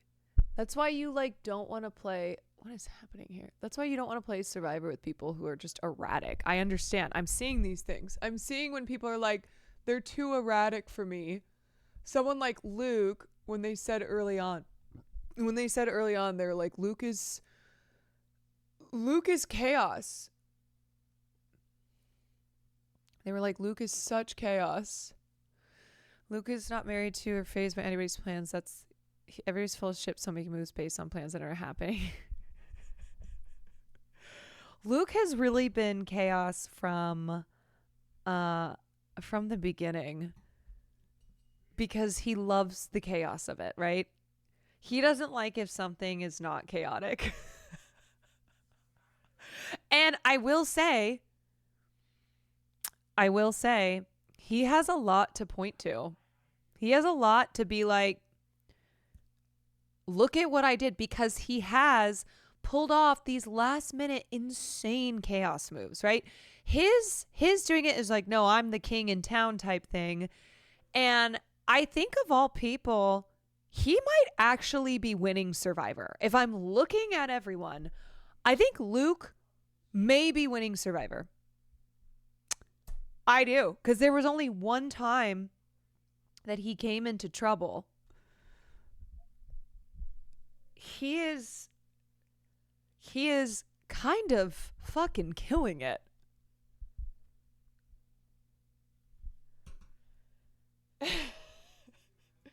Chaos for the sake of chaos. Chaos for the sake of chaos. All right, do we have the Villa follow-up, or is that one? Hey, Vince Blake. Why do you do this game? What's it all for? What do you want? In a word, chaos. And that's the game. Hey, Vince Blake. Luke is content. I mean, I would say Michelle, Luke, and Jericho are the most content. I'm asking 26 in the Discord again, but I'm afraid to spoil. Well, if we don't find it, then we can just watch it next time. So I'm gonna bring back gaming tomorrow, because I gotta go watch Anora, because tomorrow night I won't have time. And then Saturday is the Streamer Awards, and then Sunday I'll probably be I'm gonna do dinner and a movie, but I'll be tight. And then Monday is podcast day, so I need to go watch Anora and take some notes. There's only a few more tribals left where the group has the numbers, realize how much of an agent of chaos Luke is, and decide to vote him out. True. Yep. If they don't get him in the next couple rounds, then he might win. He might fucking win. Enjoy It So Good. Yeah, I'm really excited. I'm really pumped. Will said it's like one of his top films. Do you stop the movie when taking notes? Usually if I'm like reviewing a movie, I like to watch it through and then watch it again, but kind of maybe like skip through it just to be like, oh yeah, here we go. Or take mental notes, or like I basically take notes in a way though where I'm not disrupting my viewing. Are you gonna go see it, or I'm gonna go watch my screener? Yeah, because it's 11:30. It's 11:30. There's no screenings right now. So anyway, don't forget, if you have not subscribed to the podcast, please subscribe. If you are so inclined to support the podcast with your hard-earned cash, that it's either you go to buy a ticket to Wicked and sing in the movie theaters with that hard-earned cash, or you can subscribe to the Patreon. Yeah, I didn't think that this was a movie I really needed to necessarily see in the theater. But okay, what was the name of that one? What was the name of that streamer that I was gonna send a raid to, who's doing a fundraiser? If someone can remind me.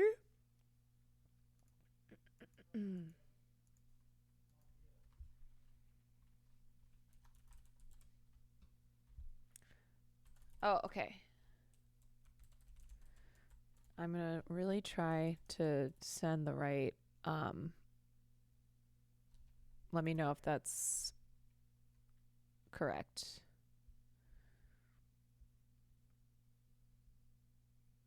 Okay, that seems right. Okie dokie. Thanks, guys. Thanks for hanging out with me.